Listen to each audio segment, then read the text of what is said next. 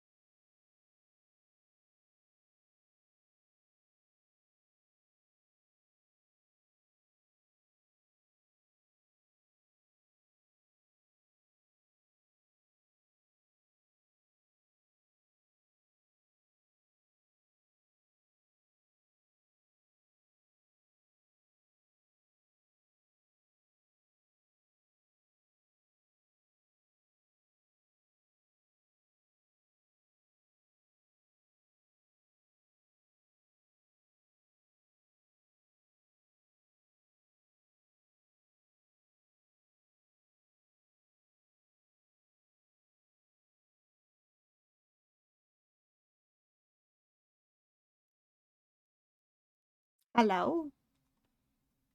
Hello? I'm gonna turn down Spotify. Hello. What was I gonna say? I was able to fix my internet and stream. Um, and I've been wanting to try this demo for a long time. The game's not out yet. So I was like, you know what? Fuck it. Today, we're gonna do Touchstarved because I want to. Hello, Sora. Um, I don't think I have anything interesting to share. I couldn't stream because my internet didn't want to work. Um, it was like being really dodgy. Like I could barely play online games. Like Zenless Zone Zero was like, your connection is bad. And I'm like, dude, I'm in the middle of a puzzle game. Like, and Zenless Zone Zero is like, your connection's bad. And I'm like, okay. Um, I think I fixed it.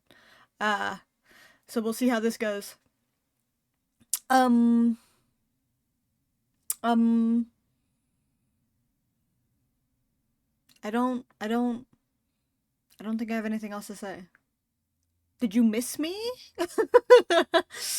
uh, I'm glad to be back, and hopefully I will be streaming more now that my computer seems to be acting as it should. Yeah, let's get into this demo. Let's get into this demo.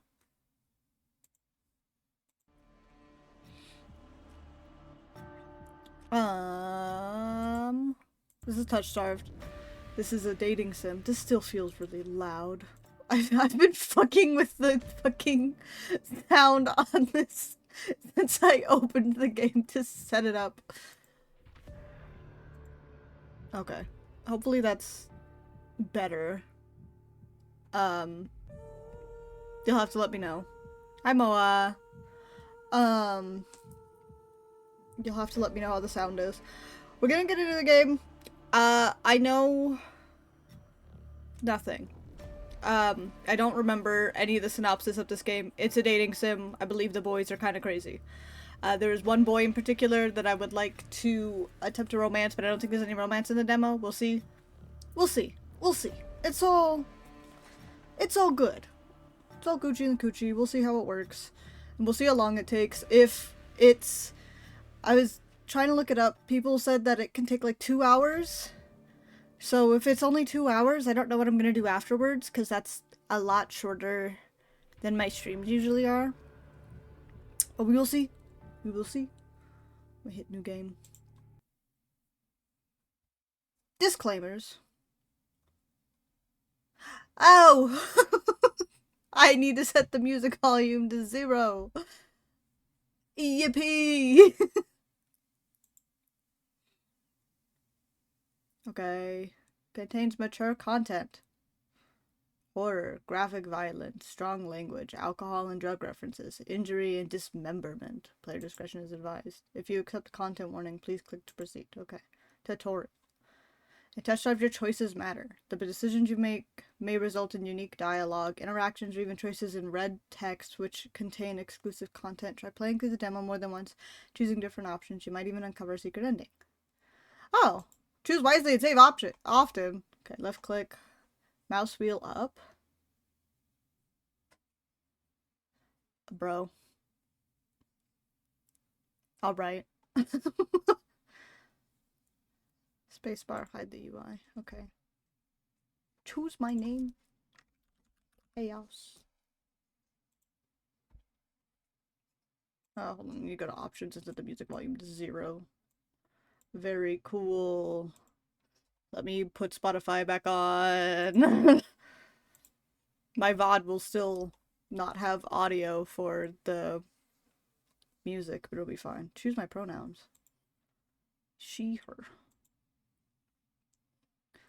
Okay. This world began to unravel long before you were born. I'm going to turn on Spotify.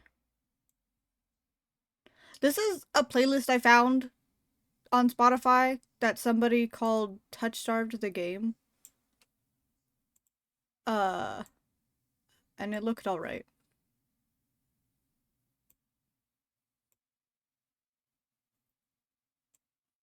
I don't know. Whatever. Whatever. Okay. World began to unravel long before you were born. It all started with fog fall. Spectral mist bled from the seams where reality wore so thin it split. I feel like I'm missing out on stuff now. Because the music was so loud.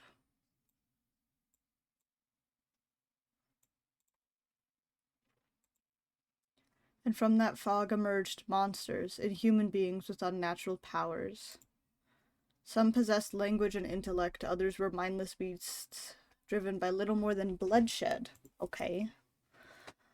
As unrest spread and cities fell, humans cowered in fear while monsters thrived and amid the chaos. Thrived amid the chaos. I don't know how to read. And then there's you. Hello.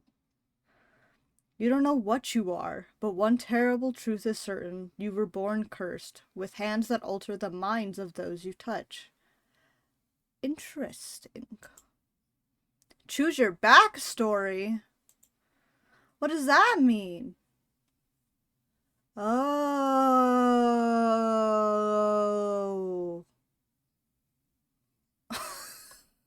Okay. Okay, let me read these real quick. I'm not gonna read them out loud because this is a lot of text.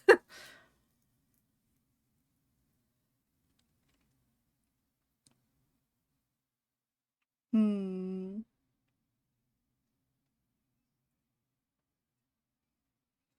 Okay.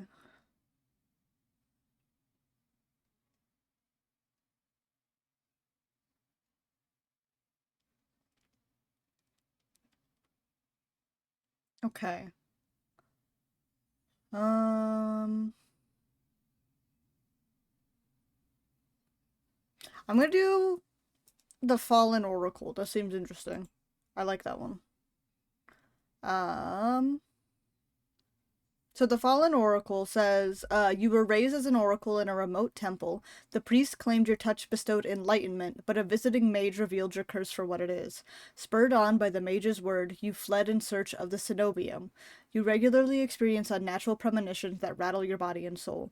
An innate sixth sense gives you a heightened awareness of hidden supernatural presences. Okay. Your name is Chaos. You selected she/her pronouns. Your backstory is the unnamed. Is this correct? Uh, yes.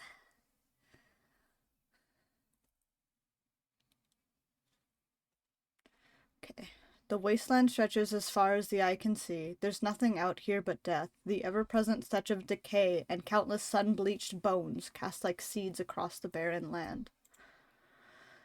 I could say death doesn't scare me, but honestly, I'm desperate. It's been 2 weeks since I joined a caravan bound across the wastes. Finding a group that would accept me was a trial in itself. I can hide my hands and deflect probing questions. But sooner or later, people always suspect something strange about me. As rations grew sparse and canteens ran dry, tensions rose, despair began to set in, until I saw it. What did we see? Aridia, the city of knowledge, one of the last bastions of humanity left in the world, and home to the famous academy called the Cenobium. Oh, it's an academy! Okay. I'm going into this with only knowledge that there's boys. So, all the world's knowledge gathered in one place. If there's anywhere I'll find a cure for my curse, it's there.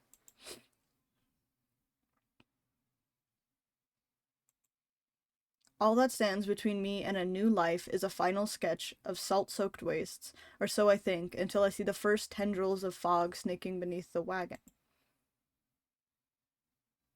Where are we going? Is this fogfall?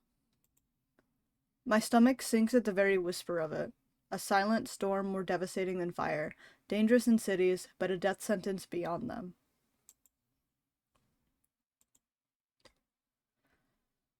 A thick blanket of fog engulfs us, snuffing out the lantern's light. The wagon lurches to a stop. An eerie silence heavy as the mist falls over us. The only warning we get is a strangled scream. I'm not screaming. Stay back. No. The cry dissolves into wet gurgling. Oh. Oh!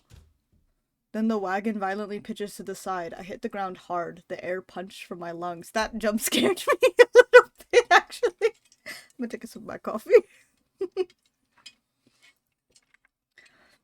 I wish I could, like, push buttons on my keyboard. I hate having to click. When I opened my eyes, adrenaline lens set in. Awful clarity to the carnage around me. What happened? A trader I once shared bread with lies face down in the mud, their back reduced to long strips of torn muscle, gleaming gristle, and exposed bone. Bodies litter the wasteland. Oh! I try to rise, but my ankle explodes with pain so blinding, white blooms across my vision. Only when my eyes finally adjust do I see the dark shape before me. Whoa! A soulless stoops over the twisted form of a caravaner. I freeze, but it swivels its head. A dozen bulging eyes twitch in my direction and blink as one. This thing's fucking freaky looking. The soulless lets out an ear-splitting shriek and charges me. But right before it reaches me, the beast barrels past, vanishing into the mist. A horse screams in the distance. I need to move now, not the horse! Ooh, okay. Run for the city or head towards the wagon. I'm gonna choose... I feel like, okay. So a monster just knocked over your wagon and started killing people. I feel like running towards the wagon wouldn't be a good idea. Because it went after a horse, so I can only assume that the horse is, like, near the wagon. I think I'm gonna run for the city. Because, yeah.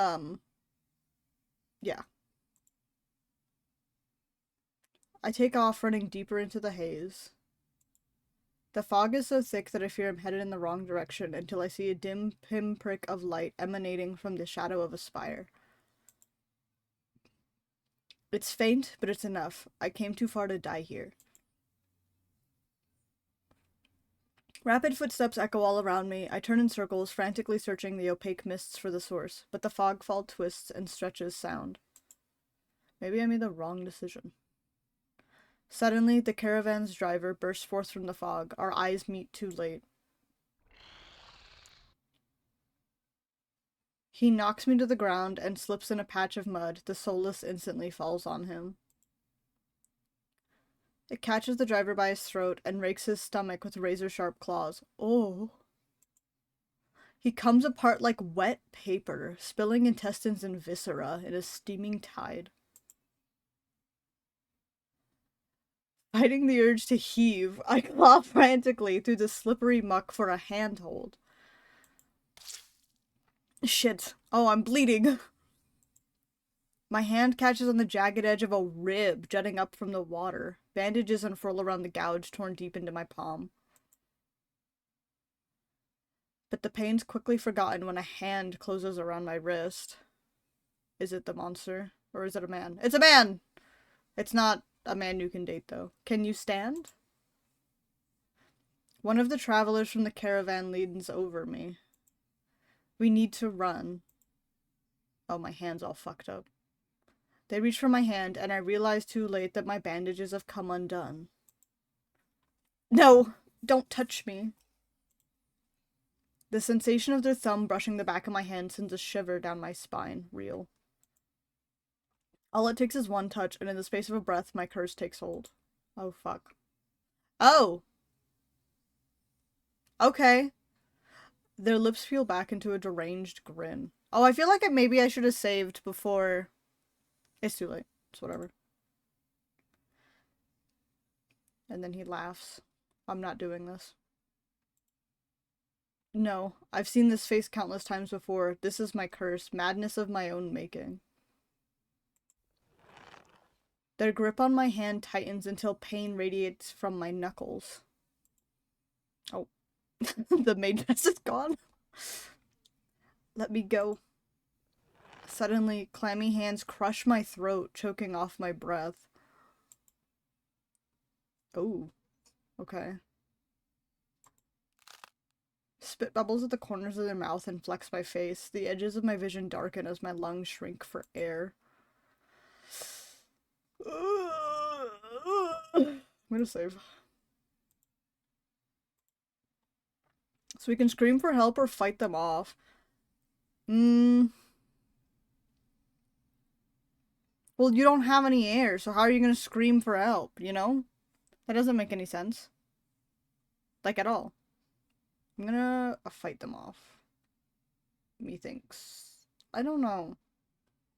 I don't know. What am I supposed to do here? Uh...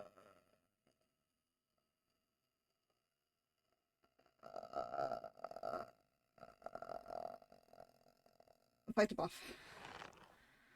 My nails gouge deep into the traveler's wrist, but no matter how much blood I draw, they don't flinch. Oh, I'm dying.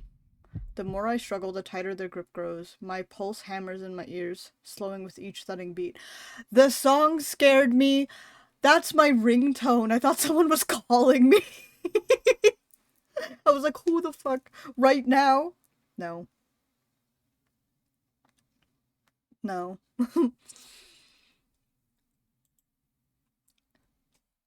This can't be happening. I'm going to die, and not because of the fogfall or the soulless, but because of my curse. Tears sting my eyes. No, no, no. Not here. Not like this. But then their hands drop from my neck, leaving me wheezing for air. My lungs burn with each ragged cough. My vision clears, and the traveler's face takes shape, hovering inches from mine, lips still split in that macabre smile, even as blood seeps between their teeth. They give one last shuddering breath, then slump over the claws hooked through their stomach.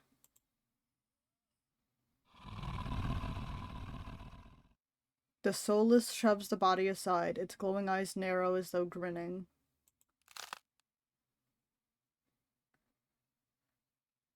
There's a flash of claws, red spills across my vision. I thought there'd be pain, but as I sink into the murky water, all I can feel is the grit of silt filling my mouth and the icy embrace of shallow water. Spot an arm resting among an outcrop of reeds, mine neatly severed at the elbow. I just started the game! How am I dead? It should have taken both arms. Without them, maybe I could have survived. Maybe I could have had a home. Instead, I'll die cold and alone in a desolate wasteland. That's awesome. A fitting end for a monstrosity like me. Cool. This is why I don't play dating sim. I'm not dead?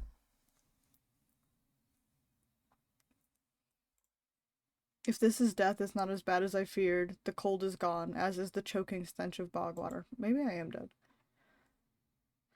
I could drift forever, cocooned in oblivion, until all thought and sensation vanished. Listen. When Mystic Messenger was really popular, I got good endings for everybody but 7. I got 2 or 3 different bad endings for 7. Touchstarved fan here since 2023. Hope you like the demo. I hope I also like the demo. I think I died. I just started and I think I died.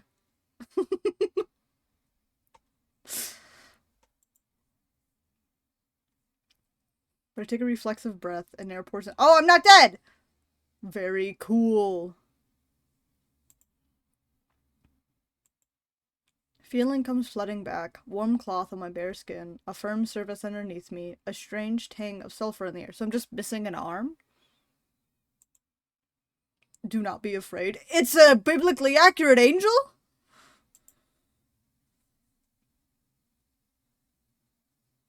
That is not an angel. That is a man. I twist my head toward the voice. Tears flood my bleary eyes at the bright glow of lamplight. I hope this gets voice acted at some point. I think that'd be awesome.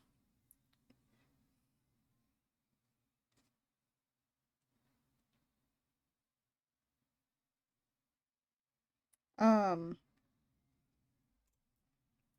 not to move. It will have voice acting in the final game? That's awesome. I wasn't able to support the Kickstarter, so I wasn't sure what all... I don't always read the patch notes. I should read the patch notes more often.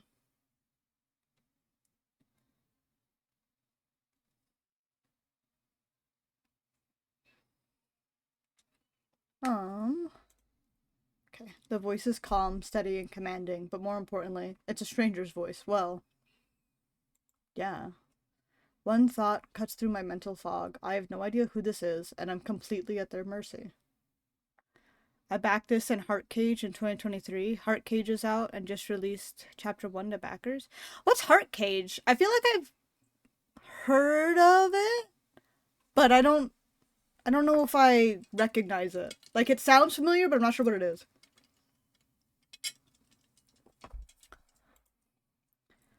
stay away from me. Okay. Hardcage is very NSFW, only the demo is TOS safe. Oh, very good. My words come out in little more than a creaky whisper. I clamp my mouth shut, hating how weak and helpless I sound. No. Right. Okay. No. What the hell is this?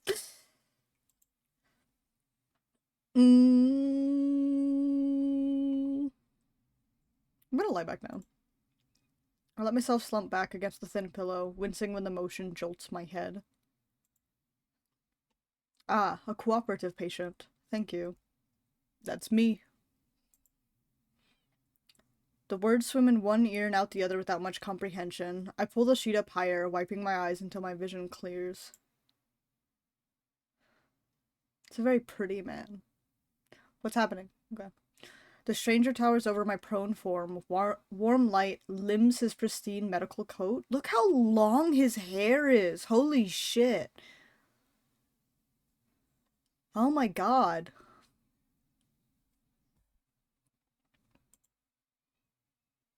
I instinctively shrink back, and that's when I realize that I'm completely naked except for a thin linen sheet.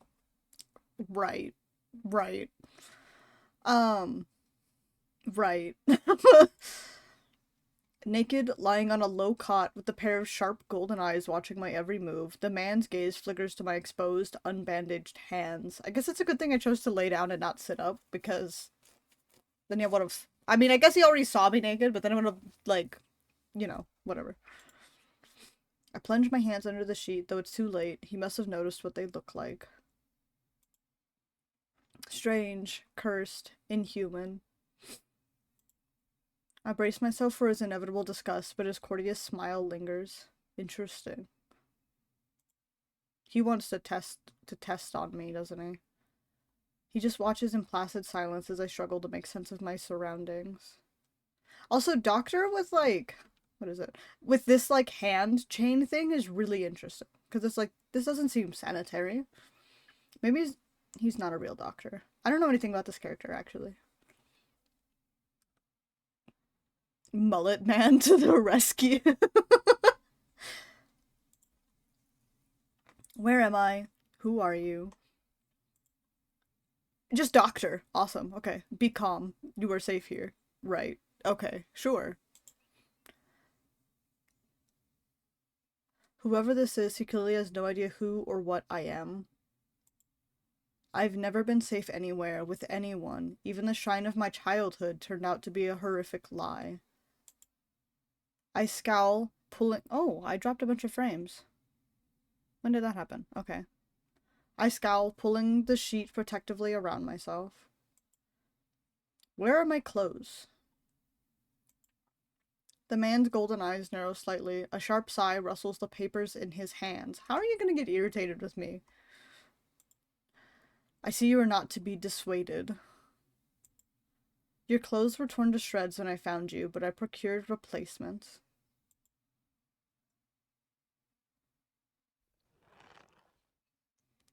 I like this little room. With a soft creak, he rises from his chair, giving me a better view of my surroundings. I like this, like, painting here. It reminds me of, Frankenstein. This looks like a medical clinic. Bottles of silvery alchemical concoctions line the counters in neat rows. The air makes my nose twitch, a faint whiff of smoke, and something distinctly metallic.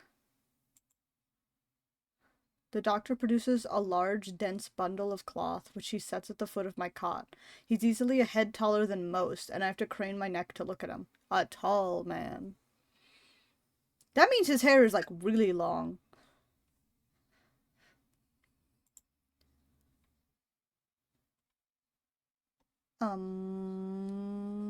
Thank you. I should be polite if I can, especially since I don't know who this is, what he can do, or what he wants with me. Medical coat with mesh on the chest certainly is a vibe. Is this mesh or is it just brown? I can't tell, but this is a vibe.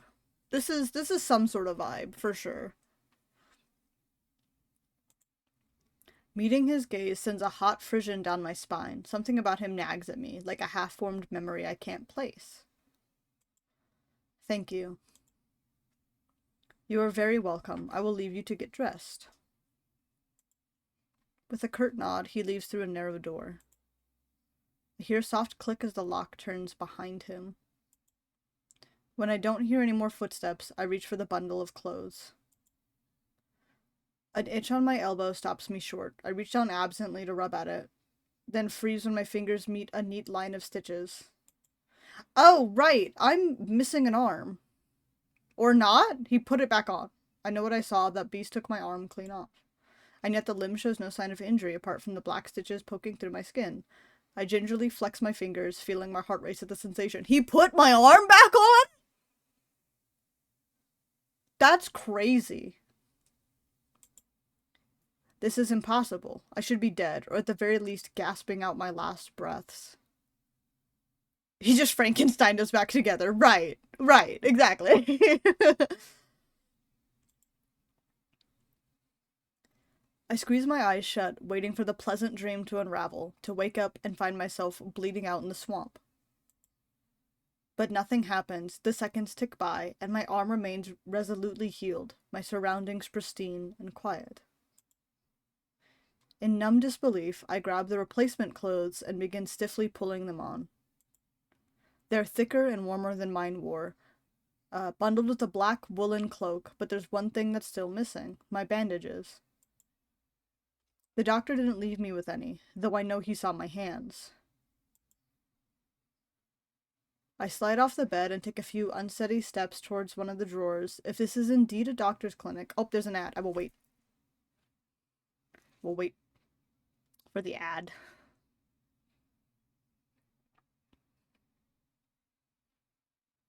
Just because it's a dating sim.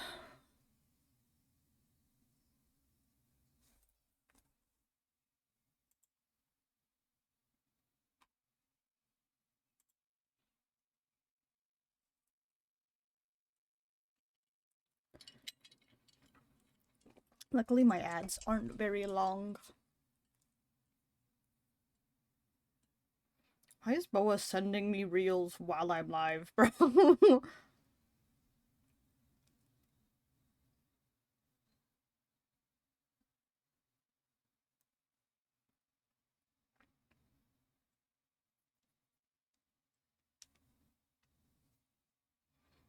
When's the 21st? Next Saturday. Awesome. Okay. We got 30 seconds. Less than 30 seconds, actually. I don't have anything to say during the ad break. I'm liking the game so far, though. It's very interesting. Different than I thought it was going to be.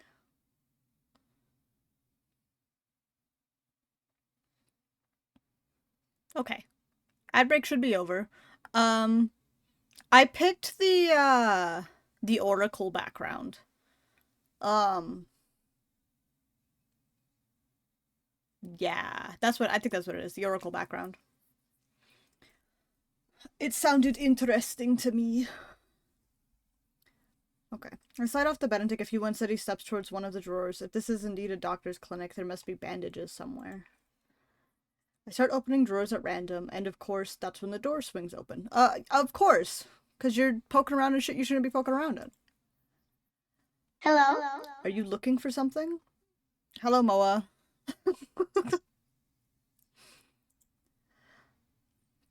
I whirl around, clutching a thick roll of clean bandages. I try to step back from him, but my legs bump up against the cot. Ooh. Your caution is understandable, though if I meant you any harm, you would know. Right.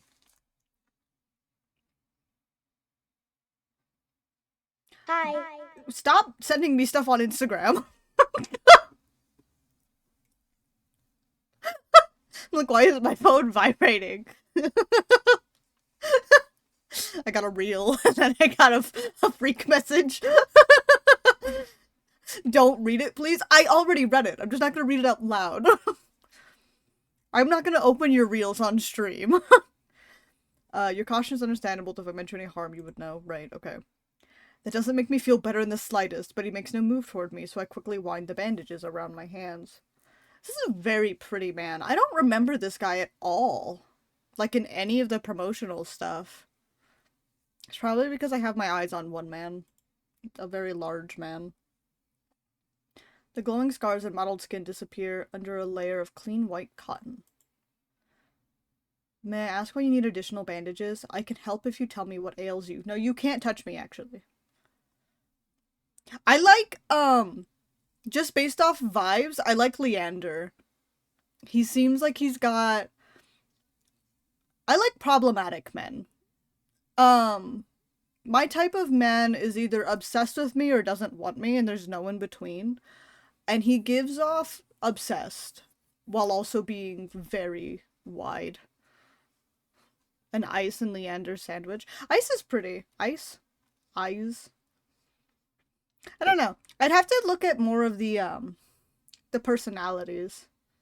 But I know Leander got my attention right away. I doubt it. Traveling to Iridia was a gamble born of desperation rather than hope. Nothing has come close to curing my curse. And yet, my left arm twitches, the arm that was severed before my very eyes. Thought I would love Vare, but he intimidates me? Ooh. He's the...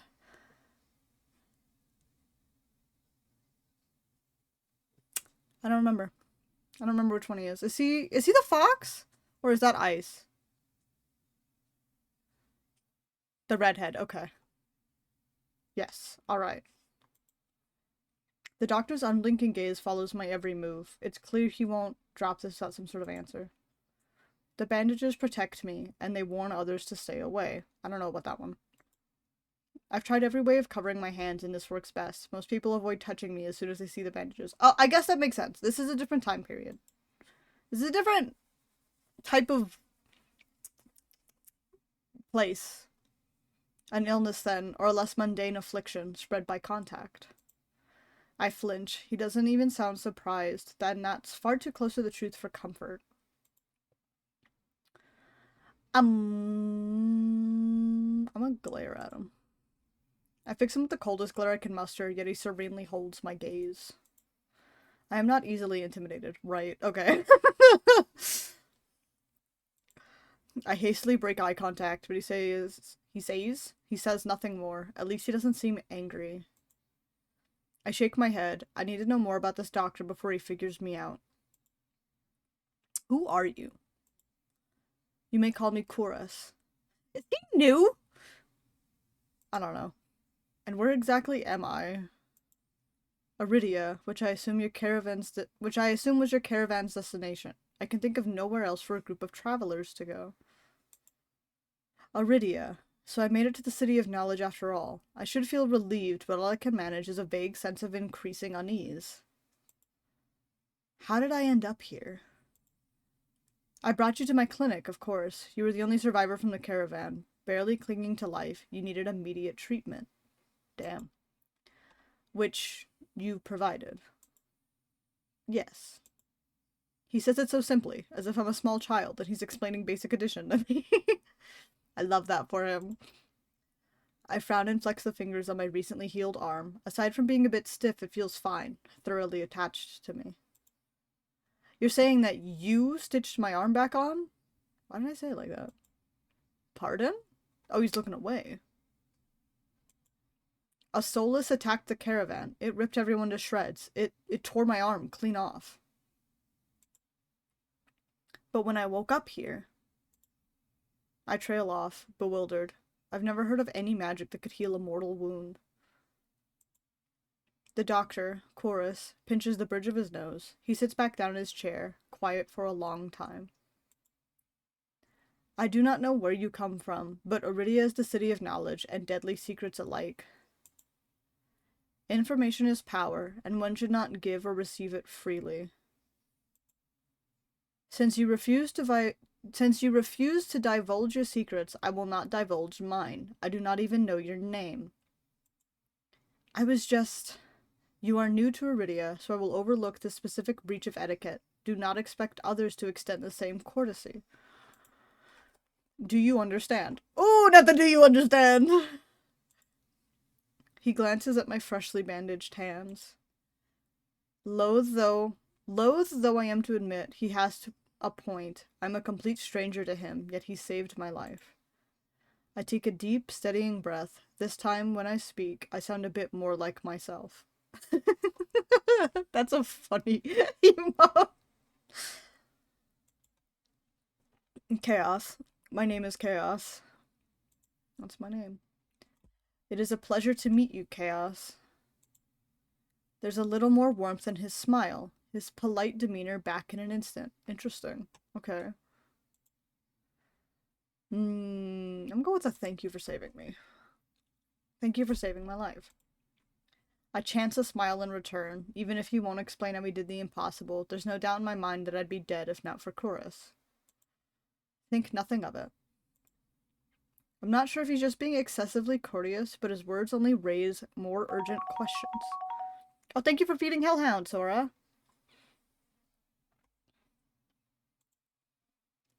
I have to ask, why did you save me? You don't know me. The question seems to startle Chorus. My god. His eyes. They're so wide. I could hardly leave you to die in the waste. Assisting those in need is the very essence of a doctor's duty. Sure. Yeah, he didn't even get any blood on his white shirt or his mesh top. He's a professional. He knows what he's doing. Which, like, do you think this is like a regular top? Do you think it's like tucked into his pants? Or do you think this man's wearing like a bodysuit under his like? What the fuck is he wearing actually? Hold on. Hold on. Let's see. We've got 1, 2, 3 belts with like chain belts on here. And this is like a vest, but I can't tell where it ends and where the pants begin. And then he's got this like blinged the fuck out jacket, but like the elbows are cut out. And then he's got like these things on his arms. Yeah, the long ass sleeves that definitely don't get in the way. Right. Right. He just got actually, hold on. Another belt, because it goes across his chest, but it's under his clothes. Sir, that can't be alright. I've never met a doctor who also handed out free clothes. Well, was he just supposed to let you walk around naked? My fingers find the edge of the cloak. There's a subtle but delicately embroidered pattern around the hem. I try not to think about what price Chorus might demand for such well-made clothes. No, I suppose not. Forgive my presumption. I rarely come across such a fascinating patient. I kind of want to make my playlist different. I kind of want it to not have words, methinks.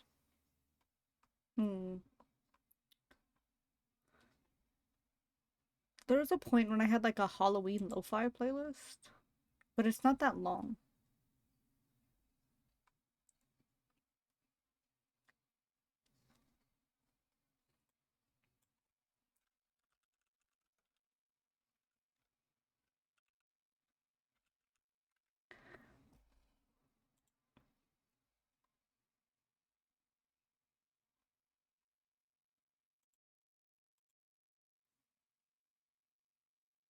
We'll try this. No, if you're sending me more stuff on Instagram, I'm going to kick your ass. Okay, no, it was an email. My bad. My bad. My apologies. My apologies. Yeah, we're gonna do this.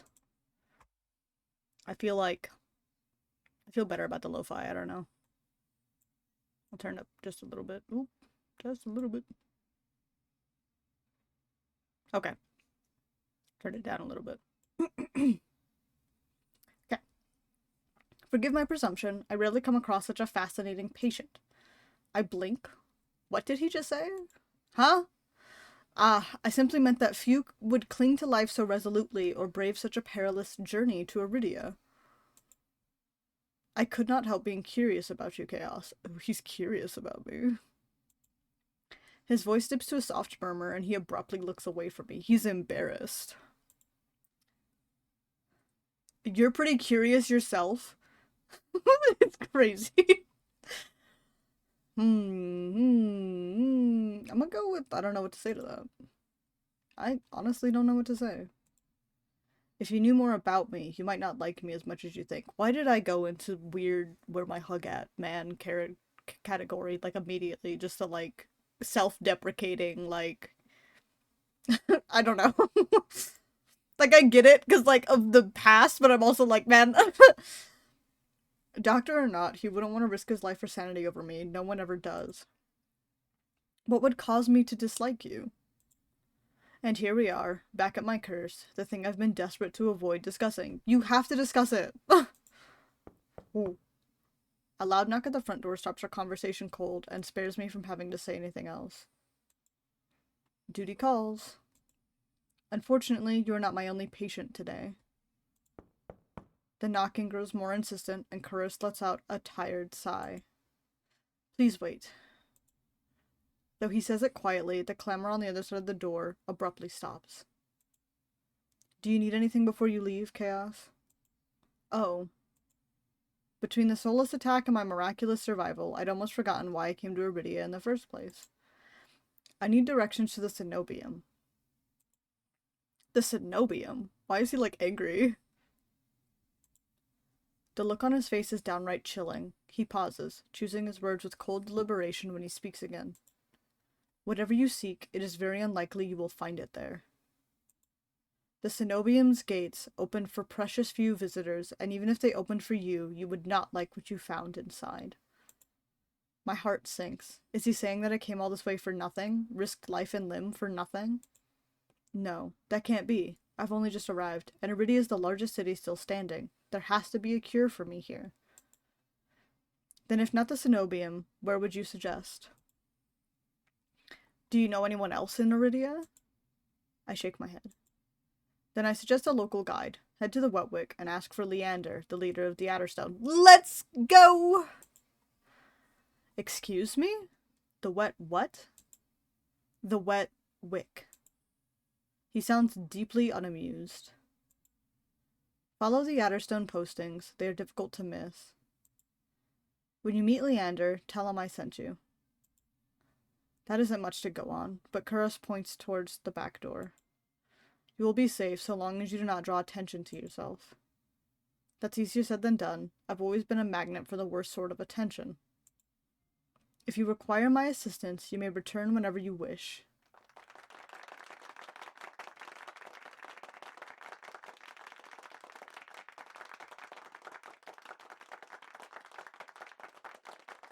Why is the applause so long? Though he's smiling, there's a note of finality in his voice. Resigned to my dismissal, I slip out the back door. I find myself standing in a narrow and rather gloomy alley. I pull the new cloak up over my nose, stepping over the contents of emptied chamber pots. Something weighs heavily inside one of the cloak's pockets. My coin purse. Every last coin that I'd scraped together for the journey to Iridia is still inside. Oh, interesting. So he didn't even charge us to put our arm back on. I feel like Spotify's still too loud.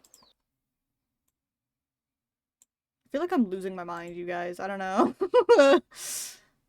I do not know.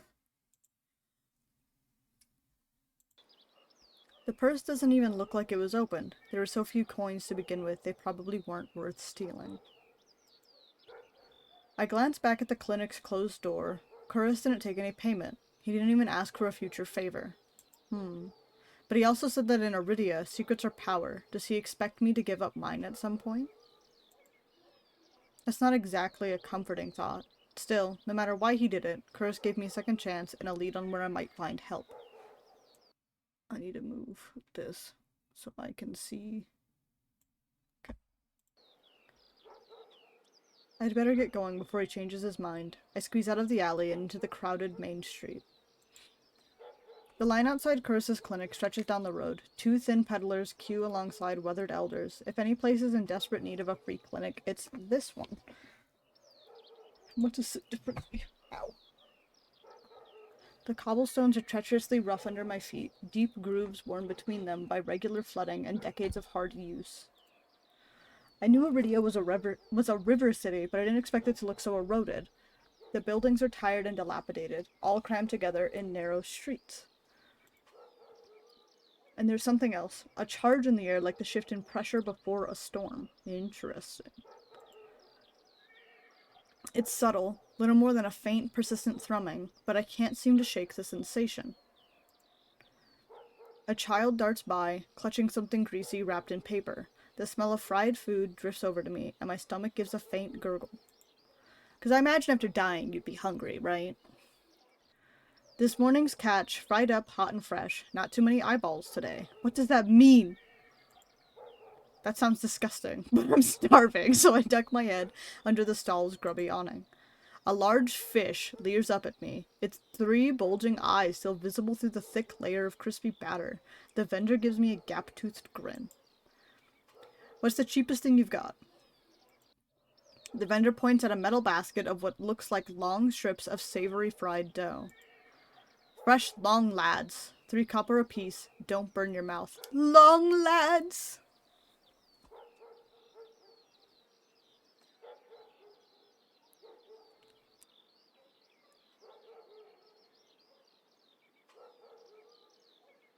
Thank you for the resub, Wolf. 17 months? It's a long time. What do you mean you want 3?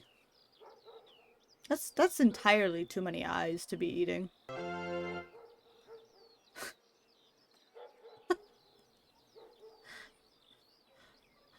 Thank you for the resub, Bernie. 27 months!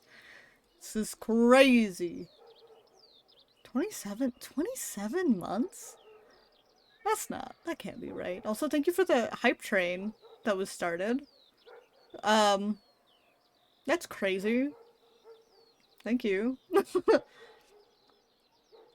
Now someone resub for 37 months. Right. I don't think I've been streaming that long, unfortunately. I take the coins out, counting them gingerly. At this rate, I might not even be able to afford dinner. Reluctantly, I drop the payment on the counter and take my meal. That is 10 months apart. That's crazy. That's really funny.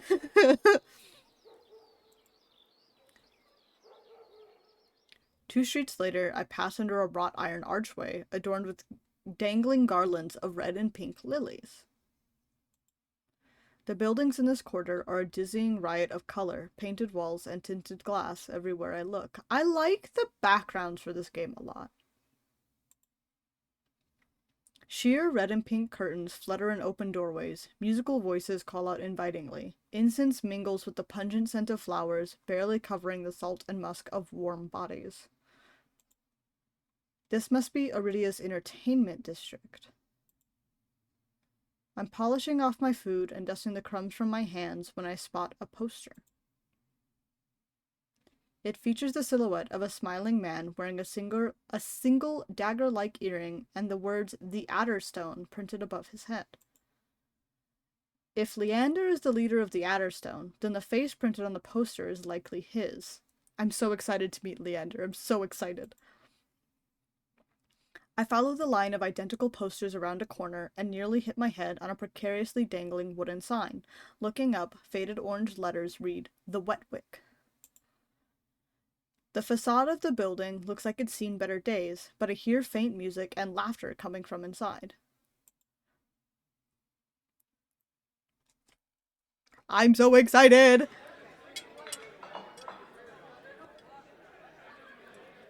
It's not even midday, yet the wick is packed. I think changing to lo-fi was a good decision. A loose collection of Iridians crowd the bar, taking up the tables and gathering in the spaces between. They speak amongst each other in hushed voices, their faces drawn and grave. I can sense their apprehension even without hearing their words. A cursory glance doesn't turn up anyone with a dagger-shaped earring, and I'm considering searching the bar when a loud voice carries across the room. Now, I'm no prior curator. I'm not much for paperwork or pencil pushing. And honestly, I don't even think those robes come in my size. I crane my neck, but the crowd is too dense for me to see the speaker. I'm going to take a sip of my coffee.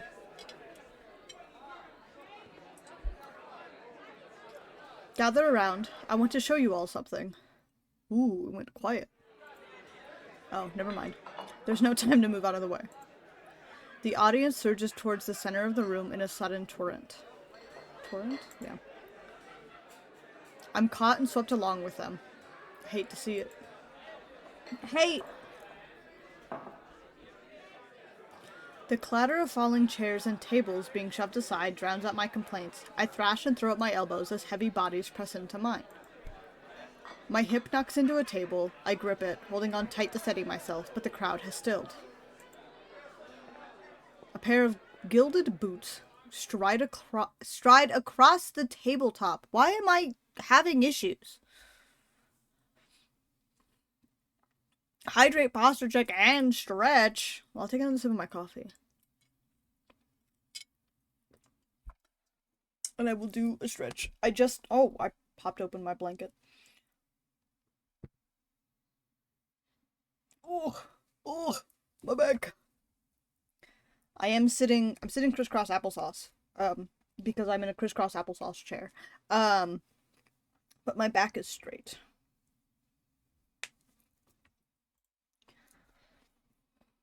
Oh my god! What? What an introduction photo! What an introduction photo! Dude, just nothing but tits. It's just tits. If you want nothing but guidelines, impractical policies, and needless bureaucracy, you know where to go. My god, just look at it. Just wow. Just wow. A man. He's very into straps. I see that. Oops, caps. Dude, I see that. My god. Chorus was into belts. This guy's into straps. My god. I drag my eyes upward. Why would you do that? God. Okay. A man towers on the table in front of me, arms spread as he addresses his rapt audience. This man is the whole reason that I was like wanting this game. Oh no, he's hot and he's crazy. He's crazy. Ugh. My type of man. But I'm not going to wait for word from on high. His impassioned words provoke nods and excited whispers. Also, so he's wearing gloves. Why doesn't Protag wear gloves? Couldn't she just wear gloves? Why is she like... Well, I guess... Yeah, no, because I'm Protag. So why doesn't she just wear gloves? Not bandages. Whatever. But nothing is as captivating as his brilliant smile. He beams at the crowd around him, a performer on his makeshift stage. I love him! And unlike those clerics, I don't need the abbess's approval to cast a spell or two. As he raises his hands above the audience, the dagger-shaped earring dangling from his left ear catches the light in a flash of gold. We just pretend MC can't process the fact that gloves exist. Yeah, I fucking guess. Because, like, I realized Leander has gloves. So I'm like, that means there are gloves in the universe. So he should be able to wear gloves. But I guess not. I don't know. It seems I found Leander. These are our streets. We make our own luck here. He snaps, and a flash of pale green light erupts from his hand. Ah, my eyes. With a flick of his wrist, Leander conjures a ribbon of glittering light. Look at him! Ah, God.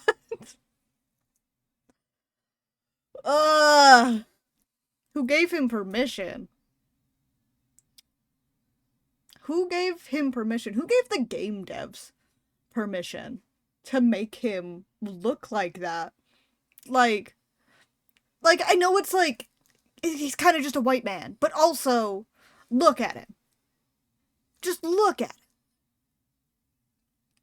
You can't tell me he isn't pretty. His tits are, like, have to be supported by a fucking harness, dude. Like, God. A delicate flower stem sprouts from between his pinched fingers. One by one, glowing lily petals unfurl. Leander raises the flowers with a flourish, and the bar bursts into clapping and cheers. A magic demonstration was the last thing I expected from a place called the Wetwick. Emotional support harness. The pirate vibe doesn't hurt either. Yeah, there's a bit of a pirate vibe there. I was too distracted by the tits. Great motherfuckers making me question my sexuality again. Don't question your sexuality over a white man, Wolf. He's a very pretty white man, though. There's about to be an ad, so we're just gonna sit here and look at him, actually. During the ad. So that nobody misses anything. We're just gonna sit here and look at him. That's not even emotional support harness. That's a real support harness. Right, Wolf. It's our month. It's our month. We cannot falter to the whims of the white man. Not in February.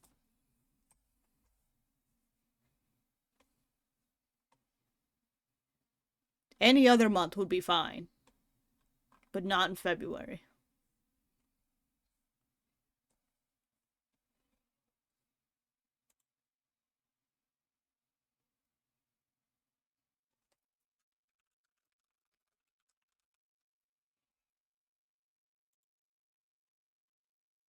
We wait for the ad. The ad is literally about to start. I got a little overzealous.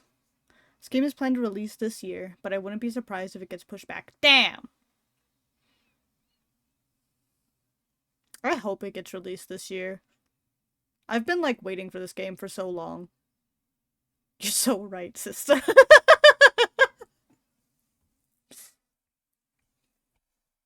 There's a dog in my room.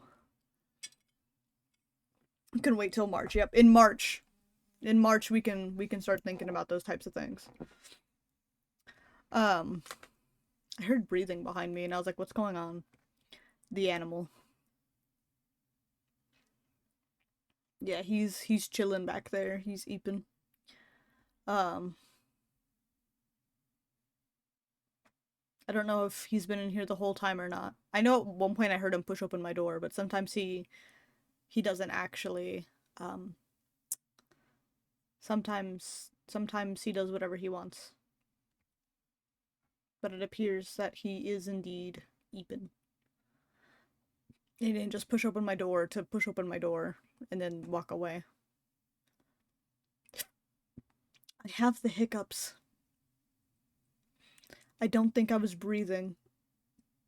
He took my breath away, dude. That's how pretty he is. He's literally fucking breathtaking. He gave me the hiccups. That's crazy.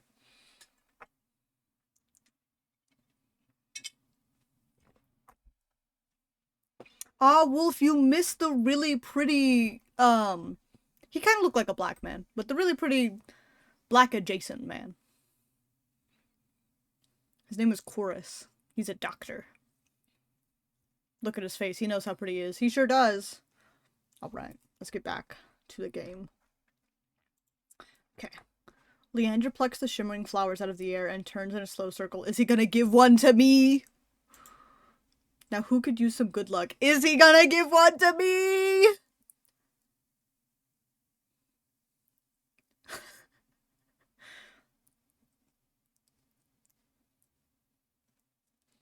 You walked in on a very pretty man. Adjacent men? Thank you for the resub, Frankie. 7 months. What's going on? He's gonna give me a flower.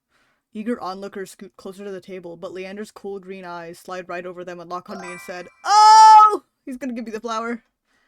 How about you?" Ah! My chest grows tight. Suddenly I'm in the spotlight. Also real. Oh, I'm taking the flowers. Have you lost your fucking mind? I reach out and take the flowers from him, all too aware of my trembling fingers. Thank you for feeding Hellhound, Frankie. There's no weight to them, only a faint warmth that radiates from the stems. As soon as the lilies leave Leander's hand, that was... I can't. An alliteration. They dim and fade away in a shower of opalescent light. To my surprise, Leander laughs under his breath. That's the problem with flowers. They don't last long, but to leave an impression, right? Ah! Bernie out here doing his job. He grins at me, and I find myself smiling back. Oh my god. Oh my god! Leander steps off the table, dropping among the excited crowd with a clink. Dude.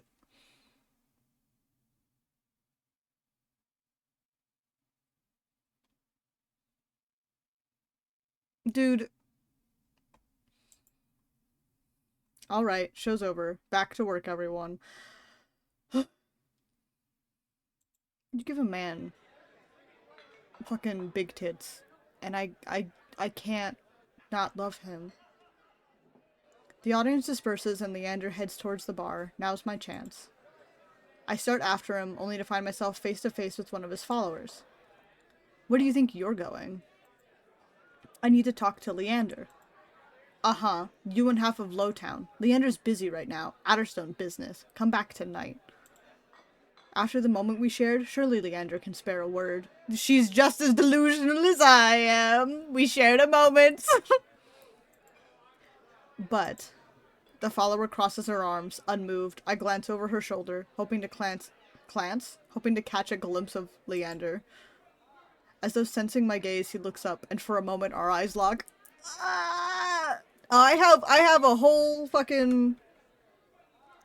There we go. Sisters in Delulu, we trust. As though sensing my gaze, he looks up, and for a moment our eyes lock. Right. Then Leander turns away to murmur something to the group gathered around him. The follower moves to block my view. You bitch! You hear me? I'm not looking for trouble. This Dr. Chorus said I should find Leander. This could be us, Leander! That's so funny. That's... She's interrupted by a hand resting on her shoulder. Chorus sent you? Oh, he heard me from across the bar! A man who listens! A man who pays attention! He said you could help me. Leander nods at the woman, and she steps aside wordlessly. Follow me. Let's go! He leads me to the crowded bar. There's so little room that his broad shoulder presses against mine. I tense, but he doesn't seem to mind at all. Sorry about that. The Adderstone watch out for one another, but they can be overprotective at times. Lesson learned. Leander flashes me a broad grin. Dude. You're new to Iridia, aren't you? He says it with a genuine air of curiosity. Do I stick out that much? No, but I'm certain I'd remember seeing a face as lovely as yours around Lowtown. Oh my god, dude! What a man. What a guy! My eyes drop to the polished countertop. I'm not used to flattery, and being this close makes eye contact difficult. Oh, she's me! As if on cue, the bartender approaches us. What'll it be? Surprise me, and add anything my friend wants to my tab, dude. I'll have what he's having. While the bartender leaves to fix our drinks, Leander leans his elbows on the counter. No. His sleeves right up, revealing a long raised scar. I catch myself following its winding path across his forearm. Wait, where? Leander's eyes wander over me in return. When they lock on my bandaged hands, a bitter taste rises in my throat. Where? Here? This itty bitty... What'll you have? That man right there. Thank you. Right. Right. Are you on the menu? God. Why don't I blink? It's fine. I need to fix that. Maybe I'll just put the hearts on. I'll do something. I'll do something with that one. I don't... You can barely see the scar. It's like right here. I wish they showed it. Here come the questions. Is there any chance Curtis sent you here for cheap drinks or barely edible appetizers? Oh, he's funny. No. He pushes his hair back from his forehead, sighing when it immediately falls back into place. That's the doctor for you. Always business. I'm not sure he even knows how to relax. I'm fine sipping this tall glass of water. Thank you.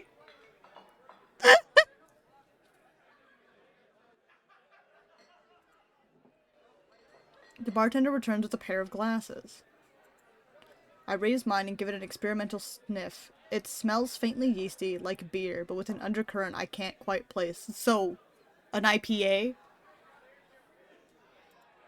A quick sip confirms my worst suspicions. It's awful. Briny and sour with a distinct hint of pickle flavoring. It's a pickle beer! Beside me, Leander takes a deep swig from his glass. So how can I help you? How can't you help me, bro? I need to get to the Cenobium. As soon as the word Cenobium leaves my mouth, the group standing nearby I fall silent. Pickle beer.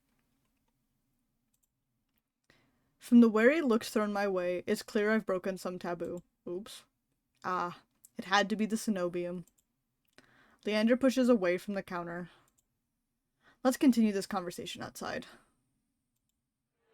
I rise to follow him. Where are we going? I'm just outside. Leander leads me into an alleyway tucked behind the wet wick. Layers upon layers of frayed and faded Adderstone posters plaster the walls. Seeing them side by side, the resemblance between Leander and his printed likeness is impressive, if abstract. Chorus didn't send you here to ask for a personal escort to the Cenobium, did he? From his tone, he already knows the answer. No, he suggested that I reconsider. Yet here you are, asking about a guide anyway. Oh, now you can see more of the scar. Huh. I wonder if it goes all the way up to here. I wonder if it's one big scar. He reminds me of Heathcliff and Clive. Clive from Final Fantasy 16? Oh my god, imagine if they got Ben Starr to voice Leander.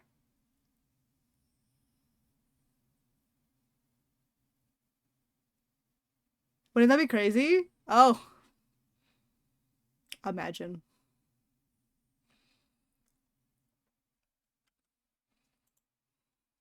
He looks at me expectantly. I don't want to tell him about my curse. Look at his fucking face, dude. I can't. The less people know about my monstrous capabilities, the better. Thankfully, Leander takes my reluctant silence as an answer. He's that flavor of man, yeah. Are you aware of Iridia's particular currency? Information's worth its weight in gold here. I don't much care for outdated traditions, so I'll be completely honest. The Cenobium won't help you. They're more likely to torture you than lend you a hand. Ooh, interesting, okay. But the Cenobium's supposed to be a place of learning, a sanctuary.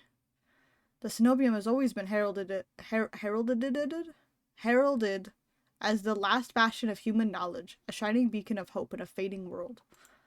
If any place held answers, it would be the Cenobium. That's why I came here. Ooh, he's upset. He's upset. Leander nods patiently. You're not the first person to fall for their propaganda. I grew up idolizing the Cenobium. I wanted nothing more than to join their ranks, to learn magic from the best, to make a real difference. Is it the same one we saw from earlier? Yes, okay. His face is just facing differently. I was young and blinded by the legend and the legacy. I was so damn naive. He shakes his head. All it took was one trip here to Lowtown to show me the truth. Unless you've got a heavy purse, or high-born blood, the Cenobium doesn't give a damn. Ooh, he's political conscious. Ooh, the man knows the meaning of propaganda. They'll never open their gates for the ones who need help the most. Alright. Then it's all a lie. Things that seem too good to be true are often just that. Such a simple statement, and yet it leaves me reeling. Leander watches me as though weighing something in his mind. But that doesn't mean you're hopeless. Far from it. I founded the Adderstone to help people like you.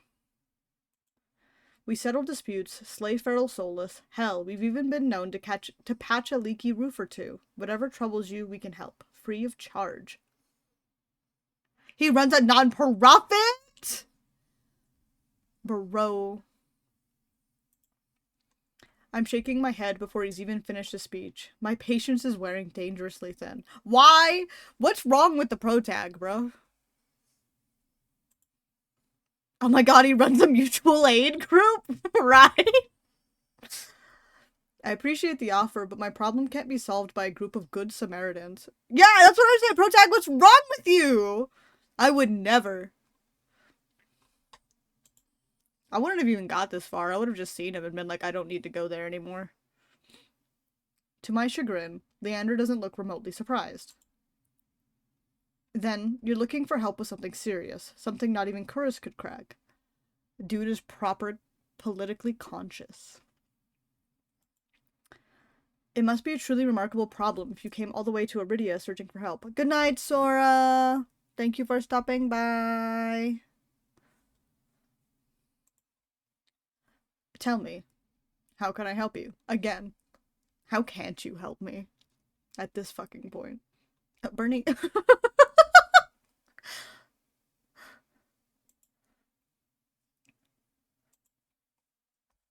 Sora, wait before I go. You? Why are you yelling at Bernie? What did Bernie do? What did Bernie do?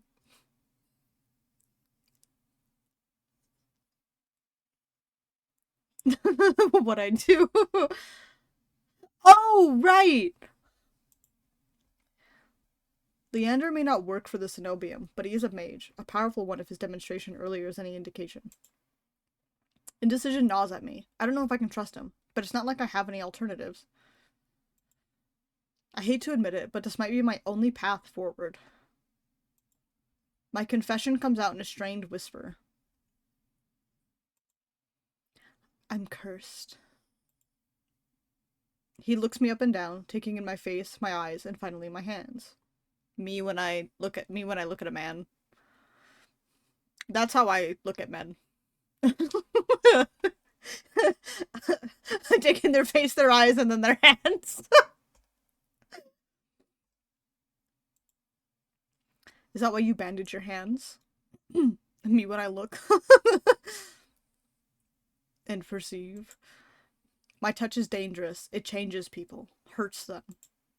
Before I've even finished, Leander pulls his left glove off. He flexes his fingers and grins. But yeah, good night. Good night, Sora. Unholy dip amalgamation. Alright, let's see it. Oh, he wants me to touch him. But I can't touch him because then he'll go insane and try to kill me.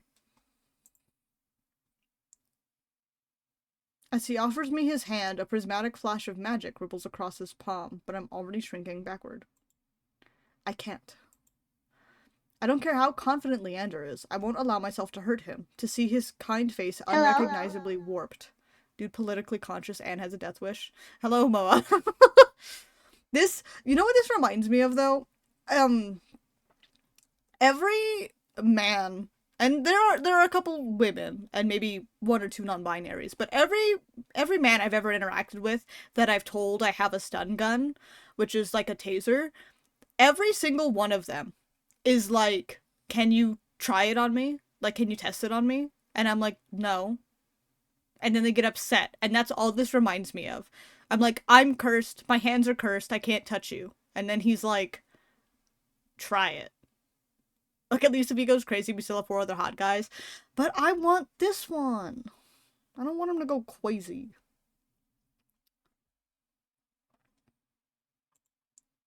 I don't want to hurt you. I'll be fine. Trust me. No. This is the exact conversation that happens. I've seen enough curses and hexes to last me 2 lifetimes, but I'm still standing. 2 whole lifetimes? How long is a lifetime in this world? Do you really think Curris would send you here if I couldn't handle it? Curris didn't say anything about me touching you. How should I know? I only met him today. Yeah, he put my arm back on.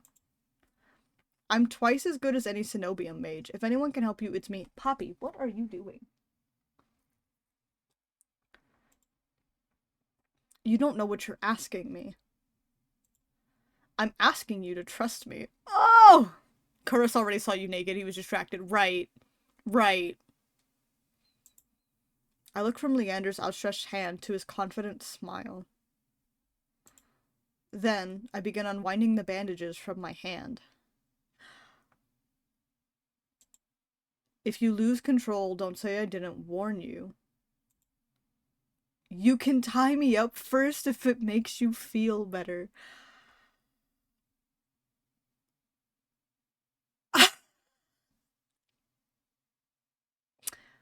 Sir? Sir?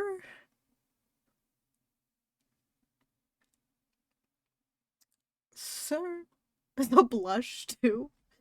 Kinky, politically conscious with the death wish. Just my type of man. His attempt at levity does little to comfort me. I see why he's into straps now, right. The harnesses aren't just there for support. With each joint I expose, I grow increasingly certain that this is a terrible idea, but if he's bothered by how my hand looks, he doesn't show it. Alright, deep breath. On my count. I can't. Don't. I'm gonna just keep going. My fingers hover shakily over Leander's palm. 3, 2, 1.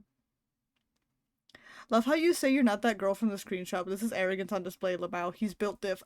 So, I looked up what arrogance meant, and I think I was confusing arrogance with, like, being condescending. I think being confident in yourself like this is kind of hot. But I didn't realize that was arrogance, because I feel like arrogance has a really negative condensation. That's not the right word. A negative connotation. Because usually people that are arrogant are also, like, condescending. And so I think I was just thinking of arrogance like that. So, you know. We're not gonna talk about it, Frankie.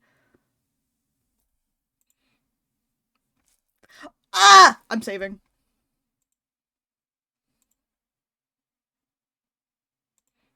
Arrogance versus cockiness. Is that not what arrogance is? Arrogant? Well, no, because remember, the connotation does not depend on if you think it's hot or not, Frankie. Frankie.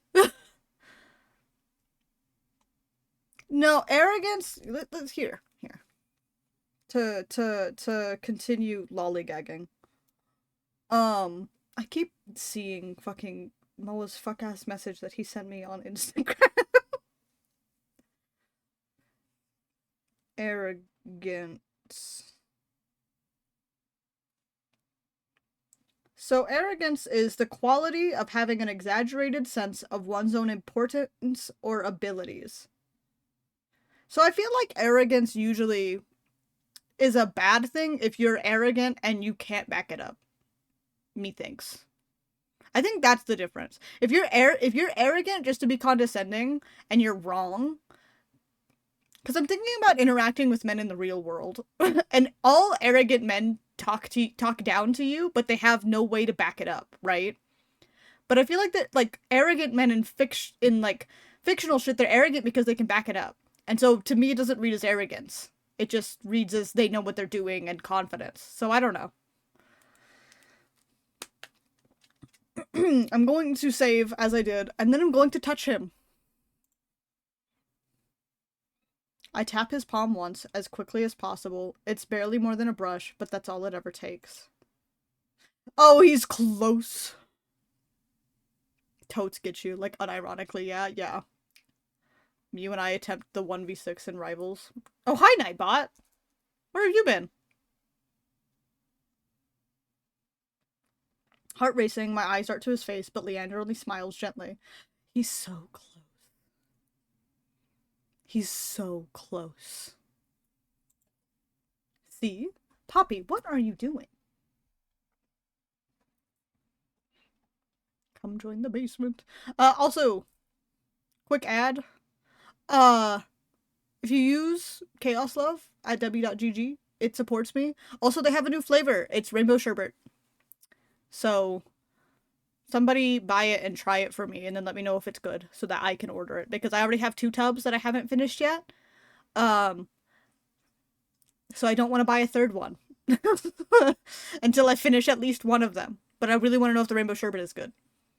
And also, I can get on a waifu cup. If I get orders. Anyway. Okay, see? It can't be. When I reach for his palm again, Leander catches my wrist before I can pull back. Oh my god. Is it because of your hubris? Sure, Bernie. I told you, there's really nothing to worry about. Starts choking me out. He trails off with when my thumb grazes the soft skin of his inner wrist. Oh no. I can't do this.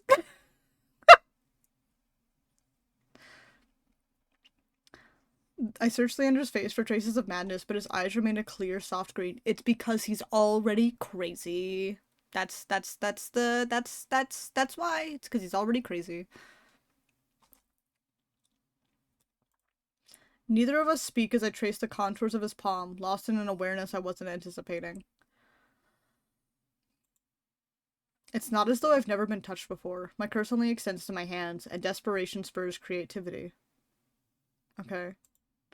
But all that pales in comparison to this. I've never experienced such intimacy. Oh my god. Okay. My fingers, long deprived by years of bandaging, pick up every single detail. The grooves along his palm, the smooth shell of his nails, the bones in his wrist. For as long as I've lived, I've never been able to hold someone's hand without dire consequences. I never realized what I was missing. Intimate hand-holding. Look away! Oh, this is so lewd. Dude, I don't know if I can show this on Twitch. I don't know if I can talk about this on Twitch. While Leander's pulse is steady, mine hammers away as fear gives way to excitement. So the judge was confused but also wanted to shoot you from the get-go? What? Be you, streaming Touchstarved. OMG me. Dude, I said they named a game after me. Like, why would they do that? I can't believe like they didn't even ask my permission. They just named the game after me. It's crazy. The thing Frankie and us was talking about the other day. Oh, right. I'm going to save because I'm scared. With like Han. I'm gonna keep touching. My hand glides over Leander's wrist and up his arm where smooth skin abruptly gives way to a raised scar. I feel like I shouldn't be touching more than his hands because he had magic in his hands and I feel like, but I don't know. We'll see. We'll see. We'll see. That's why I saved. He's so close! It matches the one that runs from his collar to cheekbone. Could it be the same wound? We have the same brain cell. Because I thought the same thing.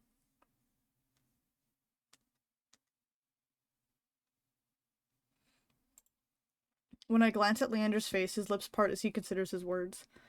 Listen, I asked what she wanted me to defend her with accusations of furrydom were flung. I said what I said. Chaos made her choice.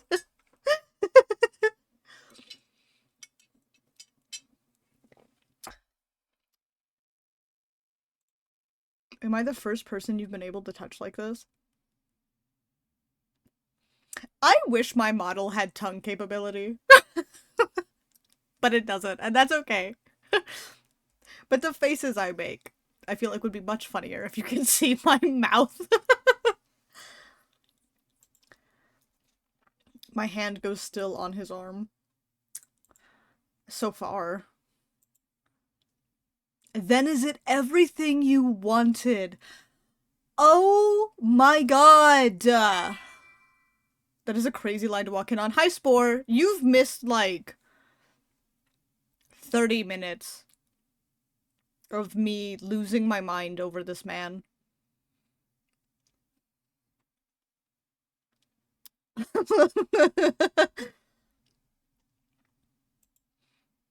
I wish my model had... Because I stick my tongue out. It's only been 30 minutes of this man. I'm scandalous. Shut the fuck up, Frankie. I'm not doing anything crazy. I'm not doing anything crazy. I'm just sticking it out. God. You trying to make me out to be a freak? I'm not a freak. I'm a little bit of a freak. Anyway. When I nod, Leander turns my hand in his to inspect the gleaming fissures crisscrossing my knuckles. There's no revulsion in his face. No fear. He looks up at me and grins. Oh my god. It's not every day I meet someone as enticing as gold. Whoa.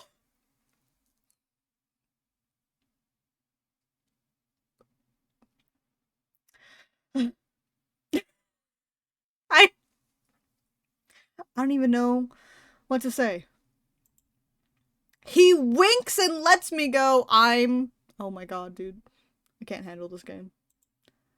I draw my hand back and take a steadying breath. My head feels like it's stuffed with cotton. Habit alone guides me through the motions of rewrapping my hand, although my fingers tremble too much for the bandages to lie flat. I can't believe that worked. Oh, ad. We will wait. We will wait, for the ad to play so that nobody misses anything. Gotta go do work. Okay, Frankie. Have fun, be safe. I like how Twitch just lied to me. It has a countdown for ads, and then, like, I stop, and then it's like, no ads starting soon, and it keeps going. Only tongue people with consent. Y'all love yous. What's... Frankie?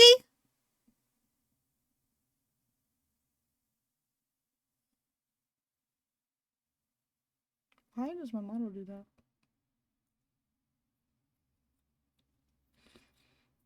Leander exists. Chat, is this Riz? Why is it still ad starting soon? I'm... There we go. Bye, Frankie. There's the ad. Ad break.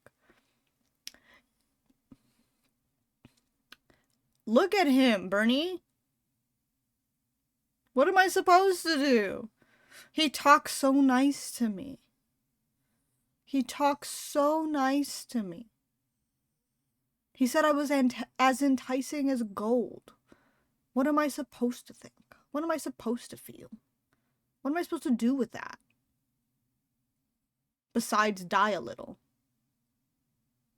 Like, I feel like I'm blushing in real life over this, and he's not real.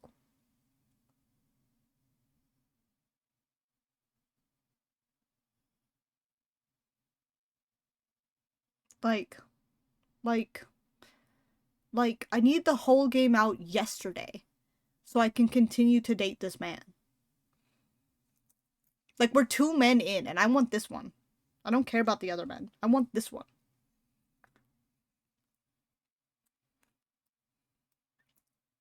It is my favorite brand of man.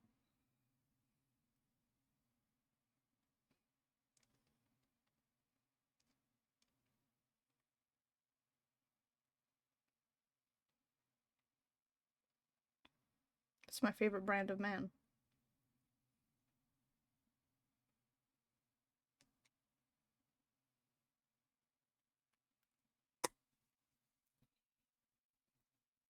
The ad's done. Okay. I've really forgotten my manners. May I ask your name? I'm Chaos. I touched him and he didn't even know my name? How is he gonna trust me like that without even knowing my name? Dude, he's crazy. I love him. Chaos. This curse of yours is unlike anything I've ever seen before. I can tell you're careful, but it's best you kept this between us. Are you staying in Lowtown? I pause. A room and board was something I'd yet to consider. There was only one bed. I don't know. Let's get you properly settled, then. Back to the bar! The Wick is noticeably quieter. Without their leader, most of Leander's followers had dispersed, or in a few cases, fallen asleep beside their drinks. Got any rooms left, or did my lot grab them all to sleep it off?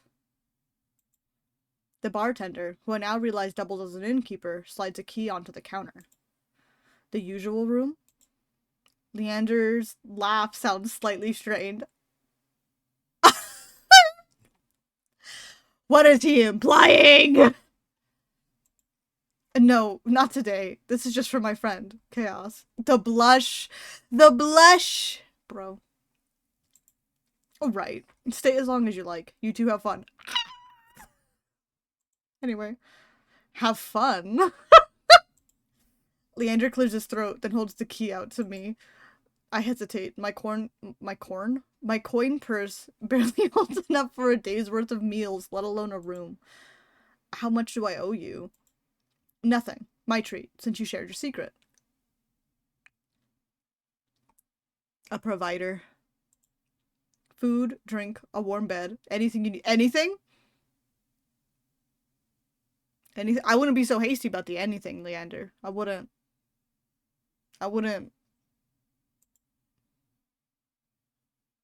Carefully, I take the key from him. It's small but heavy in my palm. Clipping on mobile is hard. Why don't you get on your computer, dingus? I never expected to have a warm bed in Iridia, let alone free meals. You're gonna have to go through my VOD at this point. Oh, right. Jack. Thank you. Iridia is twice as dangerous as it is wondrous. Be careful out there. And if you need a reprieve from what haunts you, come find me. Bro. Bro. I nod, taking one last look at the gleaming bronze key before tucking it into the pocket of my cloak for safekeeping. Leander gives me a friendly wave before returning to the bar. Dust glitters in the sparse rays of light illuminating the room. The furniture is tired, the walls cracked, and a large, lumpy bed serves as the centerpiece. I can't remember the last time I slept in a bed, and I never imagined I'd sleep in one tonight. When I collapse onto the bed, the springs let out shrill squeaks. Finally, I can allow myself to rest. My eyes fall shut before long.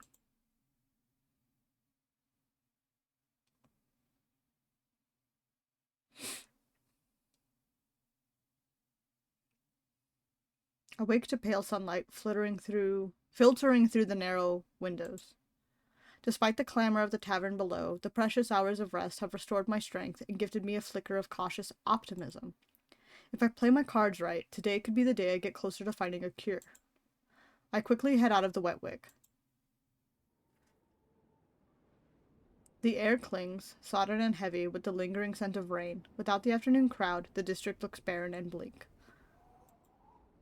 In the middle of the street, a pair of crows quibble over stale bread crusts. I pause, watching them while I consider my next move. Chorus and Leander both made it clear that the Cenobium can't be trusted, but I came so far and endured too much to give up now. Are we stupid? We gotta be. I need to see the Cenobium for myself, if only to satisfy my curiosity. Surely someone in the bar can point me in the right direction. I'm about to turn back when a shadow passes over me. A cloud, I think, until a puff of hot breath tickles the back of my neck. I mean, MC did say no to Leander's nonprofit. Cursed with weird arms and a small brain, right? Can't touch people and also I'm stupid. So we probably are. Ooh. The shadow trickles down the street in rivulets, formless dark spreads like ink into blotted shapes. Claws stretch, a muzzle splits open to reveal long, jagged teeth. A growl rumbles so low and deep I feel it in my chest. I want to run, to scream, but I feel trapped, as if the slightest movement or breath will snap the jaws around me shut. No, I won't let it end like this. If I'm going to die, I want to look what got me in the eye first. I seal myself, then turn. It's Leander. The shadow vanishes as quickly as it came, and I'm left standing in the middle of the street, alone save for a figure reclining in the shade of a nearby stoop. Oh, my eyes! Oh, it's this guy. Oh god, the monster is Pondo! Oh no! Thank you for feeding Hellhound Spore. A monster, that much is clear from a glance. One that could nearly be mistaken for human were it not for the tufted ears, the tail curled around his ankle. He's got a harness on. Oh, this is mesh! Interesting. Okay. Kurama from Yu Yu Hakusho? No. Or the dusk pink eyes with pupils that sharpen like needles when they fall on me. We lock gazes, and the monster uncrosses his long legs. Now, why did he do that? His hair gleams a shade of red that reminds me unsettlingly. There we go. I see it. I pause. Of blood where it curls around his collared throat. Jumpy, aren't you? His tone is so light and carefree that I glance over my shoulder to make sure he's speaking to me. When I look back, the stranger props his chin on his knuckles and regards me with an inscrutable grin. Did you see that shadow just now? It was massive, moved like a beast. Even as I speak, I'm aware of how ridiculous I must sound, but the stranger's smile doesn't falter. The only beasts I've seen are the Wick's drooling regulars, though this did catch my eye. What? With a flick of his wrist, my in-room key dangles from his finger. It turns on its chain, glittering when it catches the light. What is he wearing?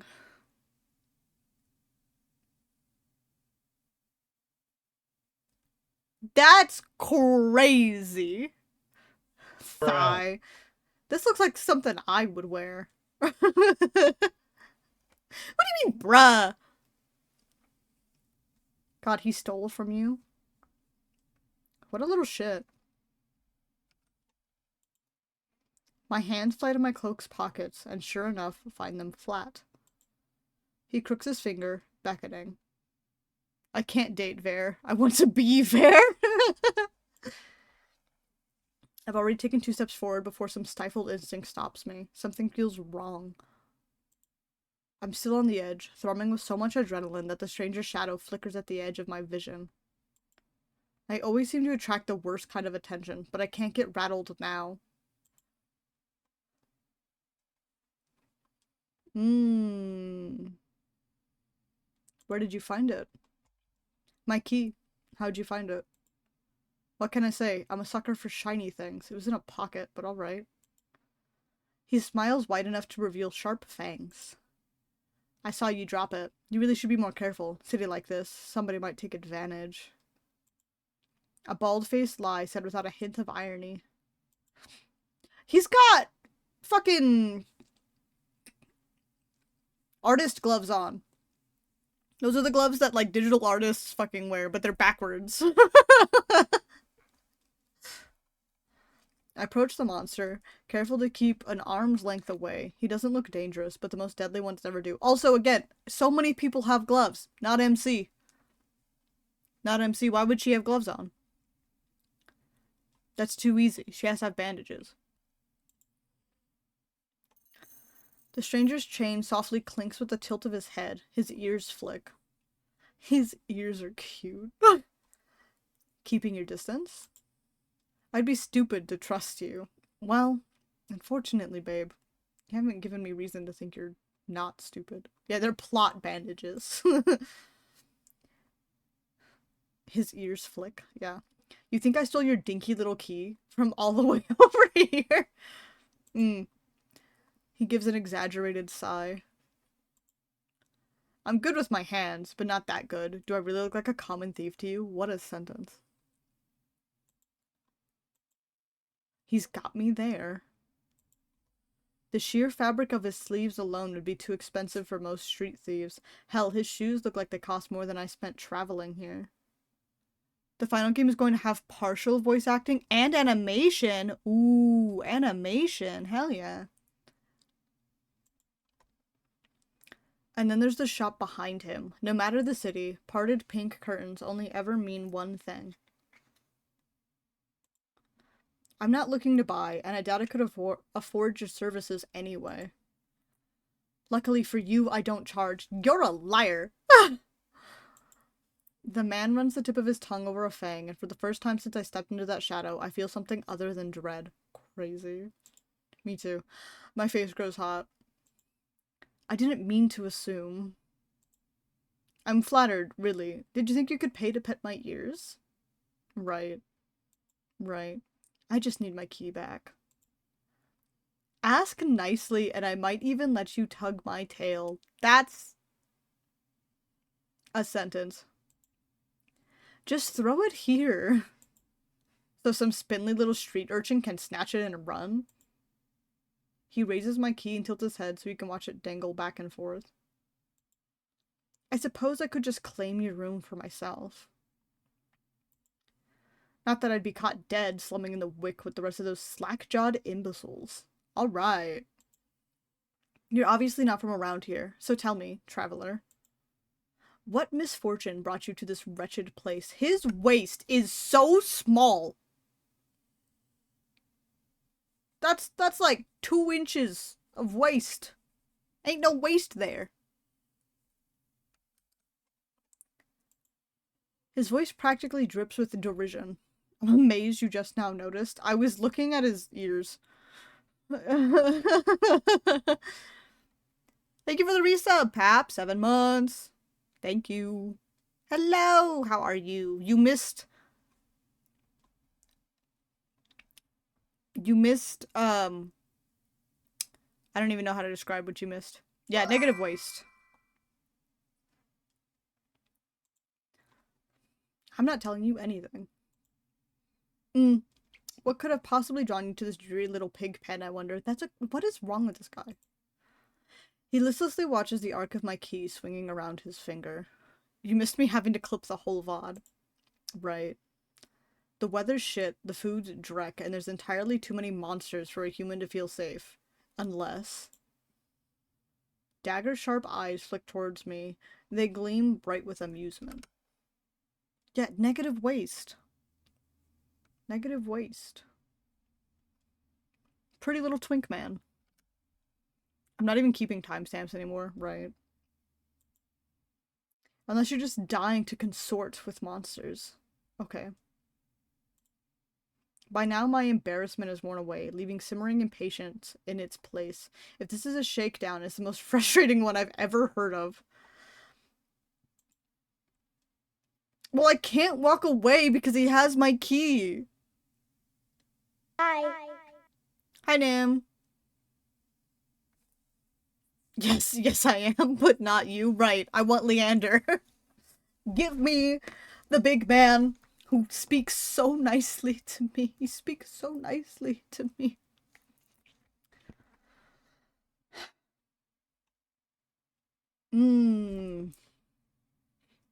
I don't really want to play along with him, but I feel like if I walk away, I won't get my key.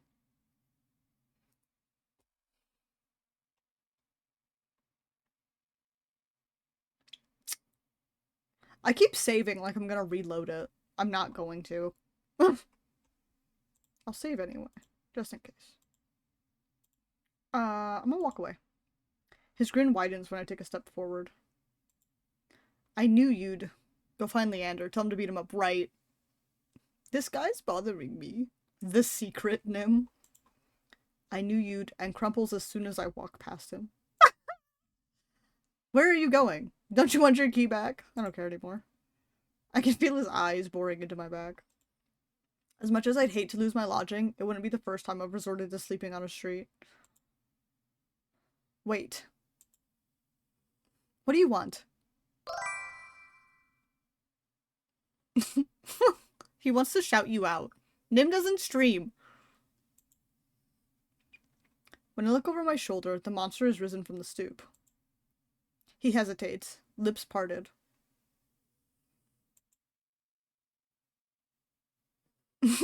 I told you. When has that ever stopped me? Our eyes meet for a heartbeat before his dart away. The tip of his tail thrashes against the ground. Ooh. Don't get the wrong idea.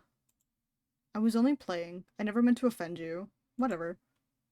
He says it carelessly, but I don't miss the way he studies my face for a reaction. That's the entire reason why Paz wants to shoot me. I don't think that's the entire reason. I'm sure there's other reasons.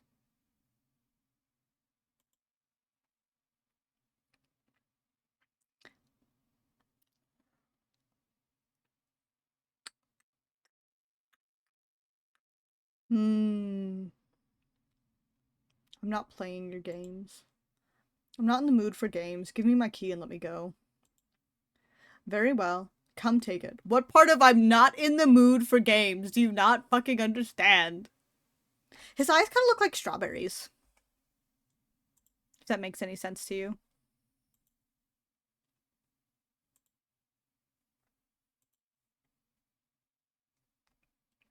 Hold on. Elaborate? So they're like red. And they've got this little like thing of white. Like when you bite into a strawberry, you cut a strawberry in half. And so it's like... Right?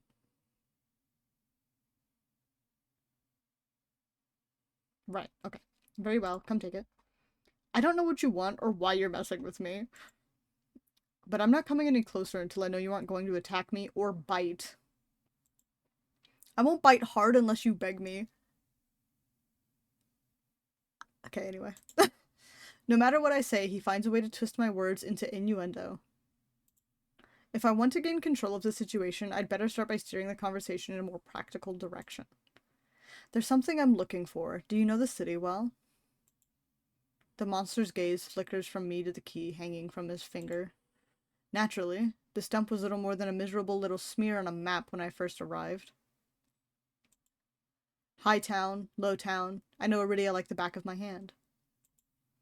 What about the cenobium? Do you know where that is? His smile vanishes. Oh, his ears went back. Surely you've seen it. That absurdly large tower looming over the rest. It's a little hard to miss. He must mean that spire I noticed when I first caught sight of Iridia. The cenobium's overrated. Forget about it. Everyone gets so mad when you mention that. Well, apparently they just torture people, so like I get it. Just MC doesn't get it. Why would you possibly want to visit that musty old tower? What's it matter to you? His lip twitches. He lets out a short, sharp breath. Your loss. The stranger, finally bored of his own tedious game, extends his hand towards me. The key rests on his palm, neatly dividing skin and leather. When he makes no other move, I reach for the key, but as soon as my fingers graze smooth brass, his hand springs shut around my elbow. Right. Hey! Oh, he's close now. He yanks me down and I stagger, my shoes slipping on the steps. For a sick moment, I fear my bandages will unravel under his touch, but he's careful not to disturb them, even as he grips my arm. I knew I smelled blood. You reek of the road. And death. And that fucking doctor. What did Curtis do to him? His voice, once silken, lowers to a smoky growl. The shadows around him seethe and boil. Is it Grahatia? Oh, that's from Final Fantasy XIV. I guess you don't know anything about Final Fantasy XIV. And something else. His wide, flat eyes gleam with naked hunger as he gazes at me. Naked hunger? Let go! Just when I fear he'll bite, his grip loosens and his eyes widen with awe. It seems I underestimated you. You're... No, it's anything from Final Fantasy IX? There. The stranger's ears flatten and he releases me with a short breath. I yank my arm back, massaging my bandages. He twists around to see a woman duck out from the curtains behind him. Her pressed white uniform marks her as a cleric of the cenobium. Oh. I'll leave you for all of what, 10 minutes and you're making trouble again? Will you quit harassing the tourists? The stranger, there I take it, rolls his eyes and flashes the cleric a withering smile. So suspicious. Can't you see this is a friend of mine? A natural liar. He grins at me, and his tail swishes coyly. The woman purses her lips at me, clearly unconvinced. I open my mouth to correct him, but Vare cuts in. I was graciously offering my dear friend some free advice. Though his voice remains light and cheerful, his expression darkens. Danger's drawn to you like a moth to a flame. It will always find you given time. The woman clucks her tongue as though she's heard this recital 102 times. 102 times! Word to the wise, don't take free advice from lazy foxes lounging on the streets. This crook would sell water to a drowning man for the sheer enjoyment of it. She shrugs off a wilting look from Vare. And back, sorry, I was helping with cake transfer. Welcome back. Oh, please. Any friend of yours knows it's true. Now hold still. Vare rises gracefully at her approach. He pushes his hair aside so it drapes over one shoulder, exposing the long line of his neck. And suddenly it dawns on me that the jingling I heard earlier wasn't coming from his harness, but a heavy iron chain wound around a hitching post and padlocked to the back of his collar. The woman produces a crowded keyring from her pocket. She rifles through a dozen identical keys before selecting one and slotting it into the lock. Come on, unless your friend's tagging along on our merry little soulless hunt. They're hunting for soulless inside the city? Words momentarily fail me. The cleric regards me with a polite, if tight, smile before marching down the stairs. Vare lingers. He stretches his arms over his head with a yawn, and I try not to stare at the way his stomach flattens when he arches his back. Your little secret's safe with me. Try not to get yourself killed, Vare hops off the stoop and bounds after the woman. His tail sways merrily, as though he hadn't just lied and threatened me. Did you try that thing I mentioned? The Laventian knot? That's the one where you take 3 fingers and... Actually, don't tell me. Knowing you, it's probably disgusting. Vare's airy laughter echoes down the street. It's only after he and the cleric have vanished from sight that I realize I'm still missing something. He also reminds me of the one guy from Fire Emblem. Which one guy? Wait. Reflexively, I shove my hands into my pockets and find it. The room key. Oh. I raise it to the light. Sure enough, it's my key, but the realization is hardly comforting. I don't know what Vare's game was, or what he wanted from me. All I know for certain is that the Cenobium saw fit to leash him, a fate I could share if that's what his vague warning meant. I let my eyes drift skyward, past the lanterns gently swaying in the breeze, to the Cenobium faintly visible through the haze. Just one glimpse is all I need, that I can put this all behind me. This time, the key goes into my coin purse for safekeeping. That's a better idea. Well, is it?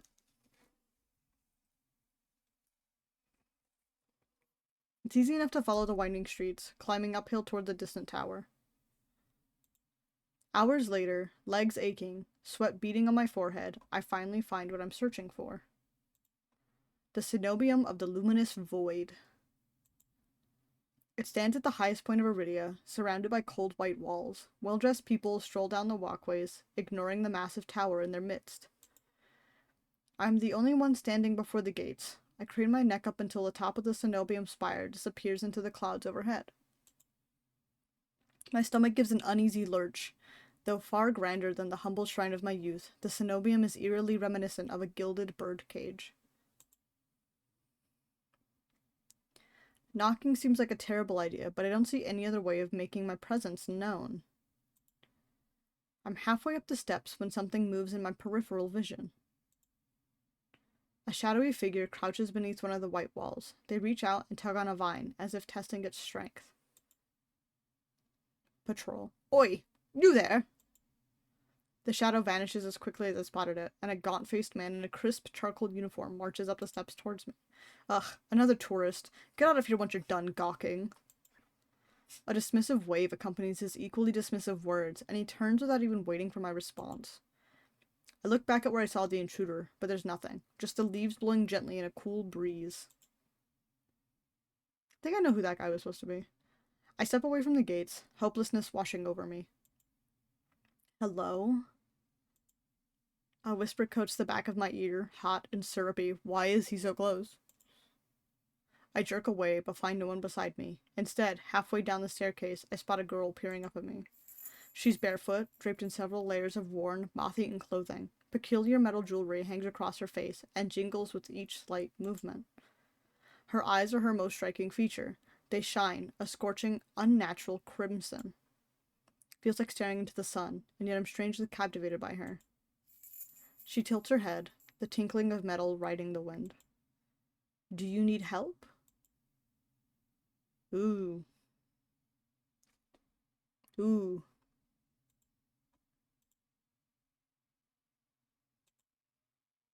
Also, I need to give the monster his medicine. So, I'll be right back. I'll be right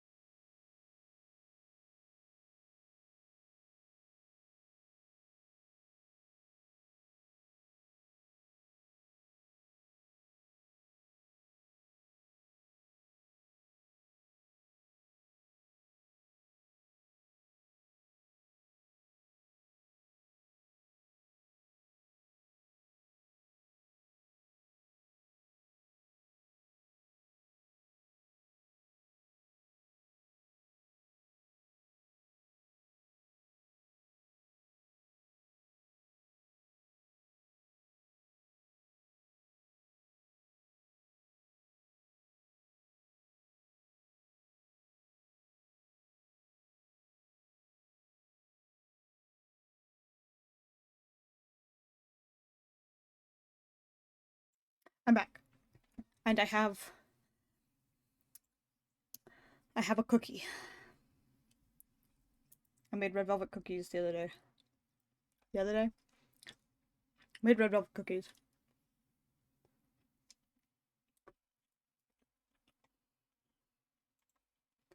And now I have one.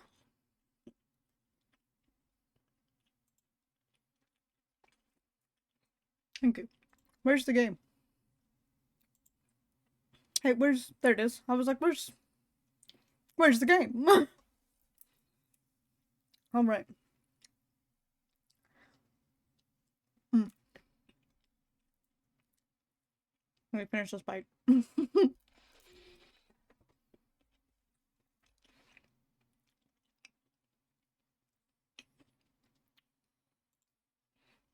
I save?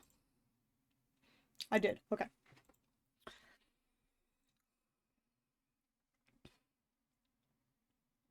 I don't know if this girl is with them or not. And if she is, I don't want them to think I need help. If they're truly just going to torture me. So I'm gonna go with I don't. I'm unsure how to respond. The air is charged with a mysterious energy, as if each of my words is worth its weight in gold. But after the experience I've just had, I'm not too keen on trusting strangers. No, I don't. The giggle she makes is a chiming, fluttering sound. Don't worry, I won't hurt you. Never trust that. She dips into a polite curtsy. My name is Iris. I was like you once, hopeless and alone. Does she get a model? The ones in the tower won't help with your pain. I might be able to, though. I don't trust that. I try not to dwell on the fact that I'm recognizably desperate. Instead, I focus on her vague offer as I descend the steps. You don't know what I'm looking for.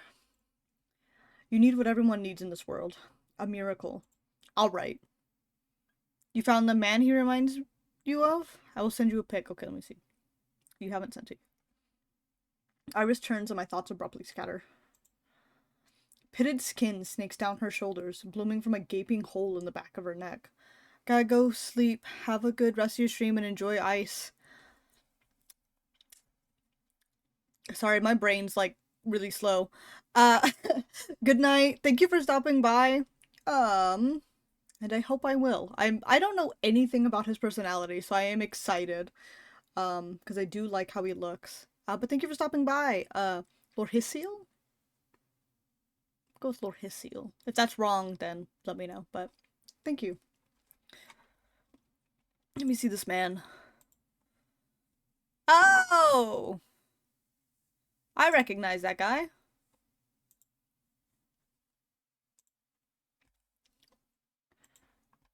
A shuddering breath escapes me. The fuck? Whatever disease she had consumed her from the inside out. Ugh. How is she able to move or breathe? It's impossible. She shouldn't be alive. And yet. I only get a glimpse before she faces me once more, this time looking a bit bashful. I know, it's not pretty, but that's not what matters. The sea spring can cure anything. It can cure you too. Her shining eyes flick to my bandaged hands, then up again, so quick I nearly miss it.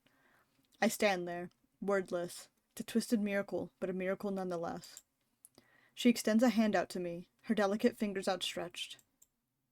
I can take you there, if you'd like. You can decide on your own when you see it.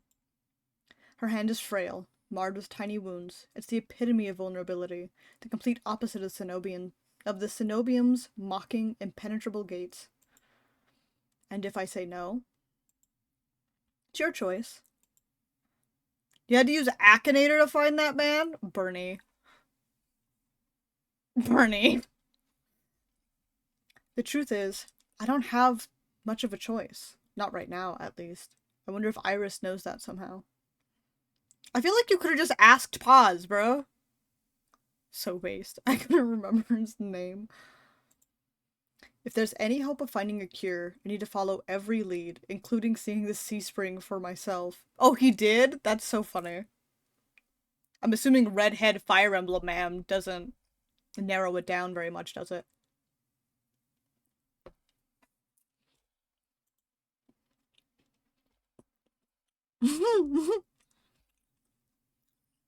Take her hand. I cautiously slide my hand into hers. Her skin is ice cold through my bandages. Why can't we see her?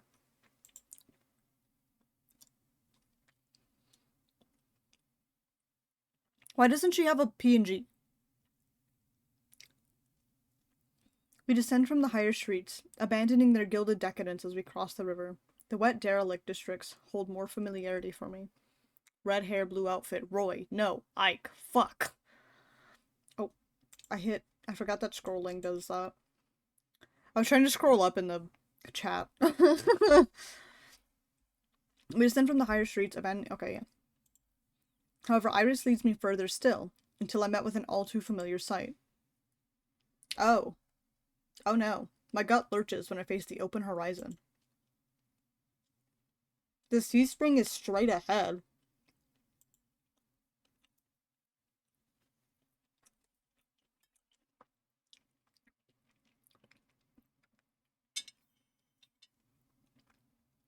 Iridia's outskirts are hardly recognizable in daylight, but venturing beyond city walls is a gamble I wasn't prepared to take so soon. I shake my head and pull away from Iris. I'm not leaving the city. She circles in front of me with a placating gesture. Don't be scared. I promise you. It's all right. You're as safe inside the city as outside of it, and this stretch before you is the safest as all. I almost died in this stretch.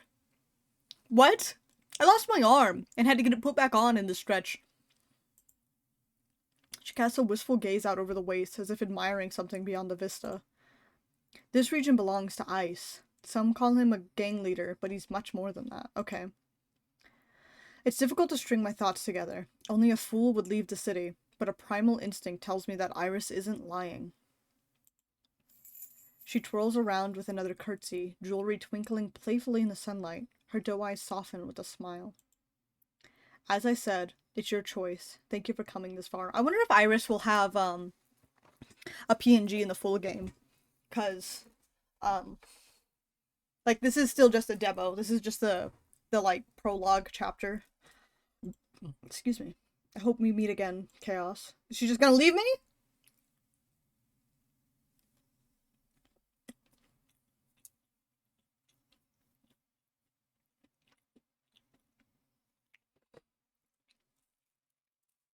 I blink and she's gone. Confusion grips me as I look around, searching for any trace of her.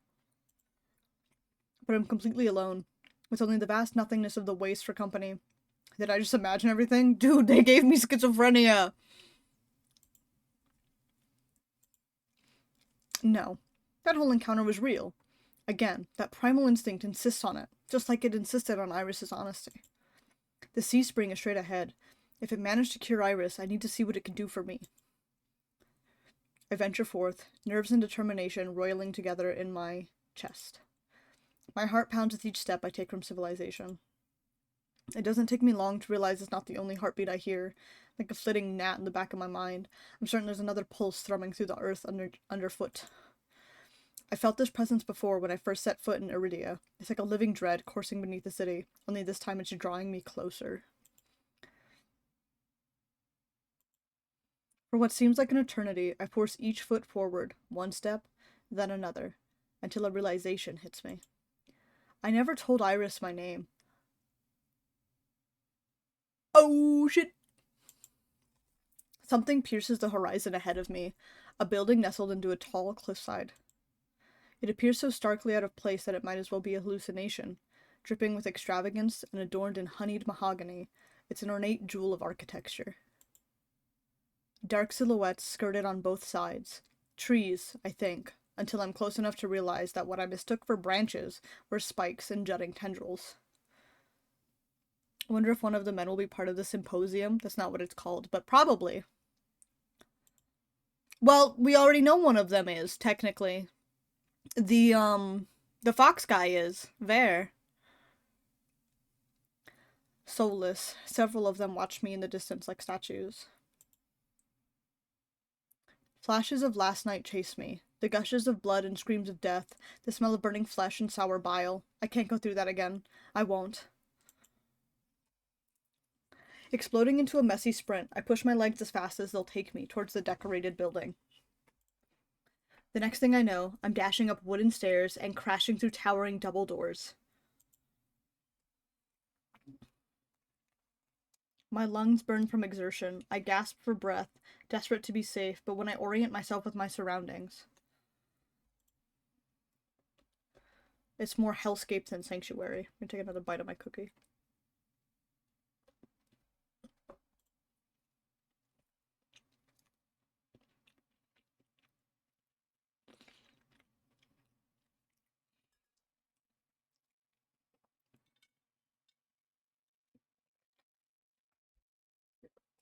Excuse me. Blood flows all around me, overwhelming my vision with a lurid, unholy red. Instinctively, my hand leaps to my mouth. But the rotten stench of blood never comes. Instead, a smoky scent hangs in the air, sharp and spiced. I swallow thickly, convincing myself that it's not as gruesome as it appears. This has to be the Sea Spring, the place that grants miracles. Tall pillars flank me, blanketed in written notes. Seating pillows scatter the floor. A rustic kettle sits nearby. Someone must live here, despite how eerily empty it is. I'm gonna stay silent. I approach the paper-covered pillars. Maybe something here can tell me more. I reach for... the closest one. I reach for a note in front of me. It reads, "Dear Mother, don't cry for me. I'm sorry I didn't say goodbye, but we'll meet again in another life. I love you very much. P.S. If you ever see me, never speak to me again." It's written in perfect cursive. I've never seen such beautiful handwriting. Whiskey sour? Good idea. Who said anything about a whiskey sour? Before I can ponder it further, a sharp chill runs down my spine. Something's watching me. I quickly set the note back, my eyes darting around the wooden deck, but it's still empty. You did not hear it. Finally, I look towards the Sea Spring. That stillness hides something deeper. Something wrong.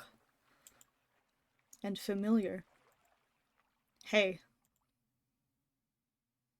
I spin around and come face to face with a pack of soulless. Why did that scare me? That jump scared me a little bit.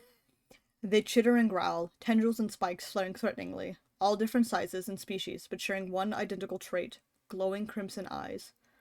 Salted caramel plus lime juice equals not the best idea, right? That sounds nasty.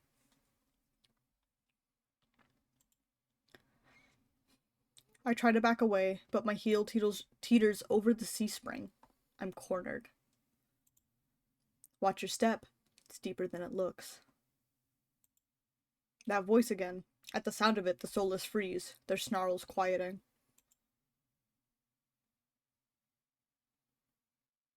I search for the voice's source and find it above me, lounging in the rafters. What? What an image. Just wow. Do all of the men wear belt corsets? Because so far we've seen like 3 that do. I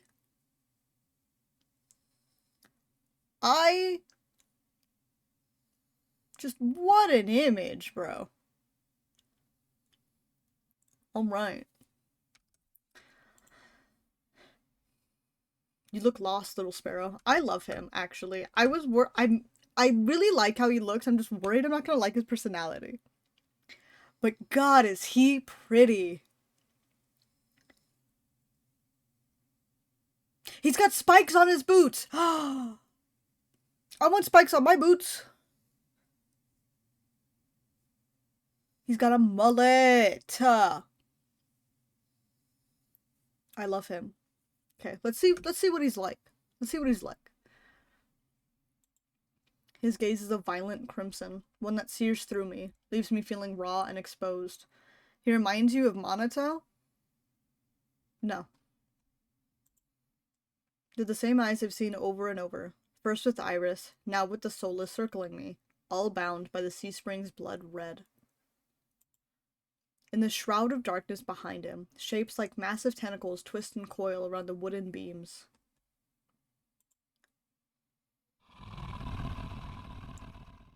I can't focus. The Soulless's growls ring in my ears. They're not advancing, but that could change at any second. Panic rises in my throat as I struggle to track them. Hey! Eyes on me.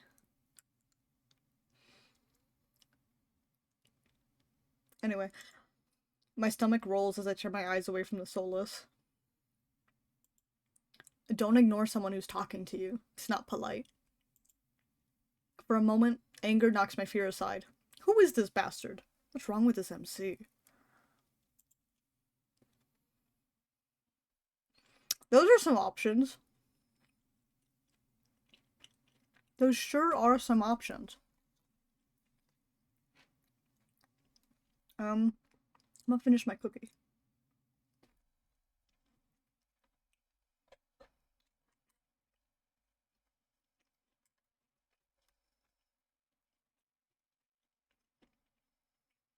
No, Monato's a sweet boy.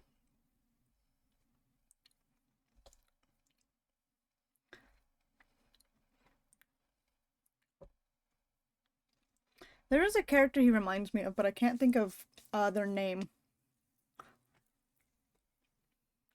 He reminds me of Wounds. Yeah, he kind of does. Just a little bit.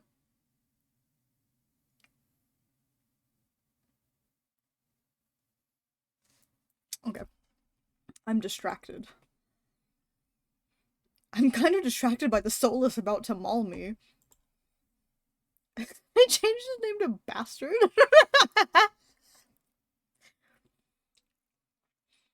Wounds is funny. Wounds is funny. Only on my command. I scan the Soulless again. They really aren't attacking and are posturing more than anything else. You tamed them? Power of the Sea Spring. They're hungry, so they might bite. You could give me a reason to stop them. How about I didn't do anything wrong? Trespassing? And that's punishable by death? In America it is. He gives a non-committal shrug. Expecting mercy was your first mistake. My voice stops in my throat. This bastard's terse coolness is both infuriating and terrifying. In Florida it is, right? I rack my brain for a way to diffuse the situation. It's not a thing in New Mexico. Thinking about it. We don't have stand your ground laws here because people were using it as an excuse to just shoot and kill people, so.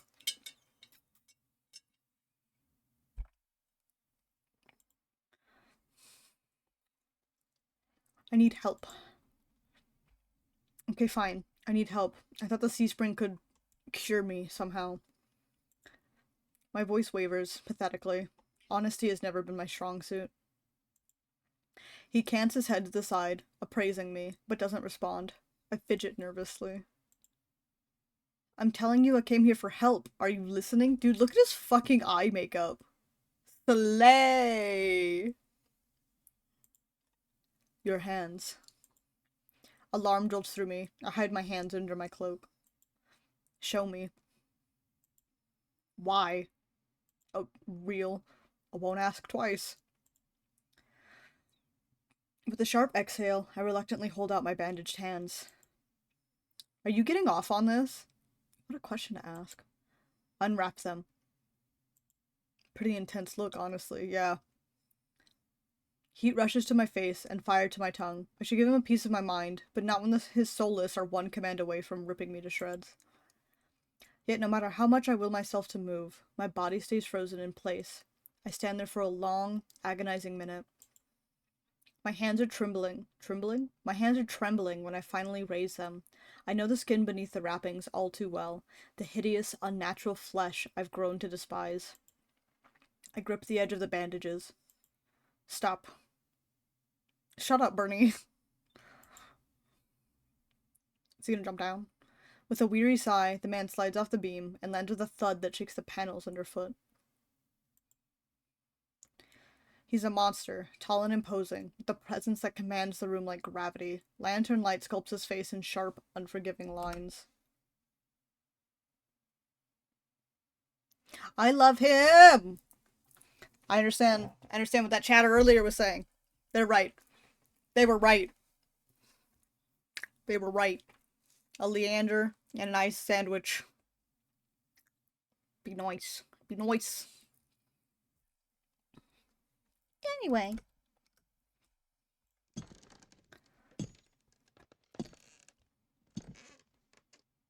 Subtle clinks of metal accompany each of his footsteps. The closer he gets to me, the faster my heart hitches. The sound of his footsteps made me think of, like, 3 different queso quotes. But we're not going to talk about it. What is that? No!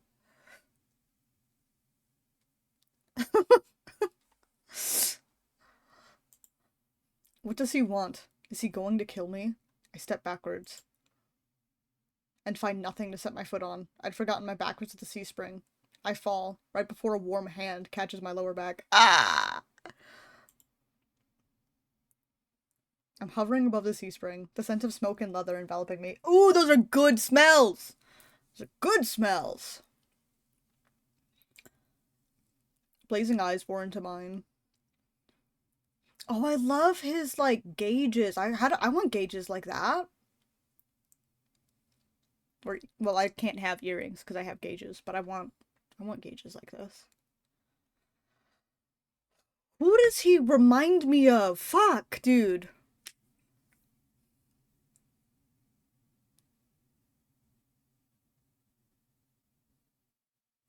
I can't. He reminds me of someone. Of some character, and I can't think of who it is. Told you to watch your step. A scar? I'm too stunned to muster a response. Like I weigh nothing, he guides me back to solid ground. As he should. Following a subtle gesture from his fingers, the soulless around us disperse and relax. The shift in their demeanor is so abrupt it gives me whiplash. The enormous tentacles are no longer in the rafters, though now I doubt I ever saw them at all. Either way, I let out a breath of relief. Thanks.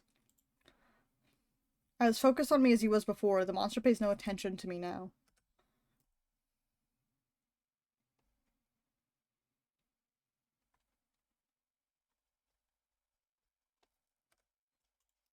He kicks some seating pillows out of the walkways, checks the contents of the kettle with a scowl. The sudden disregard is almost insulting. So that's it? I'm not a threat anymore? Never were one. Right. Right. Then why'd you threaten me? People get honest when they're afraid. Right. Okay. In other words, he was messing with me. I drag a hand over my face, exhausted by the fact that this is the second time a monster has provoked me today. Don't call him Batman. Don't compare him to him. You're ice, aren't you? Depends who's asking. Right, okay. One of your friends told me this was your territory. She also said you were a gang leader. I'm ignoring you. But there's no one else here. I thought there'd be more people. Ice picks up the kettle, walks to the edge of the C-spring, and dumps the contents into the endless red. They took a walk. His pleasant smile stretches ear to ear. Then in an instant, it drops. I get the sense that I shouldn't ask about that again. You said you came here for help? Depends. Can the C-spring cure a curse? Cure a curse? Probably. He doesn't even know! You mean you don't know? Nope. Right. He shakes out the empty kettle and starts collecting stray cups, tidying up. My frustration builds. I narrow my eyes at him in a questioning glare. When he notices, he returns it with an amused smirk. Are you being irritating on purpose? So he has Gojo's personality? Oh, ad. We wait. Seems like he's got Gojo's personality. If he wasn't so cheeky. I'm still trying to think of, like... Maybe it's from, like, Diabolic Lovers or one of those... It's gotta be from, like, an Otome game. Otome game? An Otome show that I've watched that he reminds me of.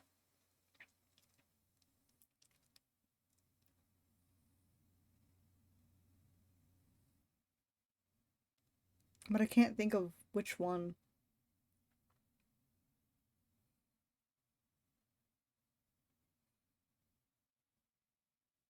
Hmm.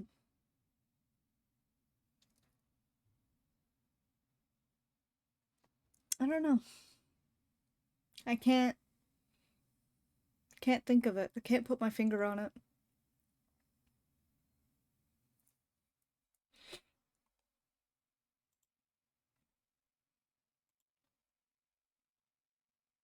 I was like, what is Bernie messaging me? Timestamps.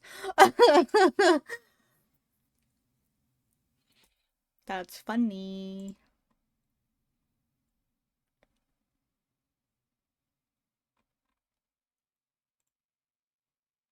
Alright. Listen, Sparrow. The sea spring can cure anything.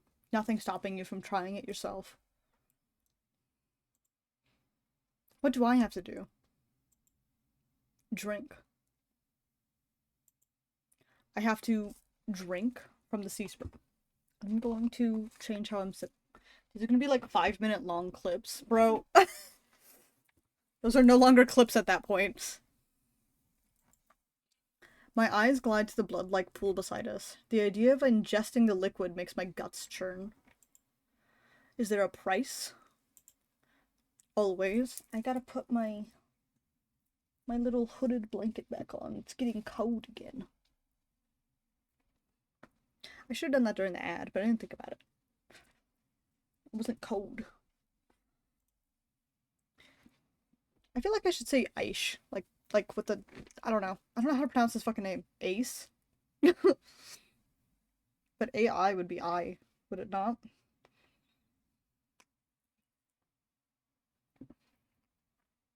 Ice taps his temple with a finger. You lose it a little bit. That's it? Might have already beat it to the punch. Wait. I'm going the wrong way. Okay. Is there a price? Always. Okay. You lose it a little bit. That's it? Might have already beat me to the punch. Might have already beat it to the punch. My humor earns me an amused fanged grin. Look at his fucking face, dude. Ugh. Whatever. I love him. This is a little different. Who does he remind me of? Oh my god. When you drink from the sea spring, you forget who you are.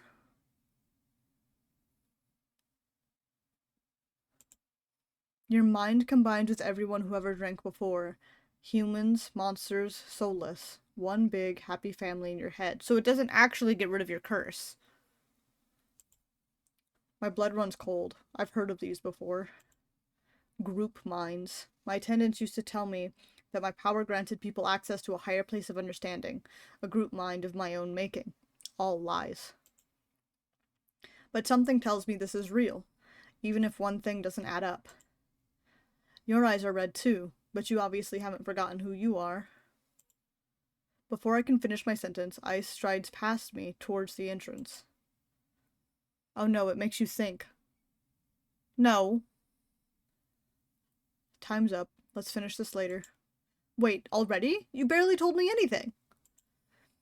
Came on a bad day. I've got somewhere to be.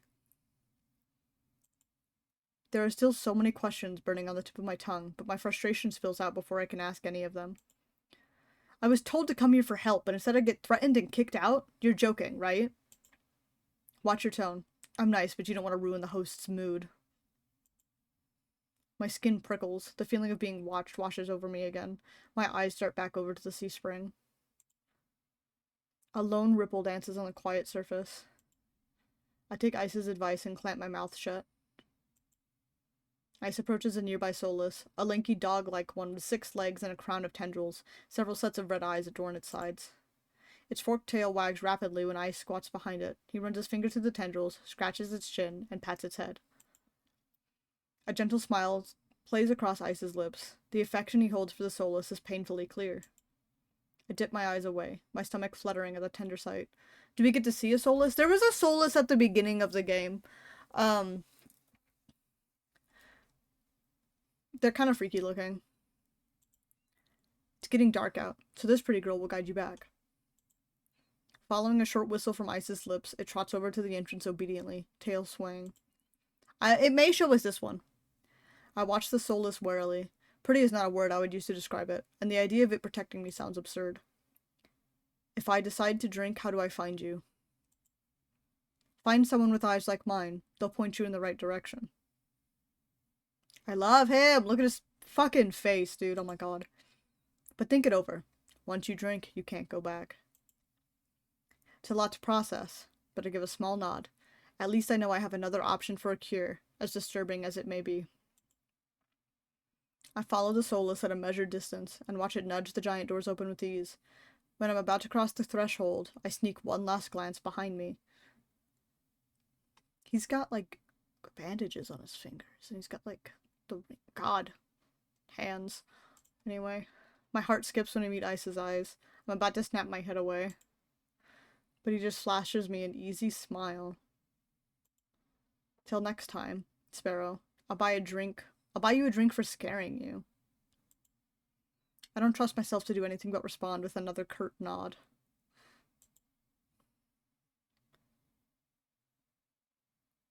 Outside, more crimson-eyed Solus scuttle about. It's hard to believe it's the same threatening pack from before. They chase each other in circles, roll around in the bog's mud. Hello? Am I having a stroke? They pay no attention to me as the dog-like one escorts me away. I guess we don't get to see her. It's an uneventful trip. Sometimes the Solus looks over its shoulder at me to make sure I'm still following.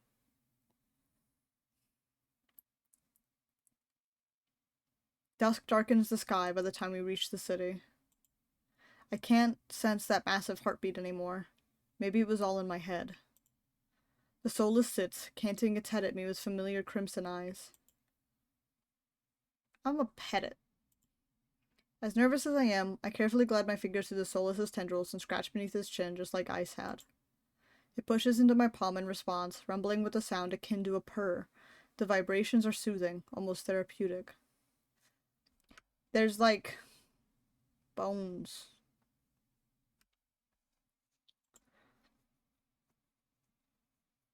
When it's satisfied, the Solus spins around and scampers back in the direction we came, vanishing into the darkness. Nim.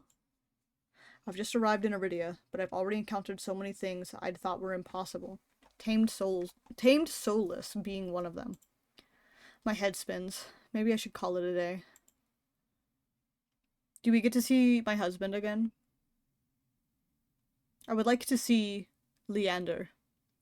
Nightfall creeps across the streets of Iridia. The city labyrinthine, even in daytime, has now become a warren of treacherous alleyways. The streets are completely deserted. If I hadn't been here earlier, I would have thought this part of the city abandoned. My steps slow when I hear rustling in the dark. I strain my ears, but everything is still. Is the silence playing tricks on me? No, something is wrong. The fine hairs on the back of my neck prickle, a frisson of discomfort running down my spine. Something is wrong. My eyes dart from one side of the street to the other, searching for movement, but the shadows are as deep and dark as pools of ink. I can't stay here. So is there gonna be a route where you get all of them? Where you date all of them? No, that's never a thing in Otomes. You get one boy. You pick one. Can't stay here. I need to reach a busier part of the city. Drawing my cloak tight around my body, I hurry. Though I keep my eyes sharp and listen intently, there's only the sound of my own footsteps. As the moments pass and nothing happens, I begin to wonder if I really did imagine that noise. I turn the next corner, and my thoughts come screaming to a halt. My head spins, the world blurring, as adrenaline rushes through my veins. Only one thing is clear amidst the haze. This is the Soulless that attacked the caravan. So this is what they look like.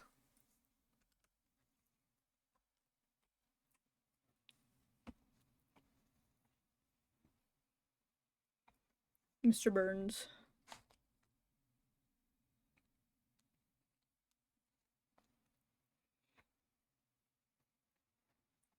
Not everything is Kingdom Hearts. It's crouched over a dark, indistinct shape. A body. Heartless if alien. Oh my god. It's got fingers up here. I just noticed that. A garland of intestines spill from pallid flesh. Blood grouts the cobblestones. Holding my breath, I take a step backward. When the wet slurping sounds don't abate, I take another. Then another.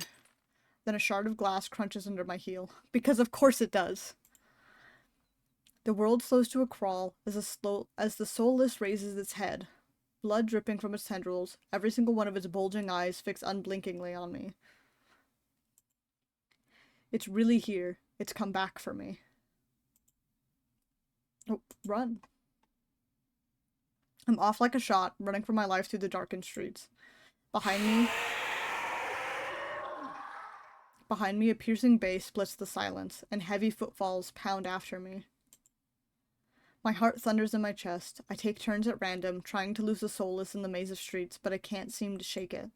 I can hear its breathing now, a wet, fluttering rasp, growing closer and closer. The same claws that severed my arm swipe out. I duck, saved by pure reflex, and skid around a corner, only to freeze. A wall twice as high as me bars my way, a dead end. Behind me, the Soulless looms. It's enormous, taking up nearly the entire width of the alleyway. Its long, claw-tipped limbs give it the advantage of reach. A Bloodborne? I don't have a lot of options here.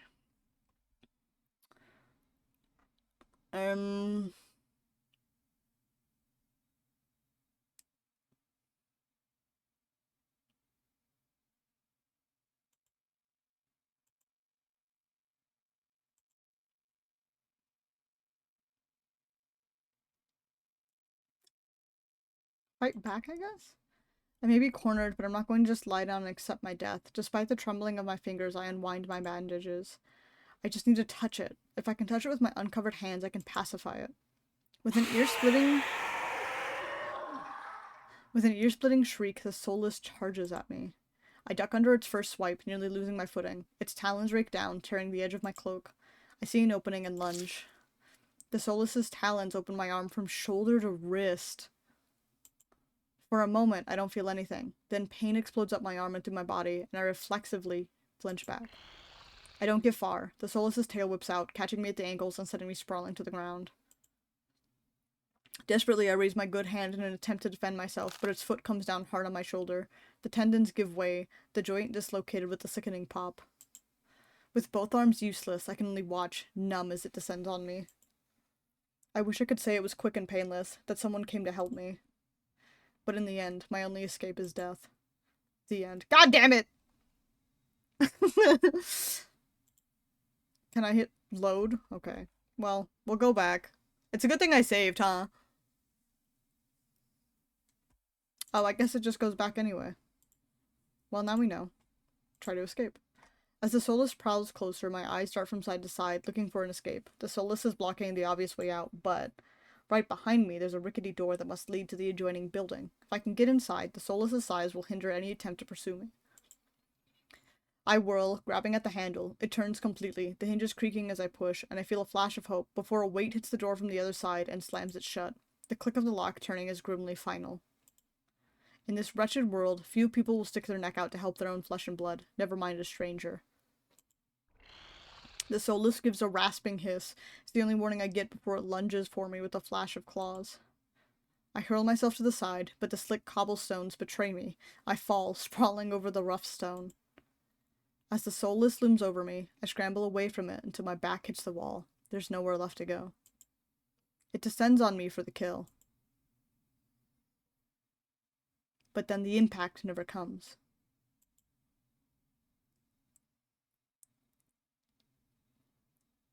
Who is this?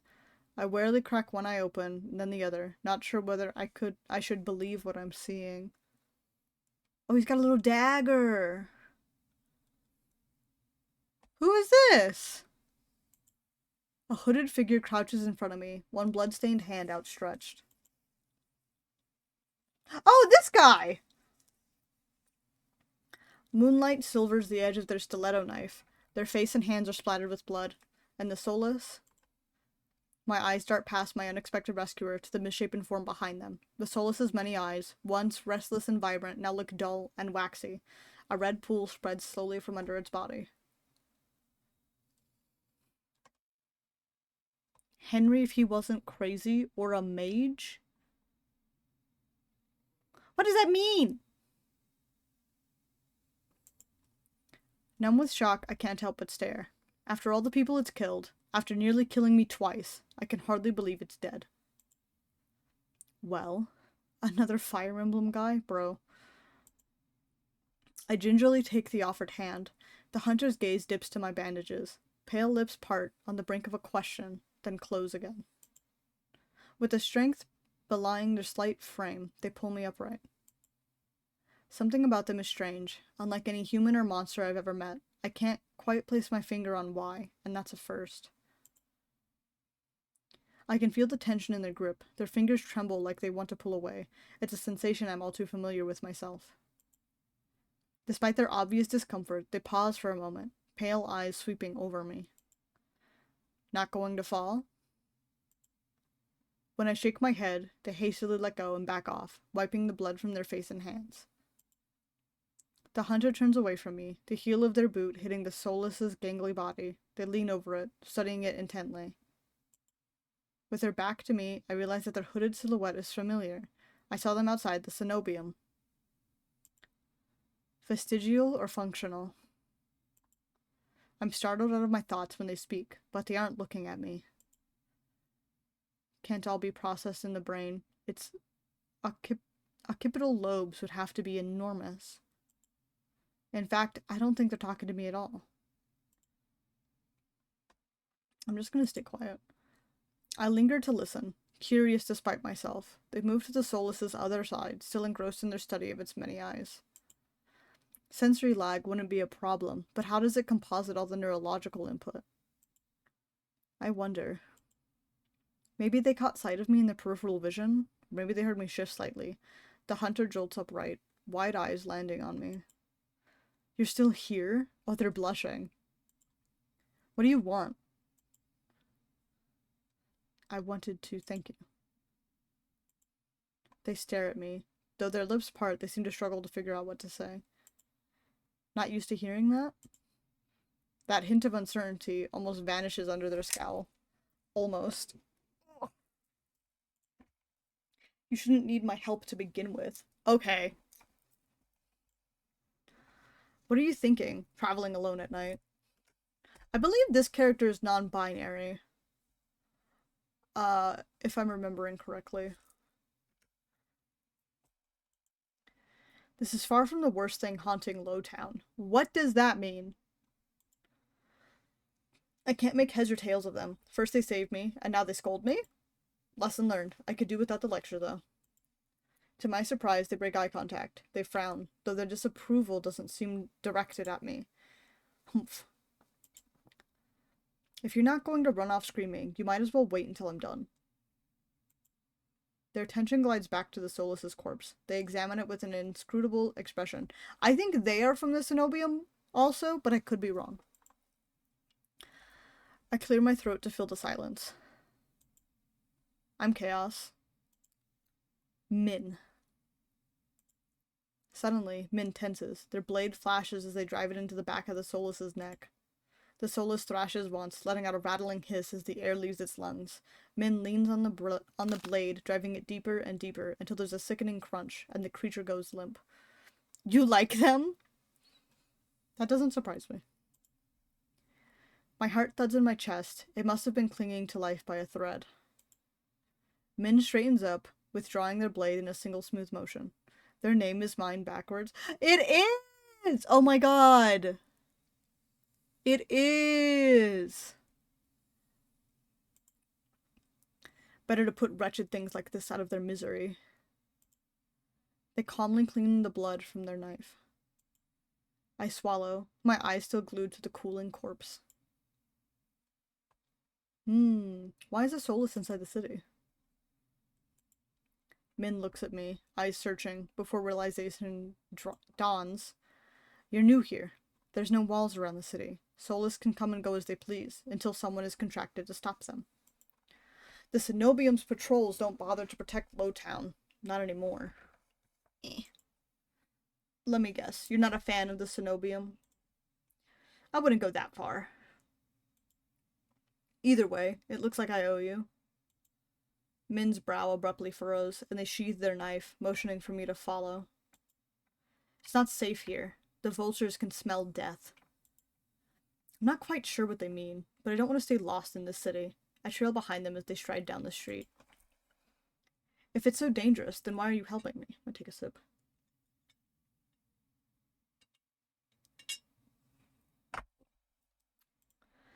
I came for the bounty on that Solus, and you were in the way. Alright. Not killing you isn't the same as helping you. Don't count on being so lucky again, or you'll be dead by sunrise. Dead by daylight, even. Good night, Spore. Thank you for stopping by. Their answer is stingingly harsh. I just need to find my lodgings. I hold my hands up, trying to forestall any more snippy comments. Alright, I get it. I'd love to get out of your way, but I'm sort of lost. I just need directions back to my lodgings. Their brow furrows slightly. They open their mouth, and for a moment, I could swear they look regretful. They sigh and shake their head. It's too dangerous at this hour. I'll take you to wherever you're staying. I wasn't expecting to get directions given their attitude. When they realize I'm staring, they look away with a huff. It'll be faster, that's all. Do you like tsunderas, Nim?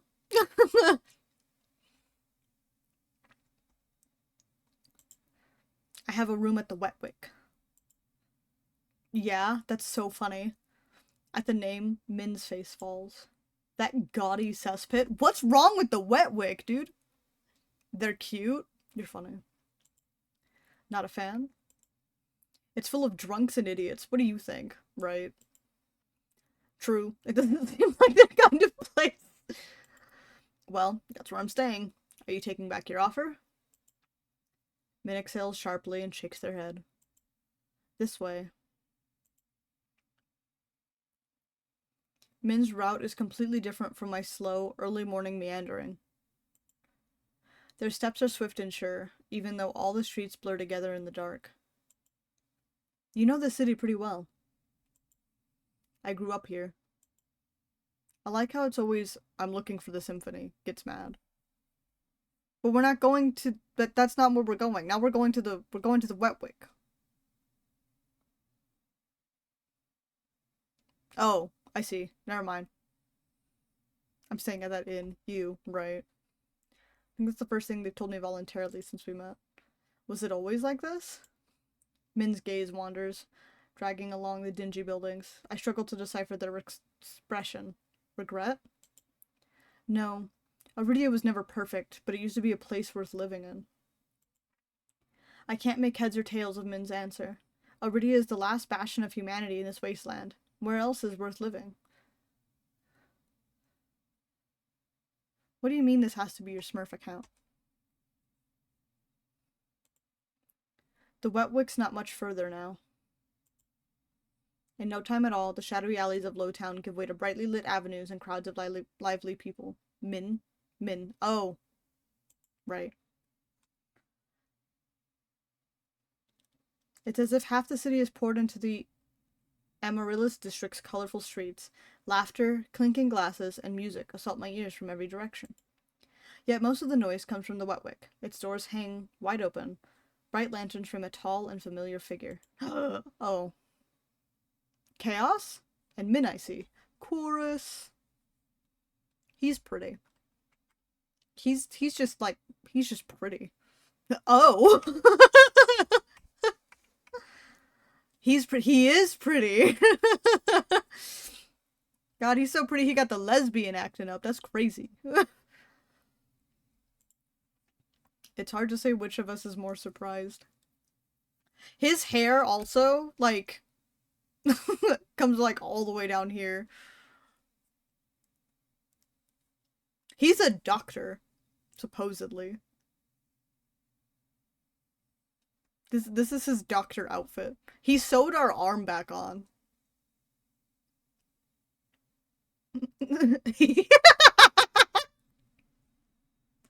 Nim! Oh my god.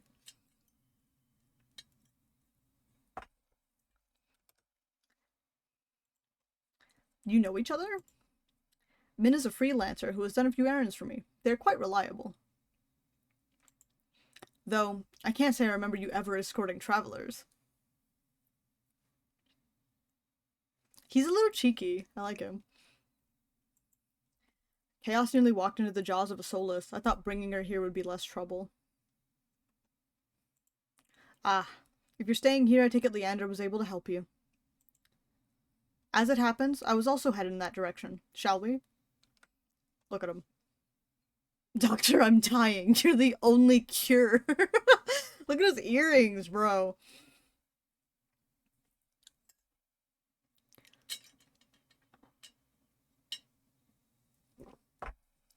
Oh, he has a scar on his hand.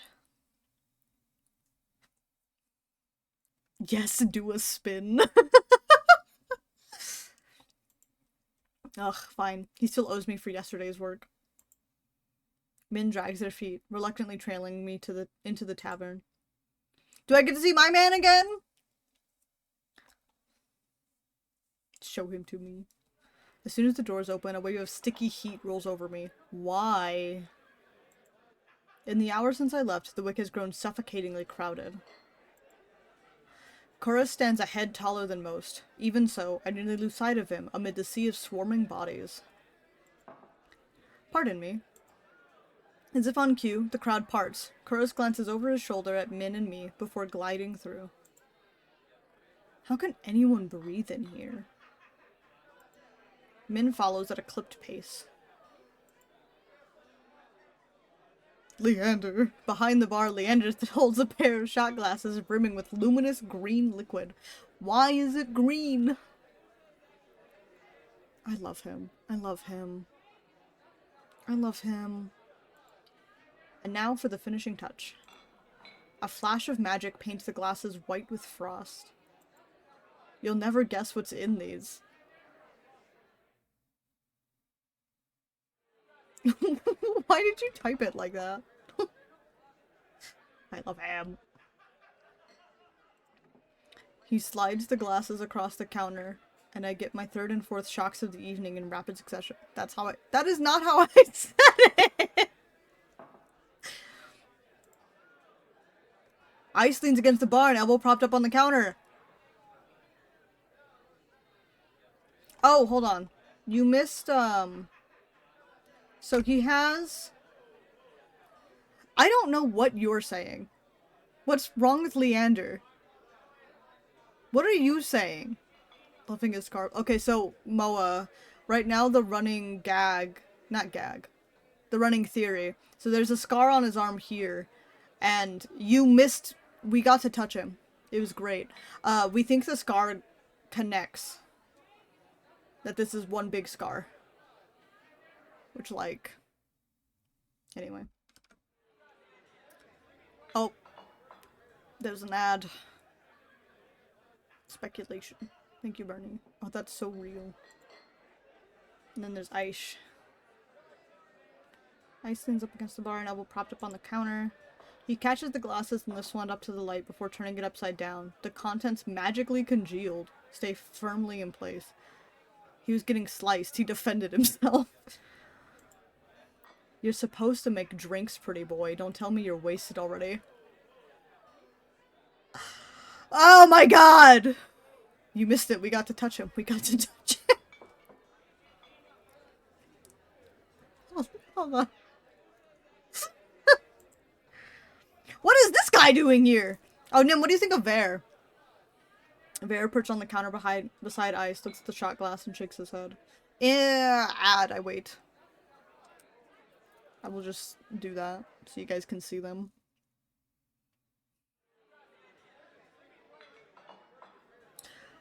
Who does he remind me of, dude? He reminds me of somebody and I can't think of who the fuck it is.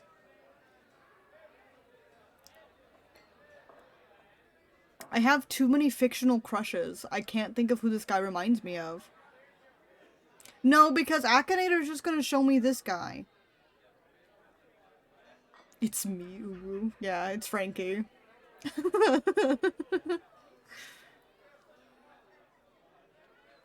It's Frankie.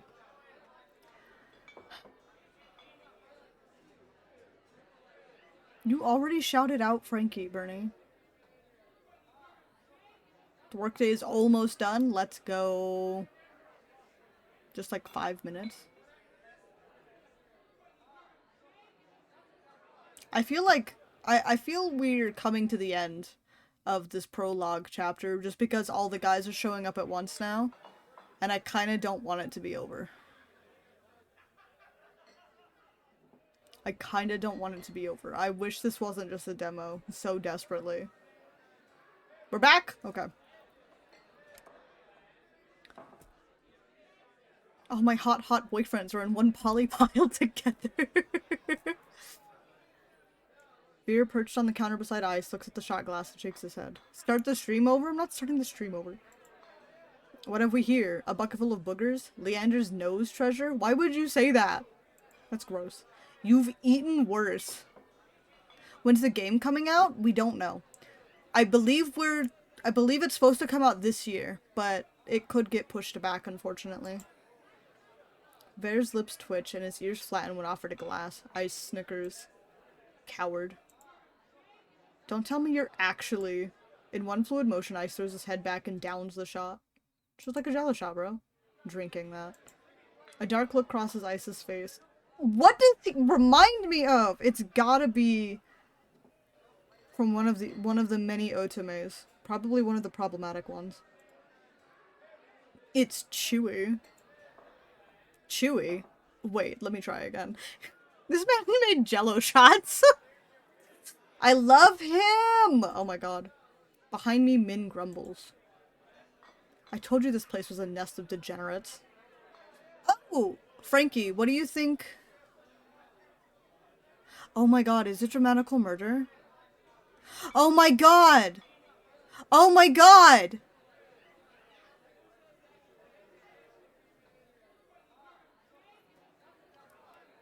It might be. I was thinking like fucking diabolic lovers.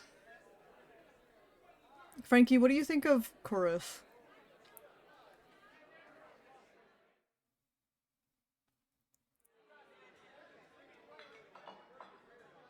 You know who I'm thinking of too, right? It's the guy with the scar on his nose wearing the kimono, I'm pretty sure. I think they have similar personalities.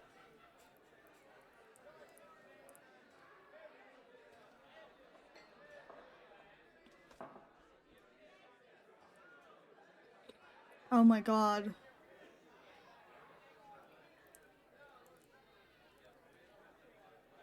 I can't believe it might be dramatical murder. What am I supposed to do with that?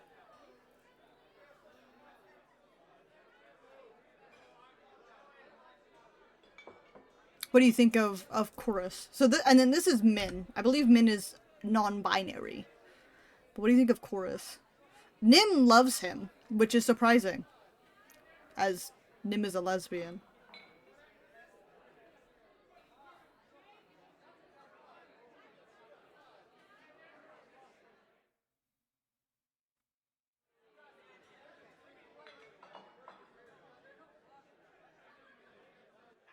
dude is giving lesbian, to be honest.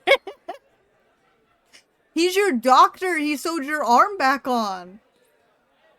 He sewed your... His hair comes down to fucking here. And apparently he's really tall. Nim loves Min. Yeah, Nim loves Min, but also Kurus. This is a man. I told you this was a place. This place was a nest of degenerates. I don't know how to read anymore.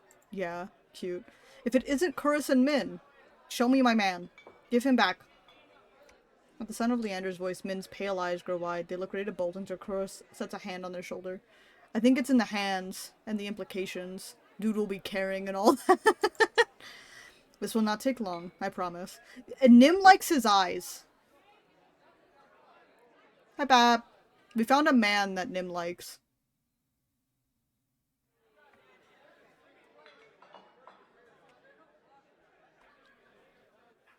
I can see. Pretty. Min's eyes dart from Kurus's hands to his face, then soften. I also like looking at men's hands. It's giving lesbian gender. What does that mean? Fine, you first. While they step forward, I linger behind, struck by a sudden revelation. All of the people I've met recently know each other. Good evening, Leander. Ice. Another drinking competition, I presume? Ah! Is it evening already? I love this man with everything in me. And this guy... I just... My god. My god. So the last two and these three are all dateable. This makes you wish you had. That is what I said. That is indeed what I said. So in the game you're cursed. I'm gonna be clipping this VOD for days. In this game you're cursed. Your hands like make people mad. They make them crazy. You can touch Leander. And we've already found that out. You can touch him. And he was not normal about it. And I was not normal about it. I mean, fuck, dude. He has to have a whole belt to hold his tits up. You know what I mean? Like, he's like, God. He gave you a magic flower. He gives you a magic flower in your first interaction with him. Oh, I love him. I love him. He talks so nice. Talks so nice. Anyway. Just some friendly rivalry, Doctor. No need to be alarmed. I love him! Kurus acknowledges Leander and Ice with a slight nod, ignoring Vare entirely. Not that Vare seems to mind. A magic flower. He tilts his head, lips curving into an impish smile when he spots Min brooding behind Kurus. I almost didn't see you there, Min. Looking for your booster seat? Alright. Alright. Min pushes their hood back and levels Veer with a cool look. Ooh, we get to see their hair! You have no right to be laughing, Bernie. I thought pets weren't allowed in here. Right. Okay. There's the eyes narrow. Now they're both mad.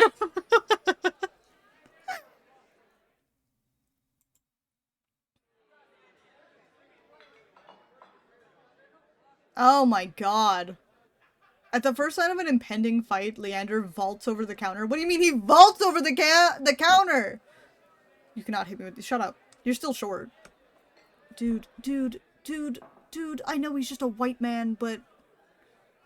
Kurus has the nose that I like! Oh my fuck.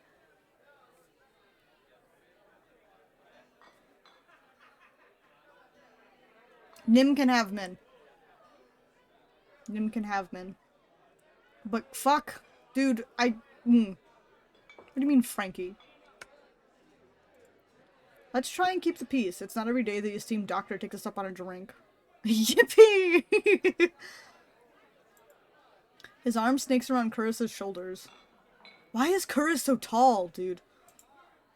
You are finally taking me up on that drink, right, Curris? His tits are bulging, man. I can't. Polly should be an option. Polly will not be an option. I'm afraid not. We were merely escorting Chaos back to her lodgings. Canon Polly options. We should write a strongly worded letter. The game's not out yet. Curtis gestures in my direction and my stomach sinks. I reluctantly step into the light. Leander's face brightens as soon as he sees me. Ah! You love to see it! You love to see it! Dude, he's happy to see me! A man happy to see me? That's never happened before. I read a strongly worded fanfic. Chaos! It's been too long. Everyone, this is Chaos. She's new to Iridia. Yeah, I met everyone, actually. I feel 4 pairs of eyes fix on me, and suddenly the bar seems suffocatingly small. My voice nearly catches in my throat. She's just like me. Hi again. Hi, everyone. Again. Again? You've met? Also, Leander, is crazy.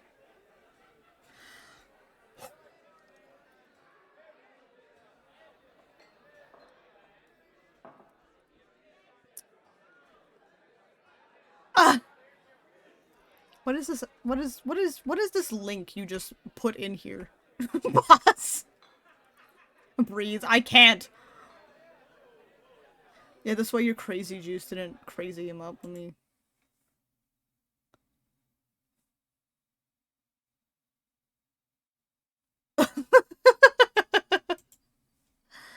Booba.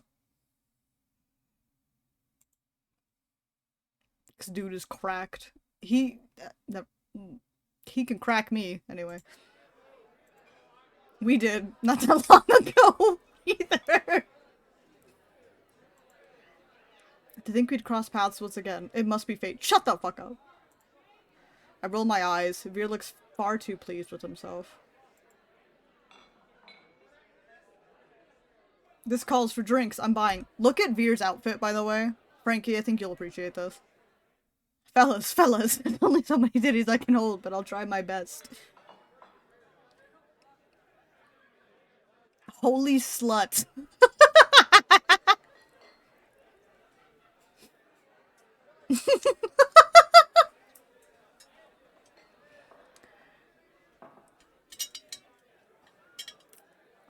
Whore, give me that fit now. He's got reverse drawing gloves.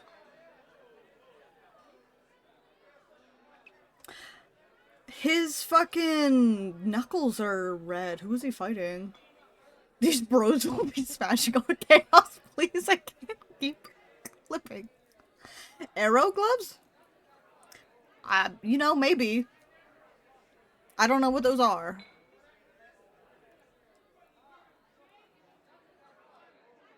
So I'll just go with sure. Twitch crashed over that? Which one?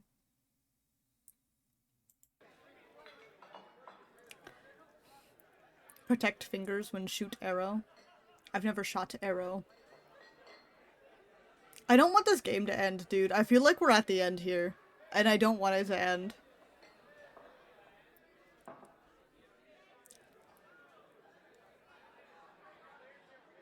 Which one?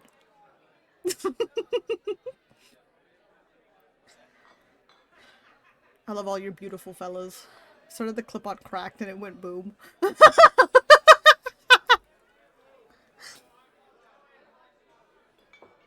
Ah! Anyway. I know what fanfics I'm reading tonight! Me raising my teacup to chaos. Good for her. Dude! We can clip it later, Bernie. All my fellas. This calls for drinks. I'm buying. All eyes turn to Leander, freeing me from the burden of attention. Thank fuck. Look at his bicep. Anyway. I still can't believe they all know each other. Watching them talk among themselves is surreal. But for the first time since I undertook the journey to Iridia, I feel a faint glimmer of hope. I think. No. I know I was meant to beat them. A delusional queen! The low, pleasant rumble of Leander's laughter pulls me from my restless thoughts. I've got to admit, I'm surprised. You make friends fast, Chaos. Are you jealous? Would you like to show me? I wouldn't go that far. We're more like acquaintances. A wise man once said that acquaintances are merely friends you haven't shared a drink with yet. How do you feel about that sentence, Brittany?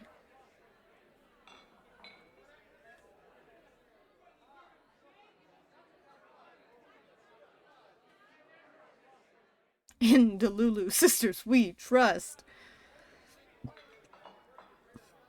No? Okay. A wise man? You said that. Here. Last week. I believe he's a wise man! Min? I can't stop looking at him, dude. I can't.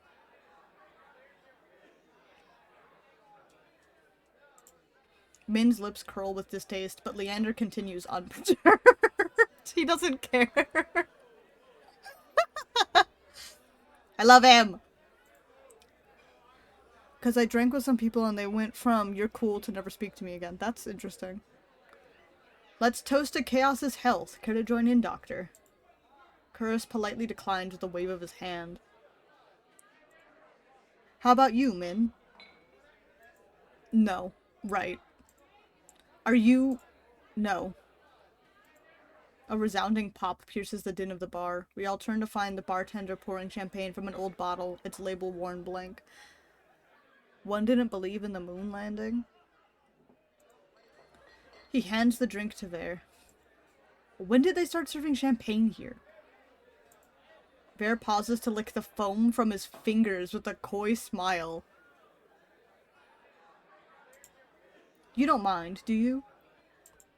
In a blink, the concern on Leander's face vanishes. No. Be my guest.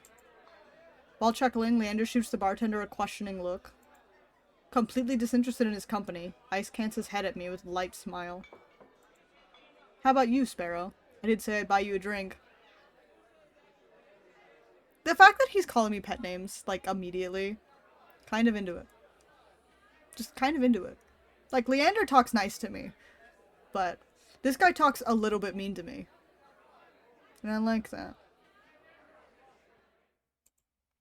No, no. Oh, no, no, no, my treat. Boys don't fight over me! Ugh! Ice regards Leander over the rim of his glass. In the dim light, the glint in his eyes looks downright dangerous. What'll it be, Chaos? I like how that guy is sitting down. Which one? Still taller than everyone? Which one? Chorus?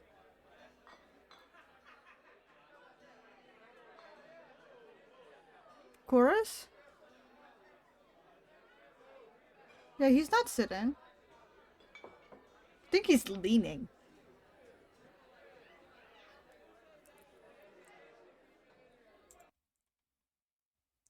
Pretty sure he's leaning. That guy looks like Bernie. No, he does not. Which guy? None of these guys look like Bernie. I'm not being mean to you.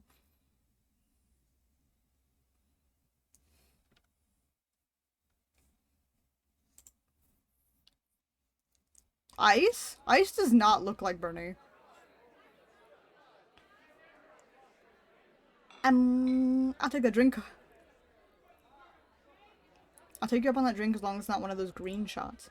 Don't knock them till you've tried them. They taste better than they look. Yeah, he does. No, he doesn't! You just say that because he's got red horns, but Bernie doesn't technically have horns. They're just supposed to be antenna. Bernie is a centipede. This guy is a demon. And he's got a mullet. He doesn't have short dark hair. This is a mullet. He's got a mullet. with white.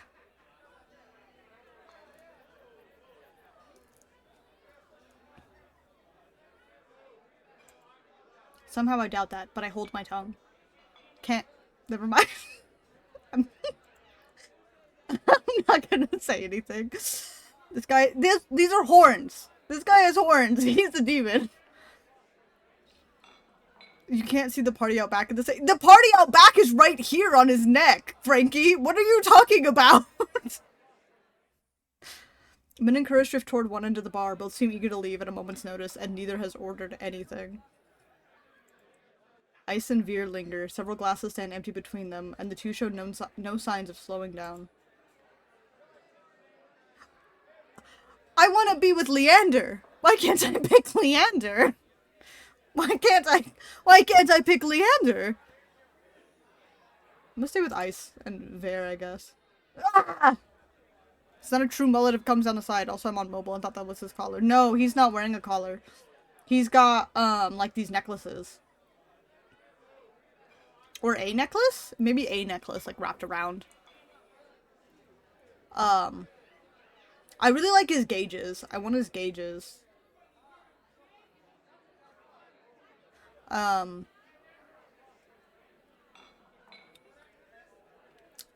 Anyway. Ice's eyes meet mine in a flash of red. He gives a smile that's too wide to be reassuring. Don't worry. Leander's more likely to slip poison into my drink than yours. I never thought he was going to do that. Excuse me? Yeah. He considers his cup a tumbler of amber-colored whiskey. Leander's tried to kill me a dozen times by now. It's always a gamble. Enemies to lovers, with me in between. Let's go. Ver looks my way with a half-lidded gaze, softened by his third glass of champagne. If I were you, I wouldn't let Leander put anything in my mouth. I'm going to refrain from saying anything. He grins, revealing the sharp white tips of his pen.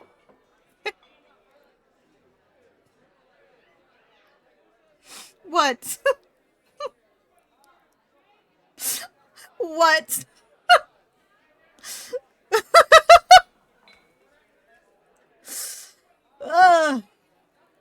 This is one of those times where I'm glad I'm a VTuber, not like a face cam streamer.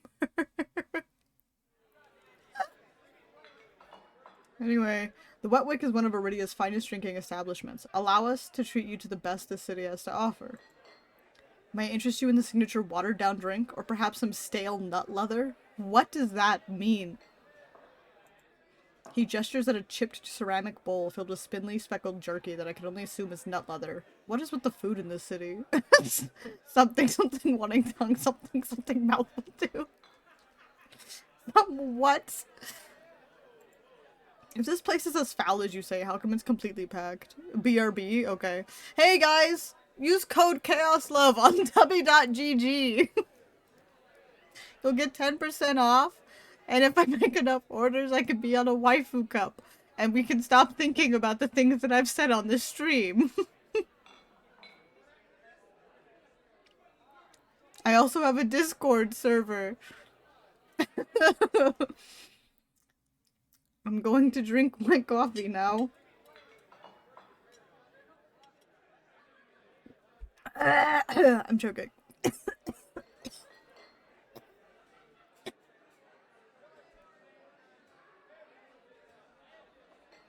I'm better. It's not all bad.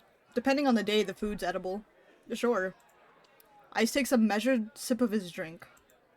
Gotta stick around for the real attraction, so... You mean Leander's not the real attraction? Before I can respond, Leander returns with a tumbler and sets it in front of me. A strip of orange peel bobs in a pool of thin, red alcohol. I sniff the drink. To my relief, all I smell is the sweet scent of pomegranates with an undercurrent of fermented fruit. So you just take all of them. I don't want Min, though! Min is for Nim. I don't want all of them.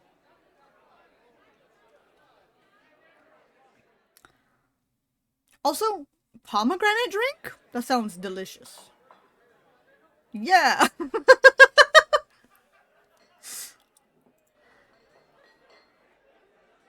Game. Hashtag Min is for Nim, right? Relax, it's just a local specialty. Pomegranate wine. Although if you're feeling more adventurous, are you on the menu?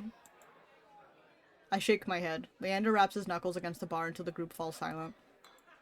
Alright, everyone, let's toast. May Chaos' day in Iridia be full of bright adventures and discoveries. Cheers! I love him. Leander, Ice, and Vare raise their glasses in unison. Min only crosses their arms, and Curris watches with polite indifference. I tip my drink back. The wine is eye-wateringly strong. Despite a sharp, bitter edge, it goes down smoothly. We have to make a compilation. We're just gonna have to send Frankie the VOD at this point. We're gonna have to pay Frankie to test. Make a highlight video of the game. Yeah, supercut.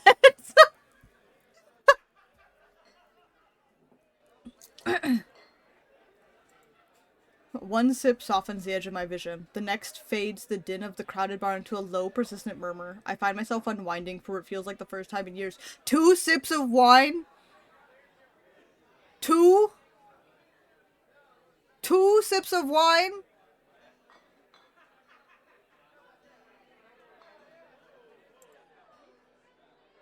Two? No! Aren't you the popular one, Chaos? You must have met Curris first. Is he jealous? Is he jealous?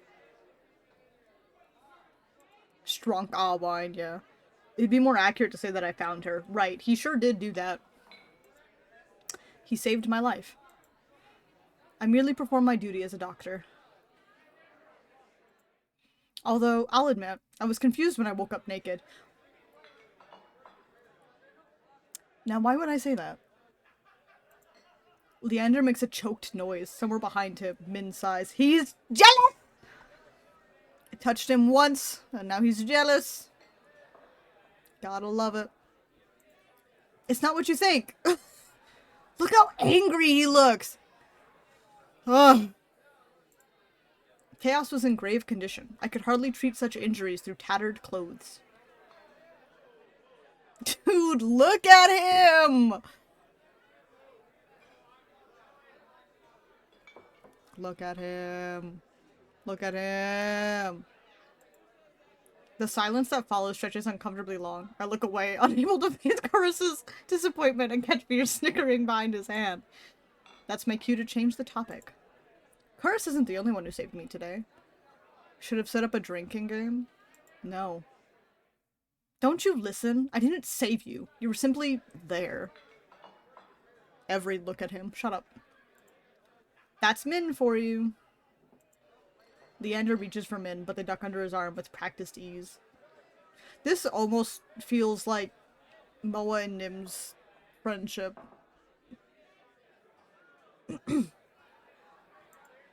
As reliable as they are moody. You're one to talk, considering you neglected to warn her to stay off the streets at night. Right. What? Of course I warned her, I think. He did not. Min's only response is a short breath. At any rate, I never got a chance to thank you, Min. Don't. The less soulless alive, the better. Min's eyes flick towards Ice, and their lips twist. Oh, they want to kill Ice. Ice is too busy nodding along to Veer's enthusiastic pantomime of stabbing to notice. What are they talking about? I've had enough of this hellhole. Let's go. So is this the whole cast? I believe so, yes. Min and Curris share a brief look, then the doctor speaks up. Very well, but there's something that I must discuss with Leander, if you'll excuse this chaos. No! Don't take him from me! Don't take him from me! And just like that, the three of them depart, leaving me alone to savor my drink in silence. They took him from me. Or so I think, until I hear a voice so soft and low it's practically a purr. Lost your tour guide? I turn to find 2 pairs of slit eyes trained on me. Not lost on me that Ice and Vare chose to pounce the instant the others left. So from here you must choose. Probably. Because it is the prologue. Right, if I hadn't already chosen. Right. Of course I'd be stuck with the two most irritating people I've met all day. Monsters or not, there's no telling what I'll do if either of them push me again. Don't tell me Leander already snuck out back to get his knob slobbered. What? What? Huh? What? I can't believe I picked the man whore, because of course I did. He talked so nice to me. And didn't invite me, right, Nim? Right. Now he's taking your bitches. It's crazy. Crazy. I wasn't invited and he's taking your bitches.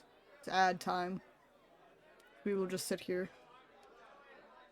And look at these two. Oh, you know what? He kind of, like, personality-wise, reminds me of, Jinwoo from K-pop Demon Hunters? The guy. The view is nice. Pap says, like, she has to watch the ad.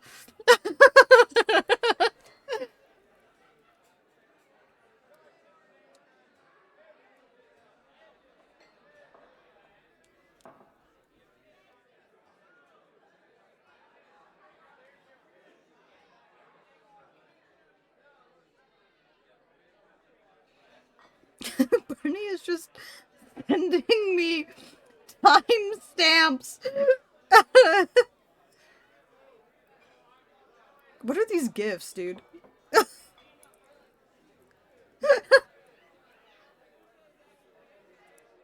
I do not have to watch any ads. I've got an- Oh, you don't have an ad? Twitch told me there's an ad. I'm gonna wait anyway, just in case. Me every time you open your mouth? What do you mean that the gifts are you every time I open my mouth? You're throwing your glasses because of a ice cream taco? Holding my breath. Okay. You're fine. He's got business with Kuris and Min. 2-on-1 business, huh? Lucky. Alright. VIPs don't watch ads. Since when? Yeah, I was gonna say, Pap doesn't get ads because she subbed. But Nim gets ads. Because she got an ad earlier. God damn it.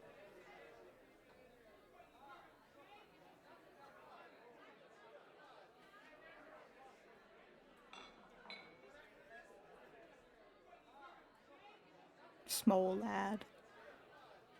Since when? Okay. I can't tell if it's the champagne or the company, but Vera's grown noticeably more relaxed. Thank you, Nightbot. He sits with his chin propped on the back of his hand. His tail sways lazily. Why are you so far away? Come join us. I don't trust that. He pats the empty bar stool beside Ice, but I hesitate. The smile Ver wears is sweet and distinctly sly, and with drinks in the mix, I dread how he and Ice will mess with me next. We don't bite. I don't trust that. I'm not so sure about that. He already tried to rob me, and you threatened me. Me? Steal? You must be mistaken. You sure it was me? Whatever. Yes, it was you. And then you had the gall to kick me out so you could go drinking.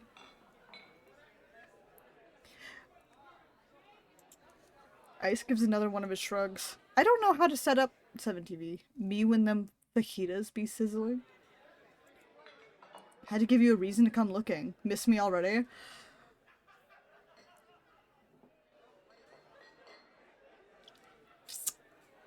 Me way.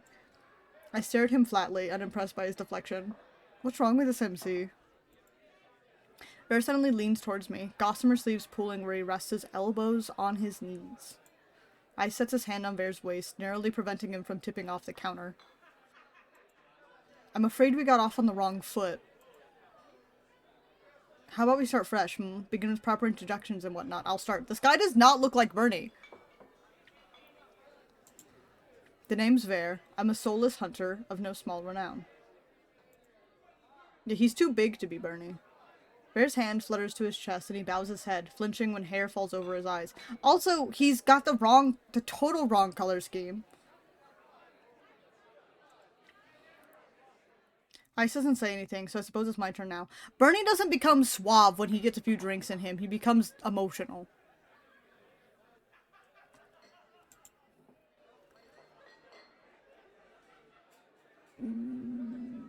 Bernie expands when he drinks. Yeah, he grows in size. It's chaos. Vera considers me for a long moment, his tail idly swaying behind him. Then he knocks back the rest of his champagne. It's a pleasure to formally meet you, Chaos. He says my name slowly and deliberately, savoring every syllable. A tingle jumps down my spine. I quickly turn my gaze away. Like a Mario mushroom. Ice smirks at my reaction. Fuck you! Don't do that. Is something funny? Nope. I open my mouth and close it just as quickly. They want me to react, goading me into another ridiculous game. Damn, this bitch gets rage baited easily. Just like me. While their sharp cat-like eyes keep me on edge, something about this tension is fun. It must be the wine. A flash of white over Ice's shoulder catches my eye. Across the bar, Curtis heads for the door. I don't see Leander or Min, but it feels wrong to let the doctor leave without saying goodbye. I'll be back. Give me back Leander! Fair grins and waves at me as I leave. I slip through the crowd, careful not to touch anyone, but just as I'm nearing Curtis... Gah!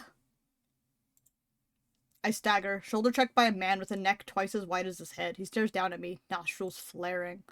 Out of my way, shit stain. Okay. My words spill out on their own. Watch it. I regret them as soon as they leave my mouth. That fucking wine. That is the type of personality I get when I'm drinking. The lowlife wheels around, shoving an adder out of the way so he can close in on me. What did you say? Ooh. He shoves me backward, sending me stumbling to the sticky floor. I'm fine, but my heart leaps into my throat when I see him bearing down on me. You trying to start something here? The lowlife freezes, his fist cocked back. A group of adders circle him, sizing him up. Now they all jump him. For what feels like an agonizingly long time, the lowlife looks from me to the adders. Finally, he sniffs and spits on the floor next to me. The wad narrowly misses my cheek. Gross. Screw it. Too many freaks in this circus tonight. He turns his back on me and comes face to face with Ice. He gives the lowlife a dangerous smile. You'll do. What does that mean? What happens next is a blur. Ice's fist crashes into the man's jaw, causing a frenzy of gasps, shouts, and even cheers. I scramble to my feet as the frantic crowd swarms around me. Through the ruckus I hear Leander shouting. Take it outside, Ice. Everyone, drinks are on me. With that, the wick erupts in hoots and cheers. The ring around me disperses as adders and onlookers rush toward the bar. Through the thinning crowd I catch glimpses of familiar faces. Ice vanishes out the back, dragging the lowlife behind him. You'll do, kills him, right. Curtis lingers near the door, searching. I suspect for any wounded before he departs.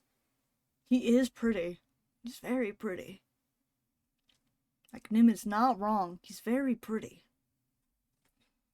I was surprised when I saw him. The first thing he says to you, by the way, because I don't think you or Bernie were here, he saves you from dying. And as you come to, the first thing he says to you is, be not afraid.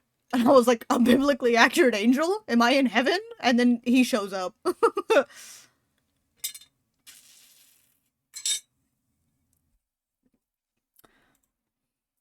Min draws their hood up, tight as they duck out a side door. Yeah, he says, be not afraid.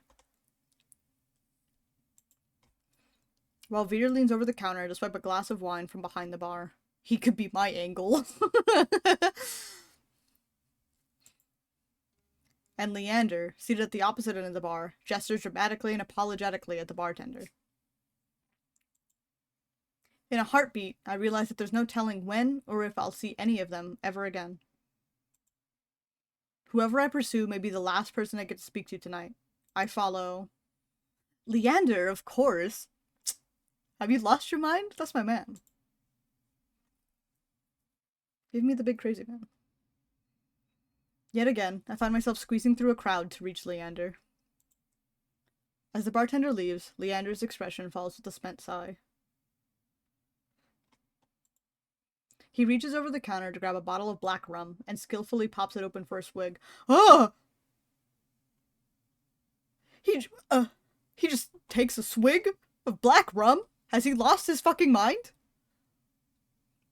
I don't know when I'll see them again. Chaos hits restart on the gameplay. Bitch, now! Oh, I should have saved! I mean, I could pick other people. Can I go back? Okay, I can.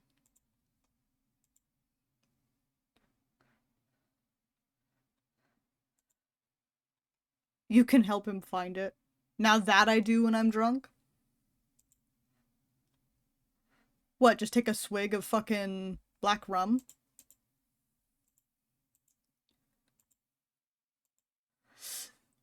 Excuse me. When he spots me, worry overtakes him. Oh, he cares about me. He worries about me. Dude. Ah. Ah. The bare minimum. Chaos, are you hurt? What do I get if I am? Leander's in front of me in a flash, eyes searching for injuries. I can't help but let out a small laugh. The bare minimum! I love it! Yeah, will you kiss it better? Exactly. Don't worry, I've dealt with worse. That's a relief to hear. Sort of. You know what they say, it's not a party without mayhem and violence. What's the meme? What meme?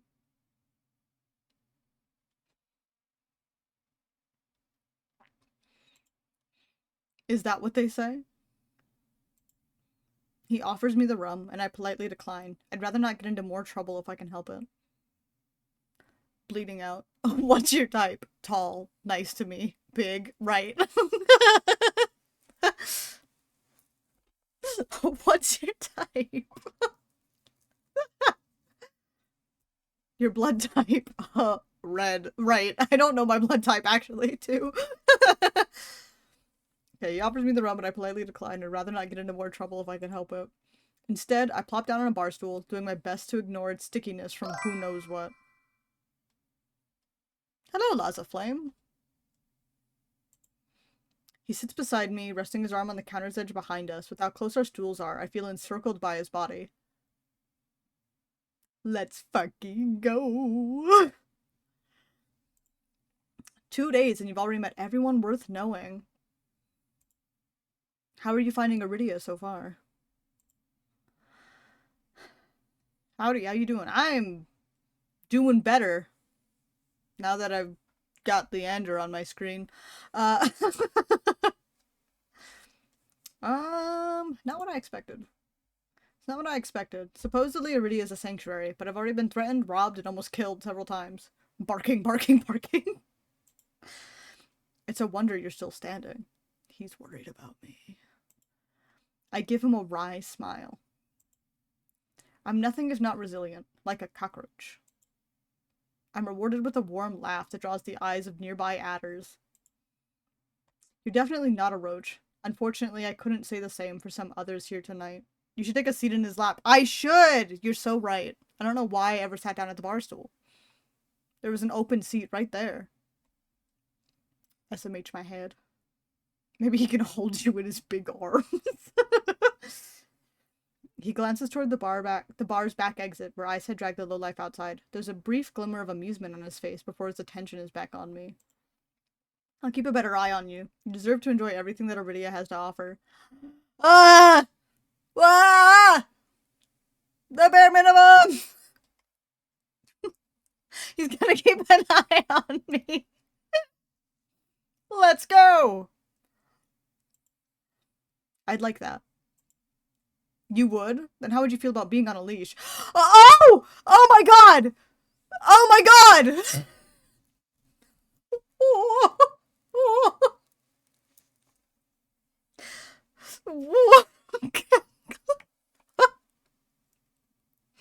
I'm sweating.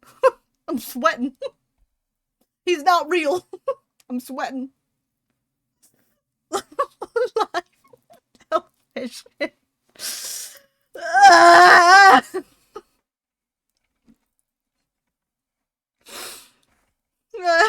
Pause!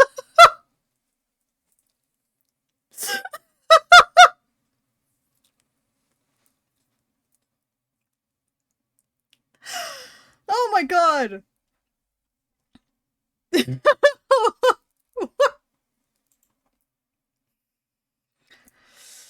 Anyway, I assume he's joking, but when I meet his gaze, an intensity burns in the green that makes me wonder. He's not joking. Babe, if anybody offers to put you on a leash, they're not fucking joking about it. As if sensing my doubt, Leander gives me a quick wink.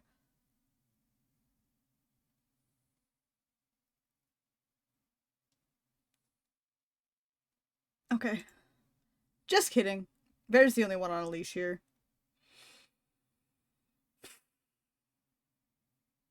Why would he look at his collar, he means it. Dude is prepared. What do you mean? What part of his collar? Let's look at him. Which part do you mean? God, dude. God. Obsessed. He hit. I know. He knows. So many straps. So this one has to hold up his big fat tits. So that one's necessary. Leander sips his rum and watches the crowd. Everyone seems invigorated by the free drinks on his tab. Have you at least gotten to try some Iridian cuisine? I had these fried dough sticks from a vendor near Kuro's clinic. As soon as I begin describing my meal, Leander nods with recognition. The long lads from Wens? You have to try them with the porridge. There's another stall a few blocks away that specializes in rosewater rice pudding. I can take you there sometime. Bear! Minimum attention! Dude, he wants to take me on a date? I've never had a man want to take me on a date before. Why can't he be real? Why can't he be real?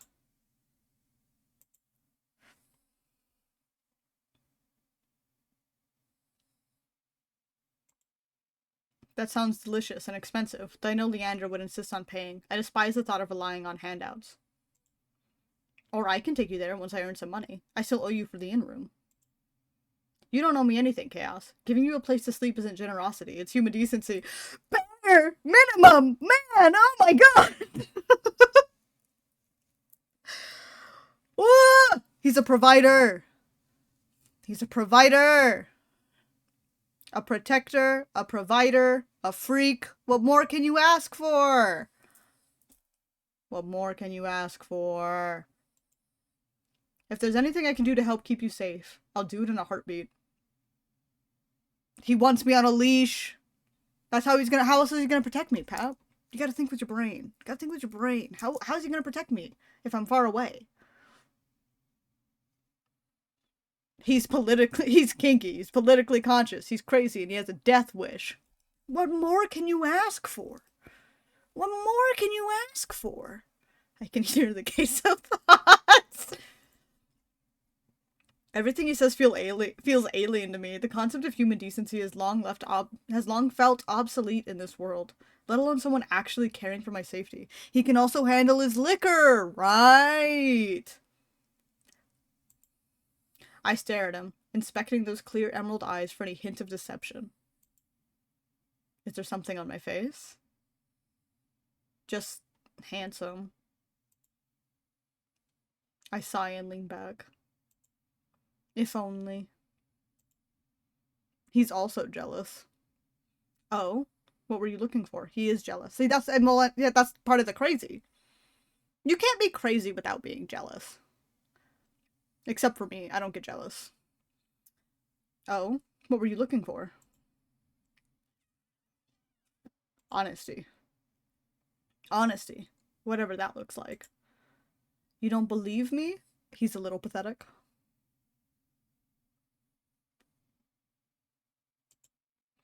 It's just that you're saying all the right things. I don't know. Maybe I'm just skeptical that someone like you could even exist. Leander considers this for a moment, swirling the rum around in its bottle. I forgot he has it in a bottle and not like a glass. He sets the rum back on the counter with a clink. The next thing I know, Leander carefully takes one of my hands in his. The leather is rough, but his warmth seeps through. I can't change whatever happened in your past. Believe me, I would try if I could. He says all the right things, dude. He could be a dirty, filthy liar. I don't care. He's saying all the right things. But you're here now, and I'll do my best to help you.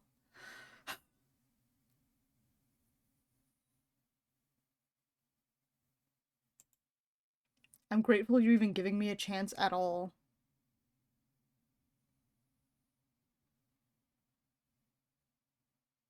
I've got to give a chance to the only man I know I can touch. Like, what? What? Bare minimum attention. Let's go. My gaze drops to my hand, wrapped up in his larger one. I remember how he felt yesterday. His smooth skin was electric to the touch. Ah! If you've seen what I've done, you might feel differently. Oh, he's close! Oh! He lifts my chin with the crook of his finger, forcing our eyes to lock once more. That is, like, one of the hottest things a man can do to you.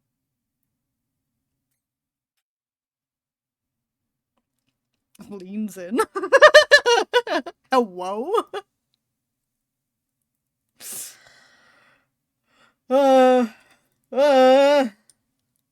No, not leaning in. The finger under the chin thing. Pause.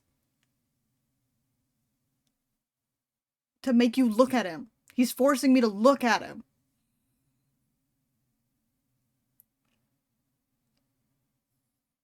I want to look at him.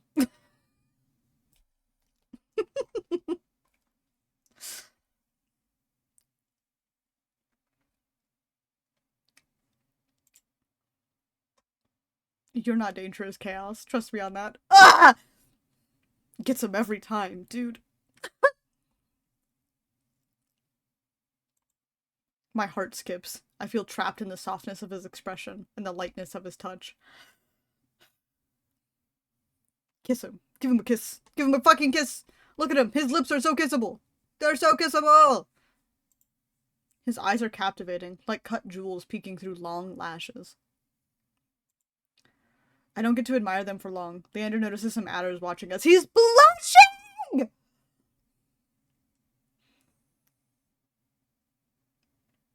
I love him. He doesn't have cons. His only con is that he's not real.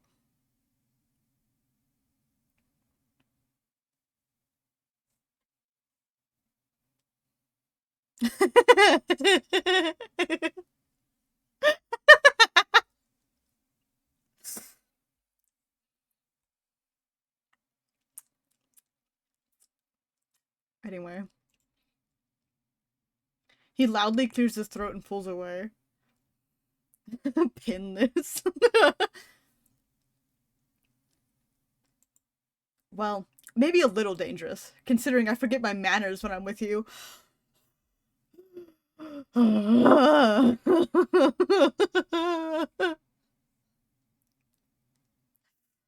Dude.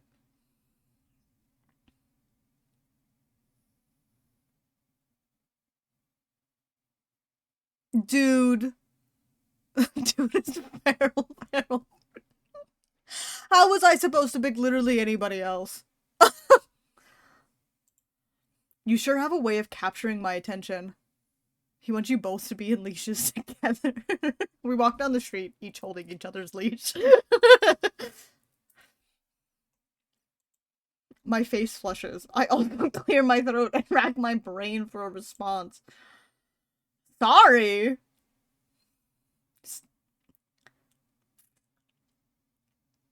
Yes, you see the vision. Likewise. I feel the same way. That's why I wanted to talk to you again. Leandra's face softened. Soft, whatever. I wanted to talk to you too. I've been wondering, is it okay that you're spending time with me? Do you have work to do with the Adderstone or anything? I don't know how his group functions, but he sure likes to spend time at the Wetwick. Don't worry, there's plenty of work to do, but not tonight. Some days are slower than others. You came at the right time. I smile, comforted by the idea of having good luck for once in my life. You know, if they need funding for this game, they should sell pillows. It wouldn't surprise me if they don't have them already.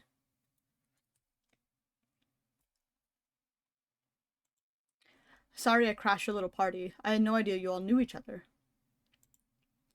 I had no idea you knew all of them. How did you manage to meet everyone so quickly? Well, one of them was fucking with me. I honestly don't know. It's been a whirlwind. Just the way he looks at you, I can't... I'm a little jealous. Part of me wants to keep you all to myself. I... Oh my god, dude. Dude! Half of them you met while dying or almost dying. God. He's so open about it already. So open about it already. God. God. For your own safety, of course. With the wink? Yeah. Yeah, sure. For my own safety. We'll say that. Mutual barking. Everyone might seem nice, but half of them are monsters, and the other half have their own faults. He doesn't have faults, though. He's perfect. There's nothing wrong with him. You sound like you know them really well. I do. Probably more than some of them realize. Interesting. Are you curious about anyone? I'm happy to tell you what I know. Oh! I'll save. Who are we curious about? He's just crazy, but that's okay. You can make him worse on purpose. Right. Real. Ice? Do you got votes for anybody else? I know who Nim wants. We all have we all have flaws, except the answer. He's perfect. Right. Yeah, Nim wants men.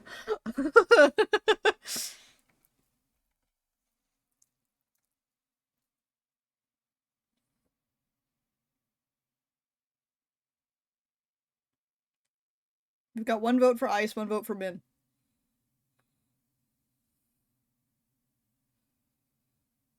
You can poll if you want. You can make a poll. I did save already.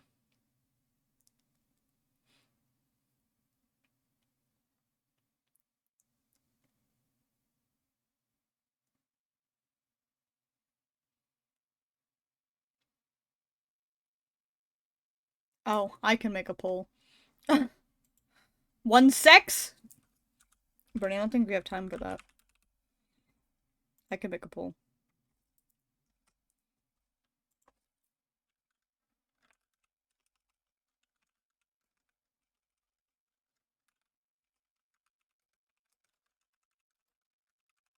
I'm making the poll.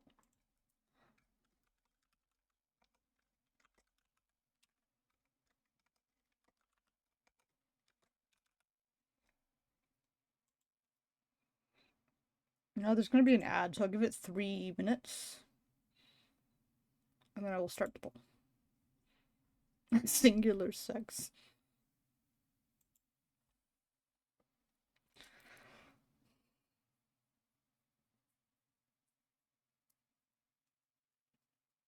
And I will not vote in the poll because that's biased.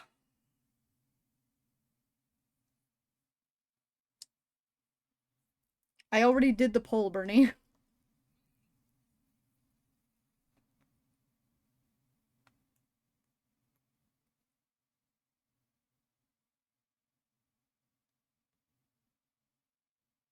Okay.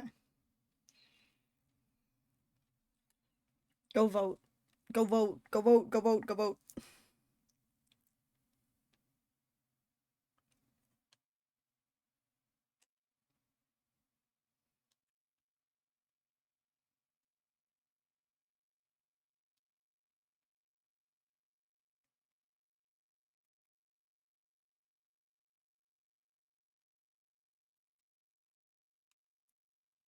I'm not gonna click on it. I don't want to know the results till they're done. Fifth option. Let me know about you. That's what I'm saying, bro.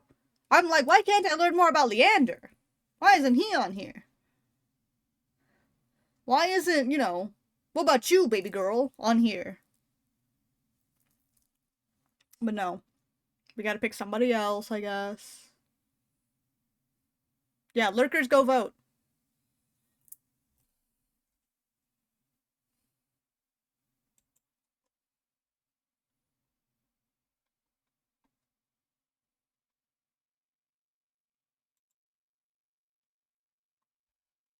We're in an ad break now anyway, so it's a perfect time.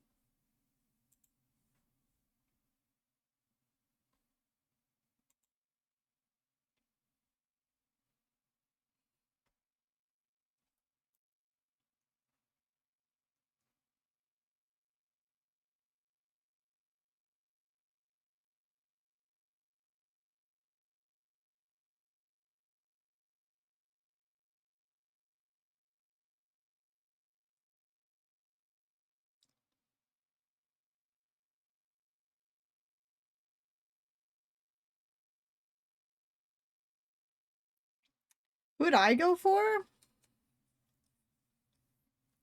Probably Ice.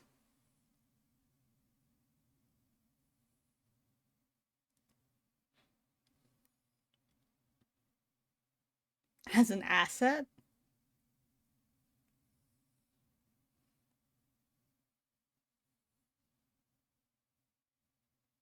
Frankie.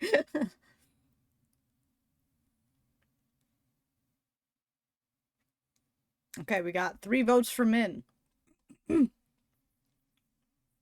Very cool. And the ad is over. So we'll pick Min. You make the pillow, I'll make the t-shirt. Min's interesting. Not very forthcoming, though. I get the feeling they could use a friend. You want to befriend them?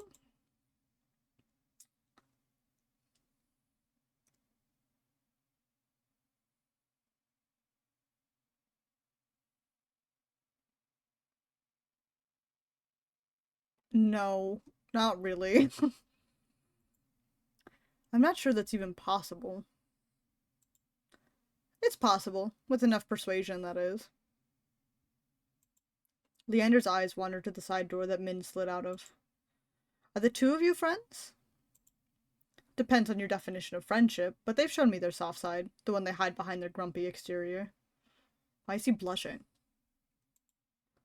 I believe they're more attached to the people around them than they let on. But these days, vulnerability doesn't get you much except heartache. Unless you find the right person, of course. Oh! We can pick all of them. Dude. Good to know! Alright, we'll go down the line. Curris. Curris seems like a good person, although it's hard to believe anyone's a good person these days. What does your gut tell you? I thought that'd be a choice situation. My gut tells me he's good. I think he means well. It's rare to find someone like that. It's hard to tell. He's definitely keeping some secrets up his sleeve. Everyone has secrets, don't they? Not everyone. Leander doesn't have secrets. He is perfect. Well, do you think he might be able to cure my curse? Leander starts to speak, then pauses. Curris is only a doctor. Your situation is a bit more complex and of the magical variety. Give me something that cuts as an event flag in the background. Besides, getting his attention requires a miracle all on its own. Even on good days, the queue for the clinic rounds the block 3 times over. What does that mean? Ice. So you're friends with Ice? You could say that. We've known each other for a long time. Define long time. 6 years, give or take? He tells me I'm the first decent human he met after coming from the Shroud. Should just be flattery, could just be flattery, though. Flattery? From Ice? I feel like we're talking about different people. Really? What did you think of him? He was a jerk. I think he's a jerk. I thought he was going to kill me when I first met him. Scared me half to death for no reason. Leander stifles a laugh, eyes twinkling with fondness. Ice does well in Iridia because he knows how to scare people, but don't let it get to you. He's a monster. You don't think he's a threat? Not in the slightest. I like to think of us as rivals. We keep each other on our toes, you know? Being rivals with a monster sounds like a death wish. Well, you should keep your distance from him. But me? You'd be surprised how much I can handle. Yeah? Yeah? And then Ver. What do you know about Ver? Leander shakes his head slowly, his expression grave. And he has one of those? What does that mean? He's a living example of the Cenobium's cruelty. Most days they keep him on a short leash. I'm surprised you met him. Oh, a death wish. I don't want to say he must have deserved it, because that's fucked up. I feel bad for him. I didn't even know the Cenobium had prisoners. I feel bad for him. The Cenobium is an ode to false heroism and unethical practices, but Ver is by no means a model citizen. He's on that leash for the good of the people. You don't want to know the rumors I've heard. Apparently he's done some reprehensible things. But if you hate the Cenobium, do you actually believe that? To love or hate the Cenobium is one thing, but take one look at Ver in combat and you'll know he's better off in a cage. By the way, have you kept our little secret? Our secret? He wiggles his fingers at me. Oh, he means my curse. No one knows, except you. Leander beams, his bright eyes crinkling at the corners. My heart flutters. Ah! I'm relieved to hear that. Let me know if you have some time to talk privately. I've already gathered some relevant information that you might be interested in. Really? That was fast. I live to serve. Oh my god! Oh my god. Oh my god. Oh my god. Oh my god. My god. Oh my god. It's barely been a full day. I don't doubt that Leander is flooded with connections, but I wonder what he's been able to dig up so soon.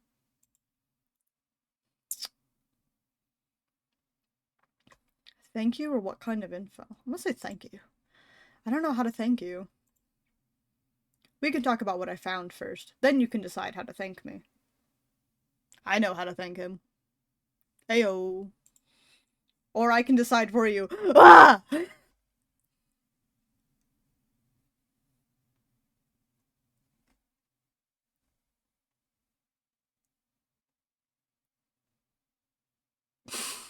Anyway. If you're not busy, we could go upstairs. Please. It's hard for me to hide my eagerness, or maybe desperation, at any new knowledge about my curse. My response comes out swiftly. I'm not busy. Leander gets to his feet, accessories jingling with each movement. After you, a gentleman! Oh my god, we're going to my room. Only after we enter my in-room do I start to overthink the situation. Right. Right. As one does. Right.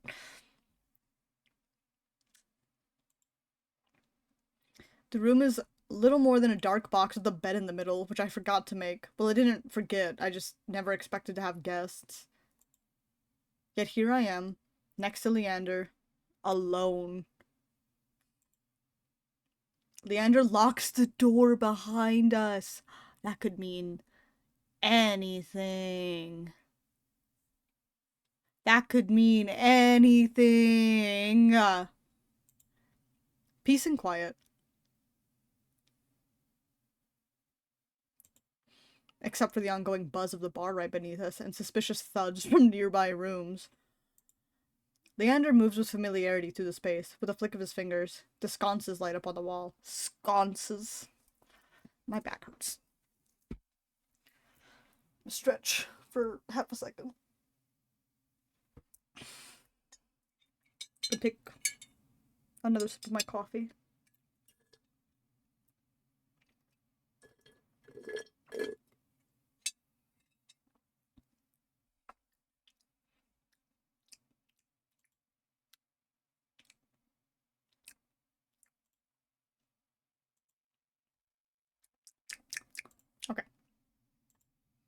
He makes spell work look so effortless. Oh! Dim amber light washes over us. He plops onto the edge of the disheveled, squeaky bed. He's sitting on my bed! I shift awkwardly. The chair looks far too rickety, so my only option would be to sit beside him. My heart hitches at the thought.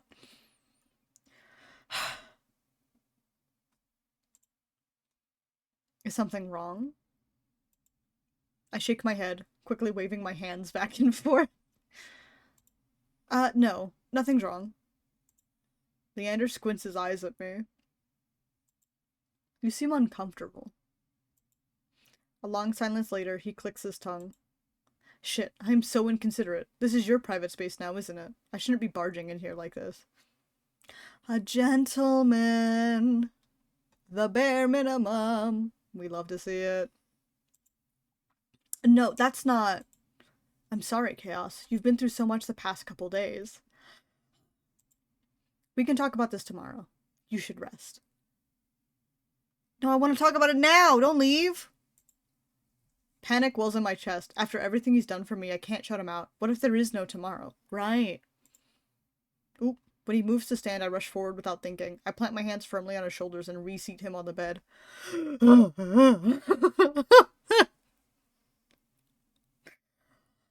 Yeah!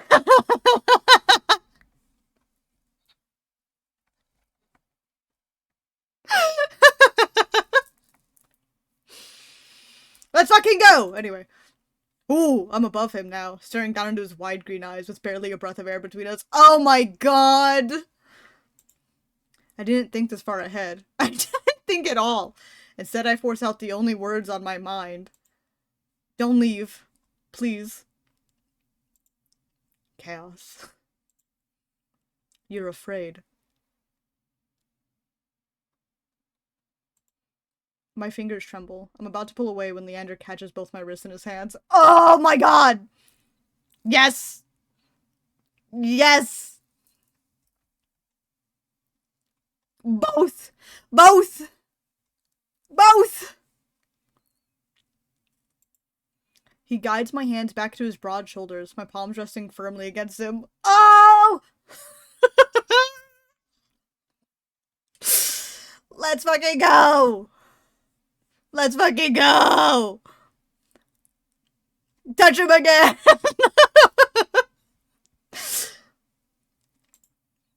I won't leave you, Chaos. Ah!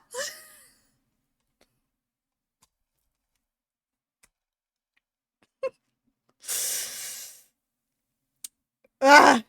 Okay. Tears sting at the backs of my eyes. I want so badly to believe those words.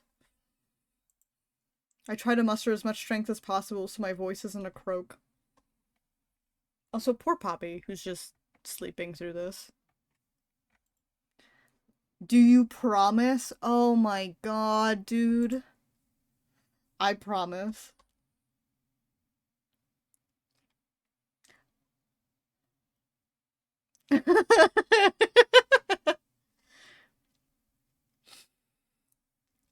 I need him in a way that's concerning to feminism.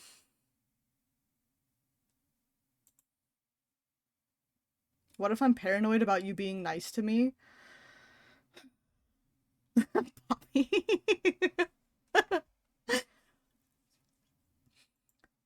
Then I'll keep being nice until you get used to it. I'm going to rip my fucking soul out of my body, dude. Oh my god, dude. Oh my god.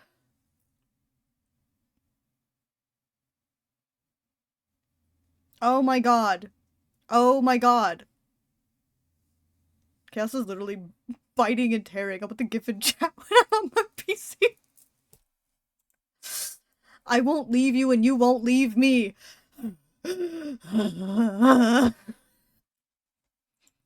His thumbs draw circles on the inside of my wrists, grounding me.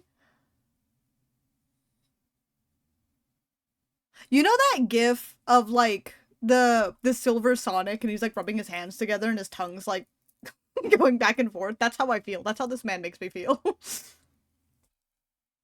That's how this man makes me feel.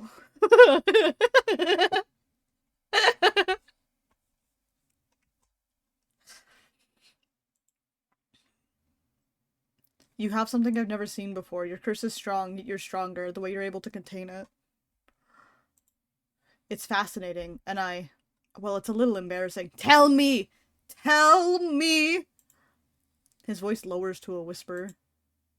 But I haven't been able to stop thinking about you.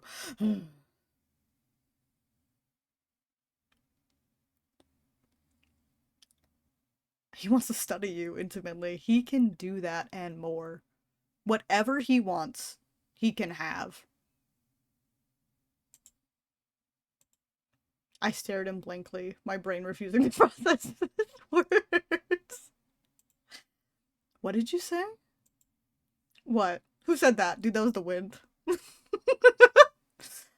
Nothing. I mean, no one. Just forget I said anything. I mean, I didn't say anything. Haha. Oh, he's embarrassed! He's pathetic! Oh, I love him. I need him. I need him. I need him to be real. I need him to be real, like, yesterday. Dude, oh my god. Am I dreaming? This feels like a dream. The air is dizzyingly hot, and I'm trying to keep up with what's happening. But Leander continues anyway. He's gonna keep speaking! I may be getting carried away with this. It's not every day I find something that truly challenges me. My playlist ended!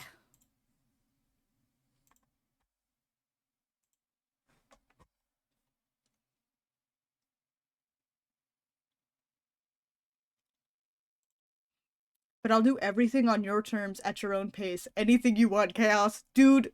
Dude. Dude. Dude. Dude. Kinky and conscious, dude. Anything. My chest feels like it's about to burst. This man is going to be the death of me. Oh my god, dude.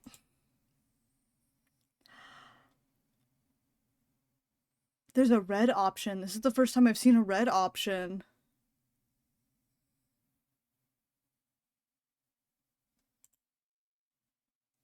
I'm gonna save over this one. Yeah. Save? Hello, Moa.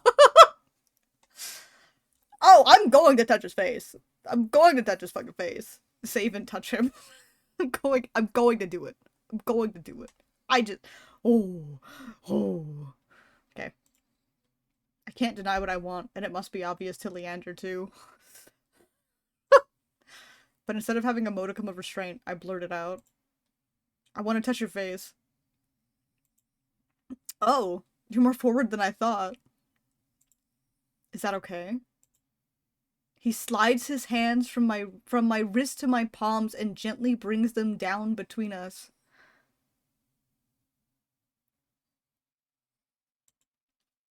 It's better than okay. Oh my god. Okay. My lips quirk into a relieved smile. Hurry up then. Your wish is my command. I want to tear the throat out of something. I I want flesh in my mouth. Like, that's how I feel right now.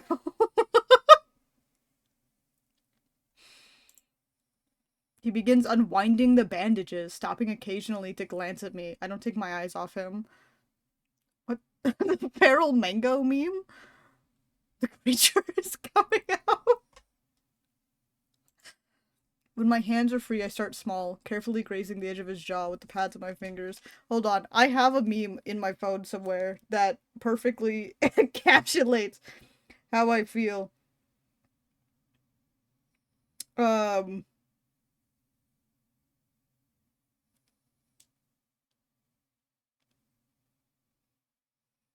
Where do I put this?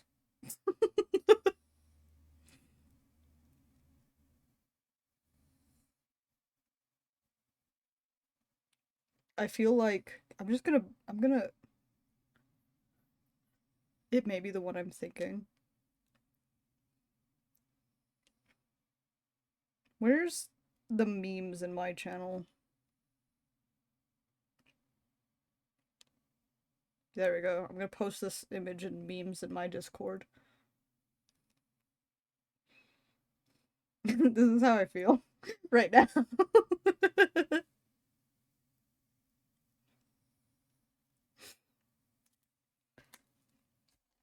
Okay. I feel it clench beneath my touch, as if Leander's trying his best to hold still. Emboldened, I cup his cheeks, letting the warmth spread beneath my fingertips. Yeah! Yeah! That's how I feel. Dude, I feel like, arr, arr, arr, like, I feel like I have rabies right now. That's how I feel. Well, are you enjoying yourself? Oh my god, dude.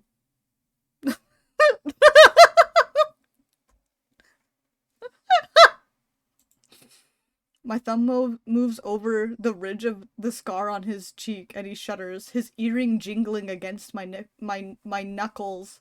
I can't fucking read, dude. I'm so, like...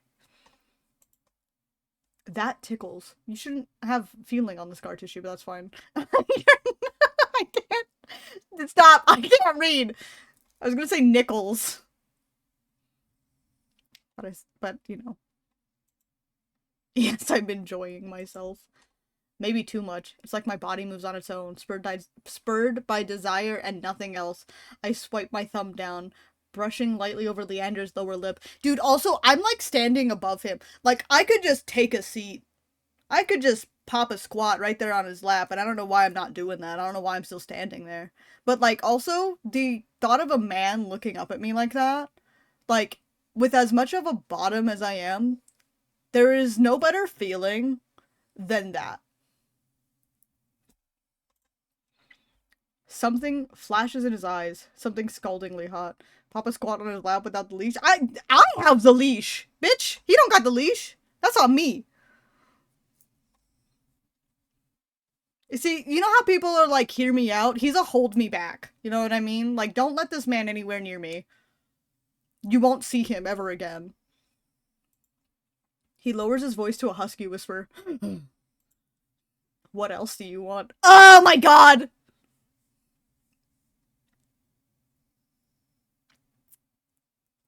You have already bitten out his throat. For his own safety and that of the populace. Why is he even asking? He knows the answer! Oh my god. Hold on, I have another meme. Hold on, I have another meme.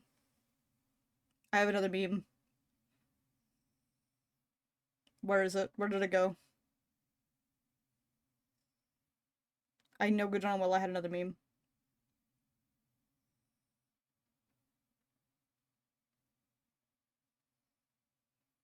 I know I have another meme. Where is it? Oh, I also, like, hold on. I feel like this.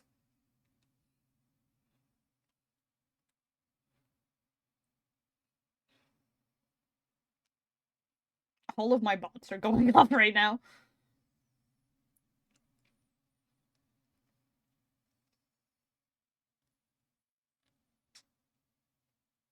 There's another one in here somewhere. I could have sworn.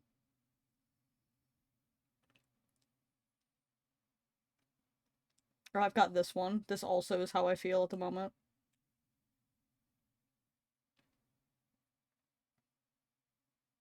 Yeah, that's me right now. That cat, that's me. And also this monster that I sent into... the monster that I sent into memes. Oh, okay, here it is. This is the one. This is the one that's like... If they're like, hey, Leander's in that room, and it's like locked, this is me crawling, like... desperately trying to get under the door.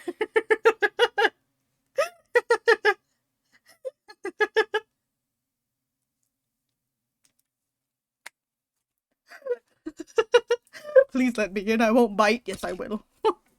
Yes, I will. I've never touched someone like this before, and even though it makes my head spin, it's not enough. I want more. I want more too. How does he know what I'm thinking? My thoughts scatter. Ah! We're already here, alone in this dark room, on the edge of the bed. I could easily push him down into the sheets, get on top of him, and oh my god! A sharp gasp escapes me and I quickly pull away. I can't let this get out of hand. Why is she letting go? Are you alright? He's more concerned about me than anything! Oh my god! I can barely hear him over my thundering heartbeat. I nod, clumsily wrapping my hands with the bandages. Yeah, I'm fine. Sorry, I think I'm just getting a little overwhelmed. He gives me a faint smile. I know, she's a coward. That's cute. Oh! Luckily, we're already in your room. I'll get out of here and let you get some rest.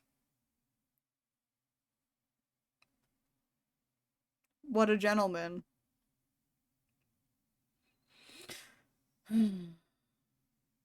What a gentleman.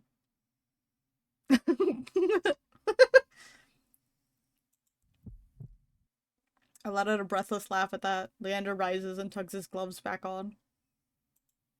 Thanks, Leander, for everything. He gives me one last sweet smile, accompanied by a wink. Good night, Chaos. Night. Long after he departs, I still feel the warmth of his skin on mine, burning through the bandages. I'm going to have a hard time sleeping tonight. Ooh, girly! A feeling nags at the back of my drowsy mind. I'm forgetting something really important. Wait. Didn't Leander say he had some information for me? No, that's not important. That's not important. That's not important. That's not important. Choose your fate? Well, Leander. Leander offers you something that should be impossible, a taste of normalcy free of your curse. As the first person to withstand your touch, he could change your life, but some things are simply too good to be true. Leander promises to help unravel your curse, but at what cost? Okay, so what do all these say? There. The Chained Charlatan.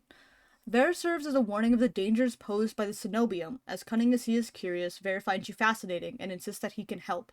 But trusting him means entrusting your life to a collared beast with a lethal reputation. Can Ver protect you, or are his honeyed words a trap waiting to snap shut? Yeah, so he's a mage. Yeah, he was a slut. This guy's also a slut. When you get a room from the bar, the guy's like, your usual, and then Leander gets all, like, embarrassed. But yeah, Leander's a mage. The first time you interact with him, he gives you a magic flower. Pause, he talks to me so nice, you don't understand. Ice. An intimidating yet laid-back outsider, Ice presides over a sea spring with unnerving powers. He offers you a miracle, but the price means submitting yourself to the horrifying presence at the heart of the spring. Will you gaze into the abyss for answers, even at the risk of losing yourself? What do you mean, sigh? Chorus, the repentant angel. Oh my god, they call him an angel. Wait, what was this guy's? The demon renegade, okay. From all appearances, Chorus is a principled doctor of extraordinary skill, but you know little about the man beneath the professional mask, and Chorus keeps his friends at a cool distance. If you uncover his deepest secrets, will you like what you find? And then Min, the cursed outsider. Despite their cold nature and familiarity with violence, Min is just as desperate as you to get into the cenobium. You may be able to help each other, but they're keeping as many secrets as you. They claim they're dangerous, but could they be your only chance at getting into the cenobium? I'm a proponent of me and my hot witch wife doing whatever the fuck she wants with me. Right. Sometimes magic is okay. Yeah, the heroic mage. Look at him. How can you look at him and tell him no? How can you look at him and tell me that he's not perfect? He's holding a magic flower in this picture, and he gave it to me. I've never received flowers from a man, and he gave me a magic one. He's perfect. Confirm. Thank you for playing. No!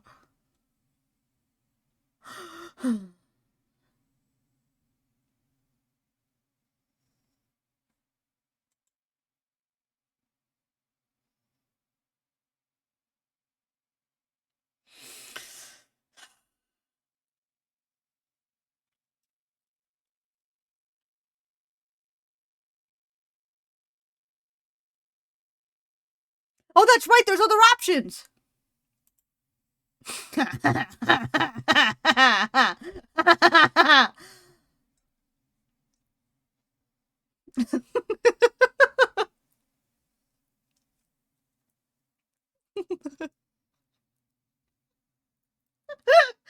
You can draw whatever you want, Frankie.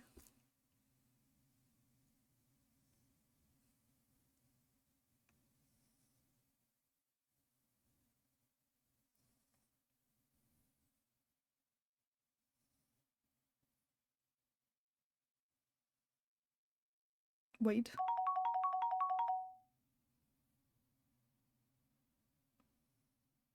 Why did Hellhound take so long?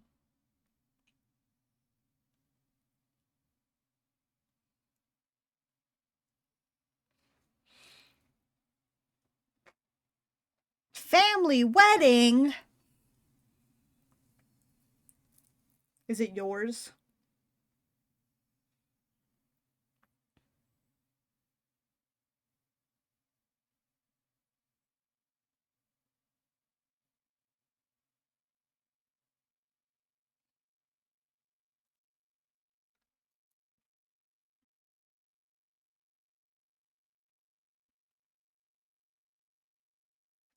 Oh, that is cute. That's funny.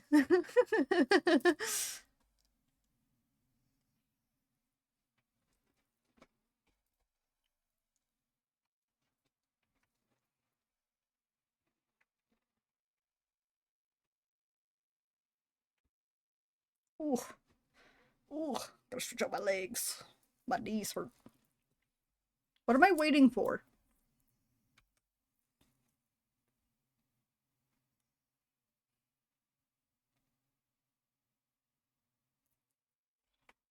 Right now?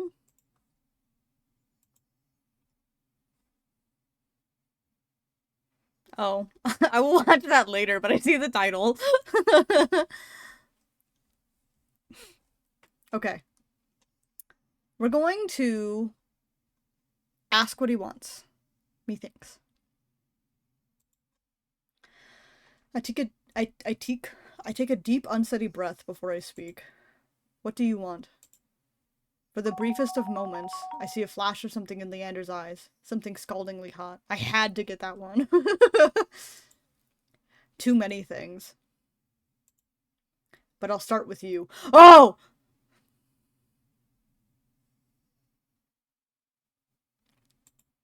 He slides his hands from my wrists to my palms and gently brings them down between us.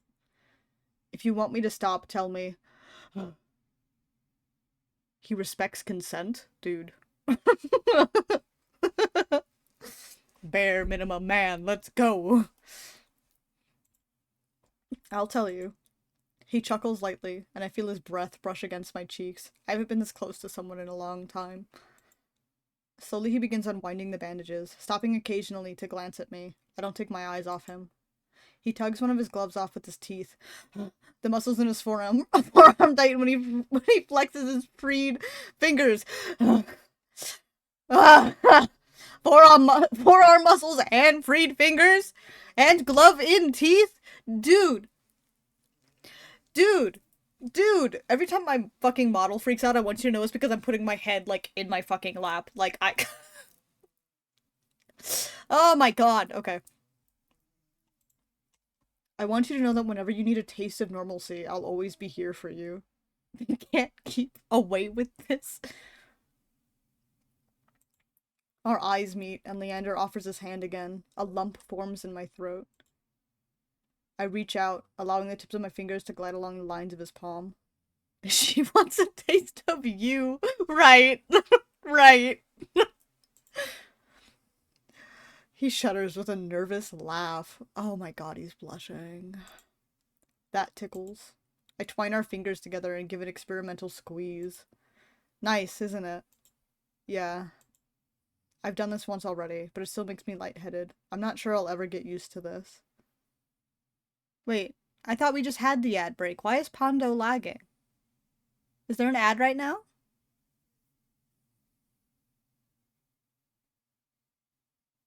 Is there an ad right now, or is Pondo lagging?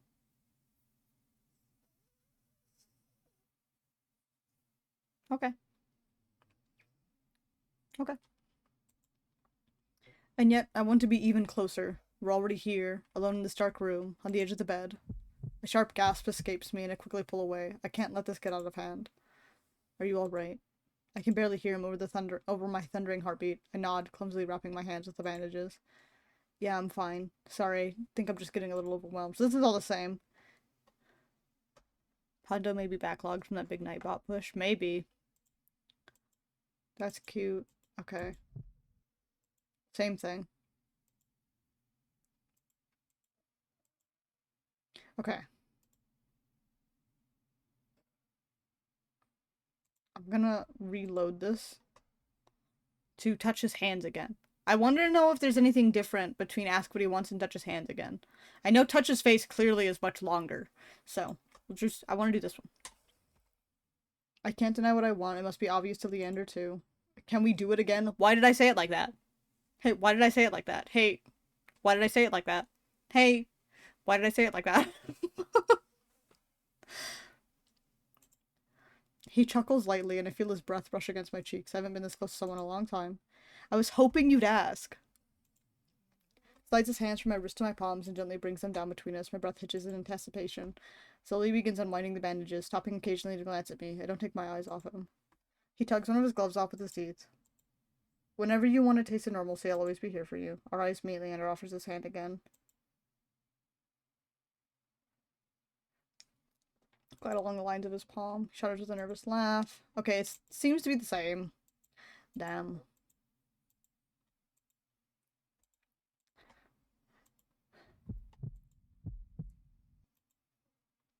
Okay. So we already got the best answer there, which was touching his face. God, I love him. Perfect, perfect man.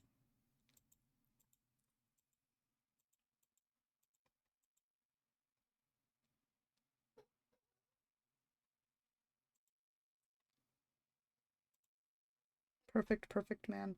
Is there anything else that... Oh, I guess we could follow some of the other boys out.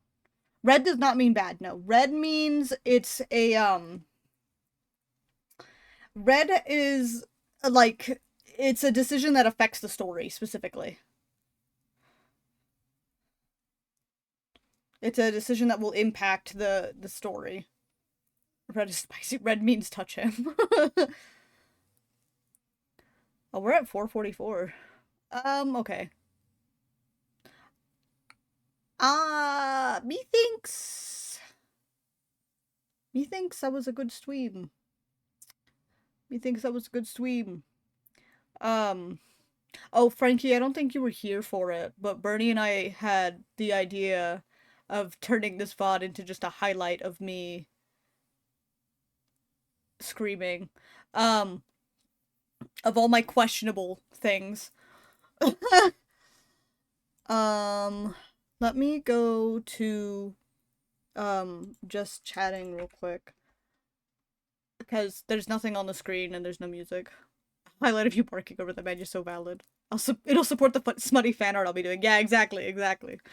I have good ideas. Well, because Bernie was like, there's too much to clip. Because I'm reacting to... There was so much shit I was reacting to. But mostly with Leander.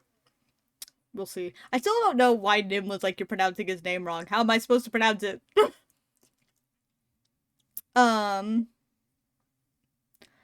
But... Let me see if there's...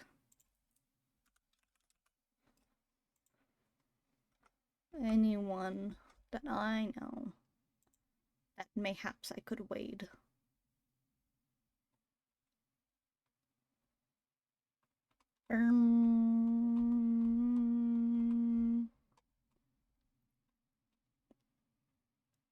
No.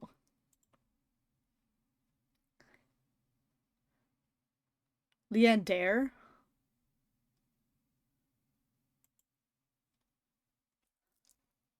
Huh. Leander. I don't know, man. We'll find out when it gets voice acted. Oh, sure. We could do that. Lean? Leander? Leander is stupid. Leander sounds dumb. Hi. Hi, Moa.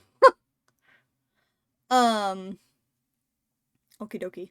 Well,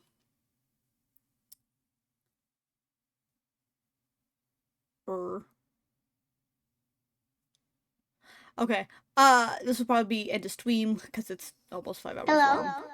Hello. Oh, my voice was wobbly? Okay. That sounds about right. Probably. Okay. I thought you were like, that's not how it's pronounced. I was like, that makes more sense. That makes more sense. Legander. Um, that's my man. That's my new man. Hi. Moa. Okay. Methinks that's end of stream. Methinks that's end of stream. Hello. Cool. Cool. Cool. You're gonna be the reason there's a cooldown on that in like 2 seconds. um. I think this was a successful stream. I'm glad. I don't know why I waited so long to play the demo.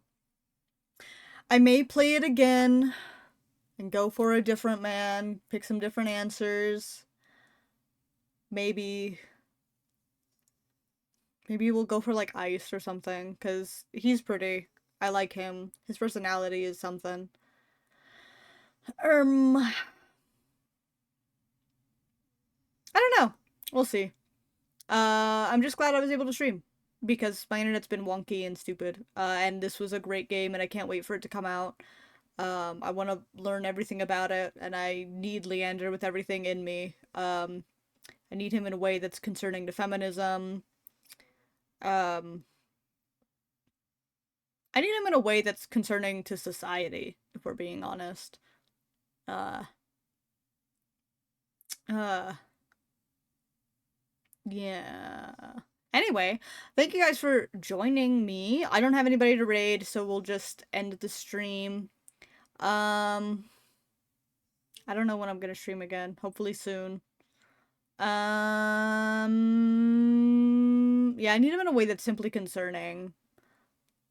It's unhealthy. I wasn't expecting his personality to be like that. Like, I knew that he was crazy. I just didn't expect that his personality was going to be exactly the way that it was. Um, yeah. Because I've seen some promotional art for him, which is part of the reason that I knew that he was, like, crazy. But I wasn't expecting him to be, like, quintessential, like, my type of fictional man. Dude really said, I'll never leave you and you'll never leave me. Right. Right. Like, how do you go wrong with that? You don't. You simply don't. Like, bro, I am looking directly at it.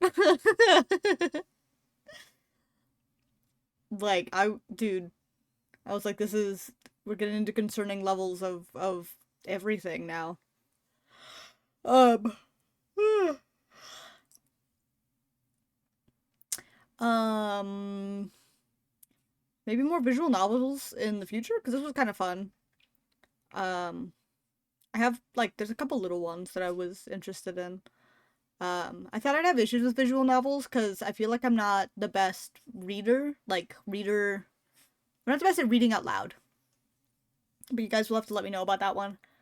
Because that was my first time really, truly reading out loud, I think.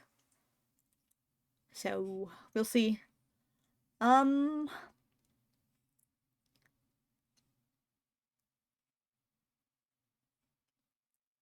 I get nervous because I'm like, I don't know. I don't want people to see me the way they saw me today. That's my issue. I don't want people to see me the way they saw me today. And they saw me, yeah, barking. Yeah. Yeah.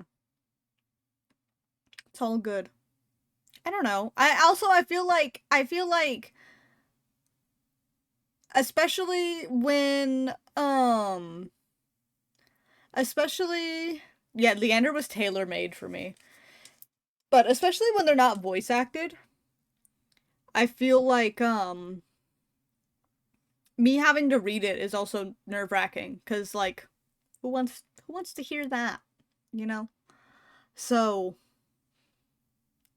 yeah, there's that's an aspect to it. I don't think I've got a reading voice. I'm not the reading voice gal. So, that was also one of my things. I should kill you. What?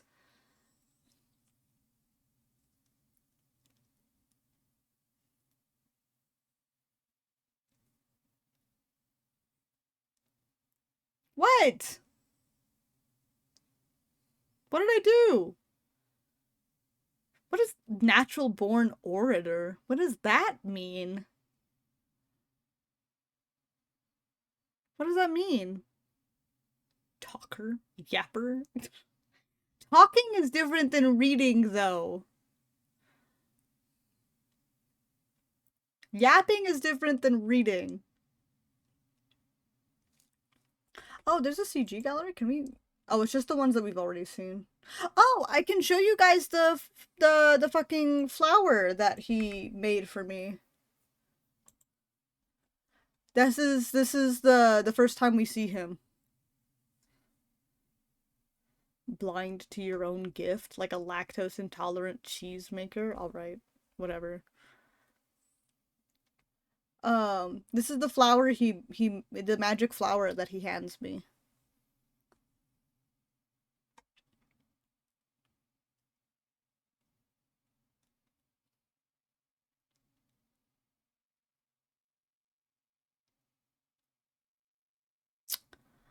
Um,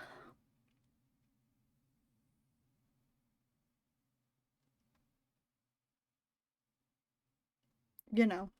Okay, anyway, I wanted to end the stream. That was the thing. Jesus Christ, what?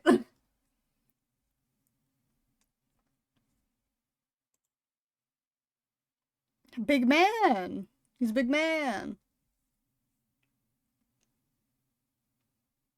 I'm hit the hay, enjoy your nights. I'm ending stream. Good night, pause, though.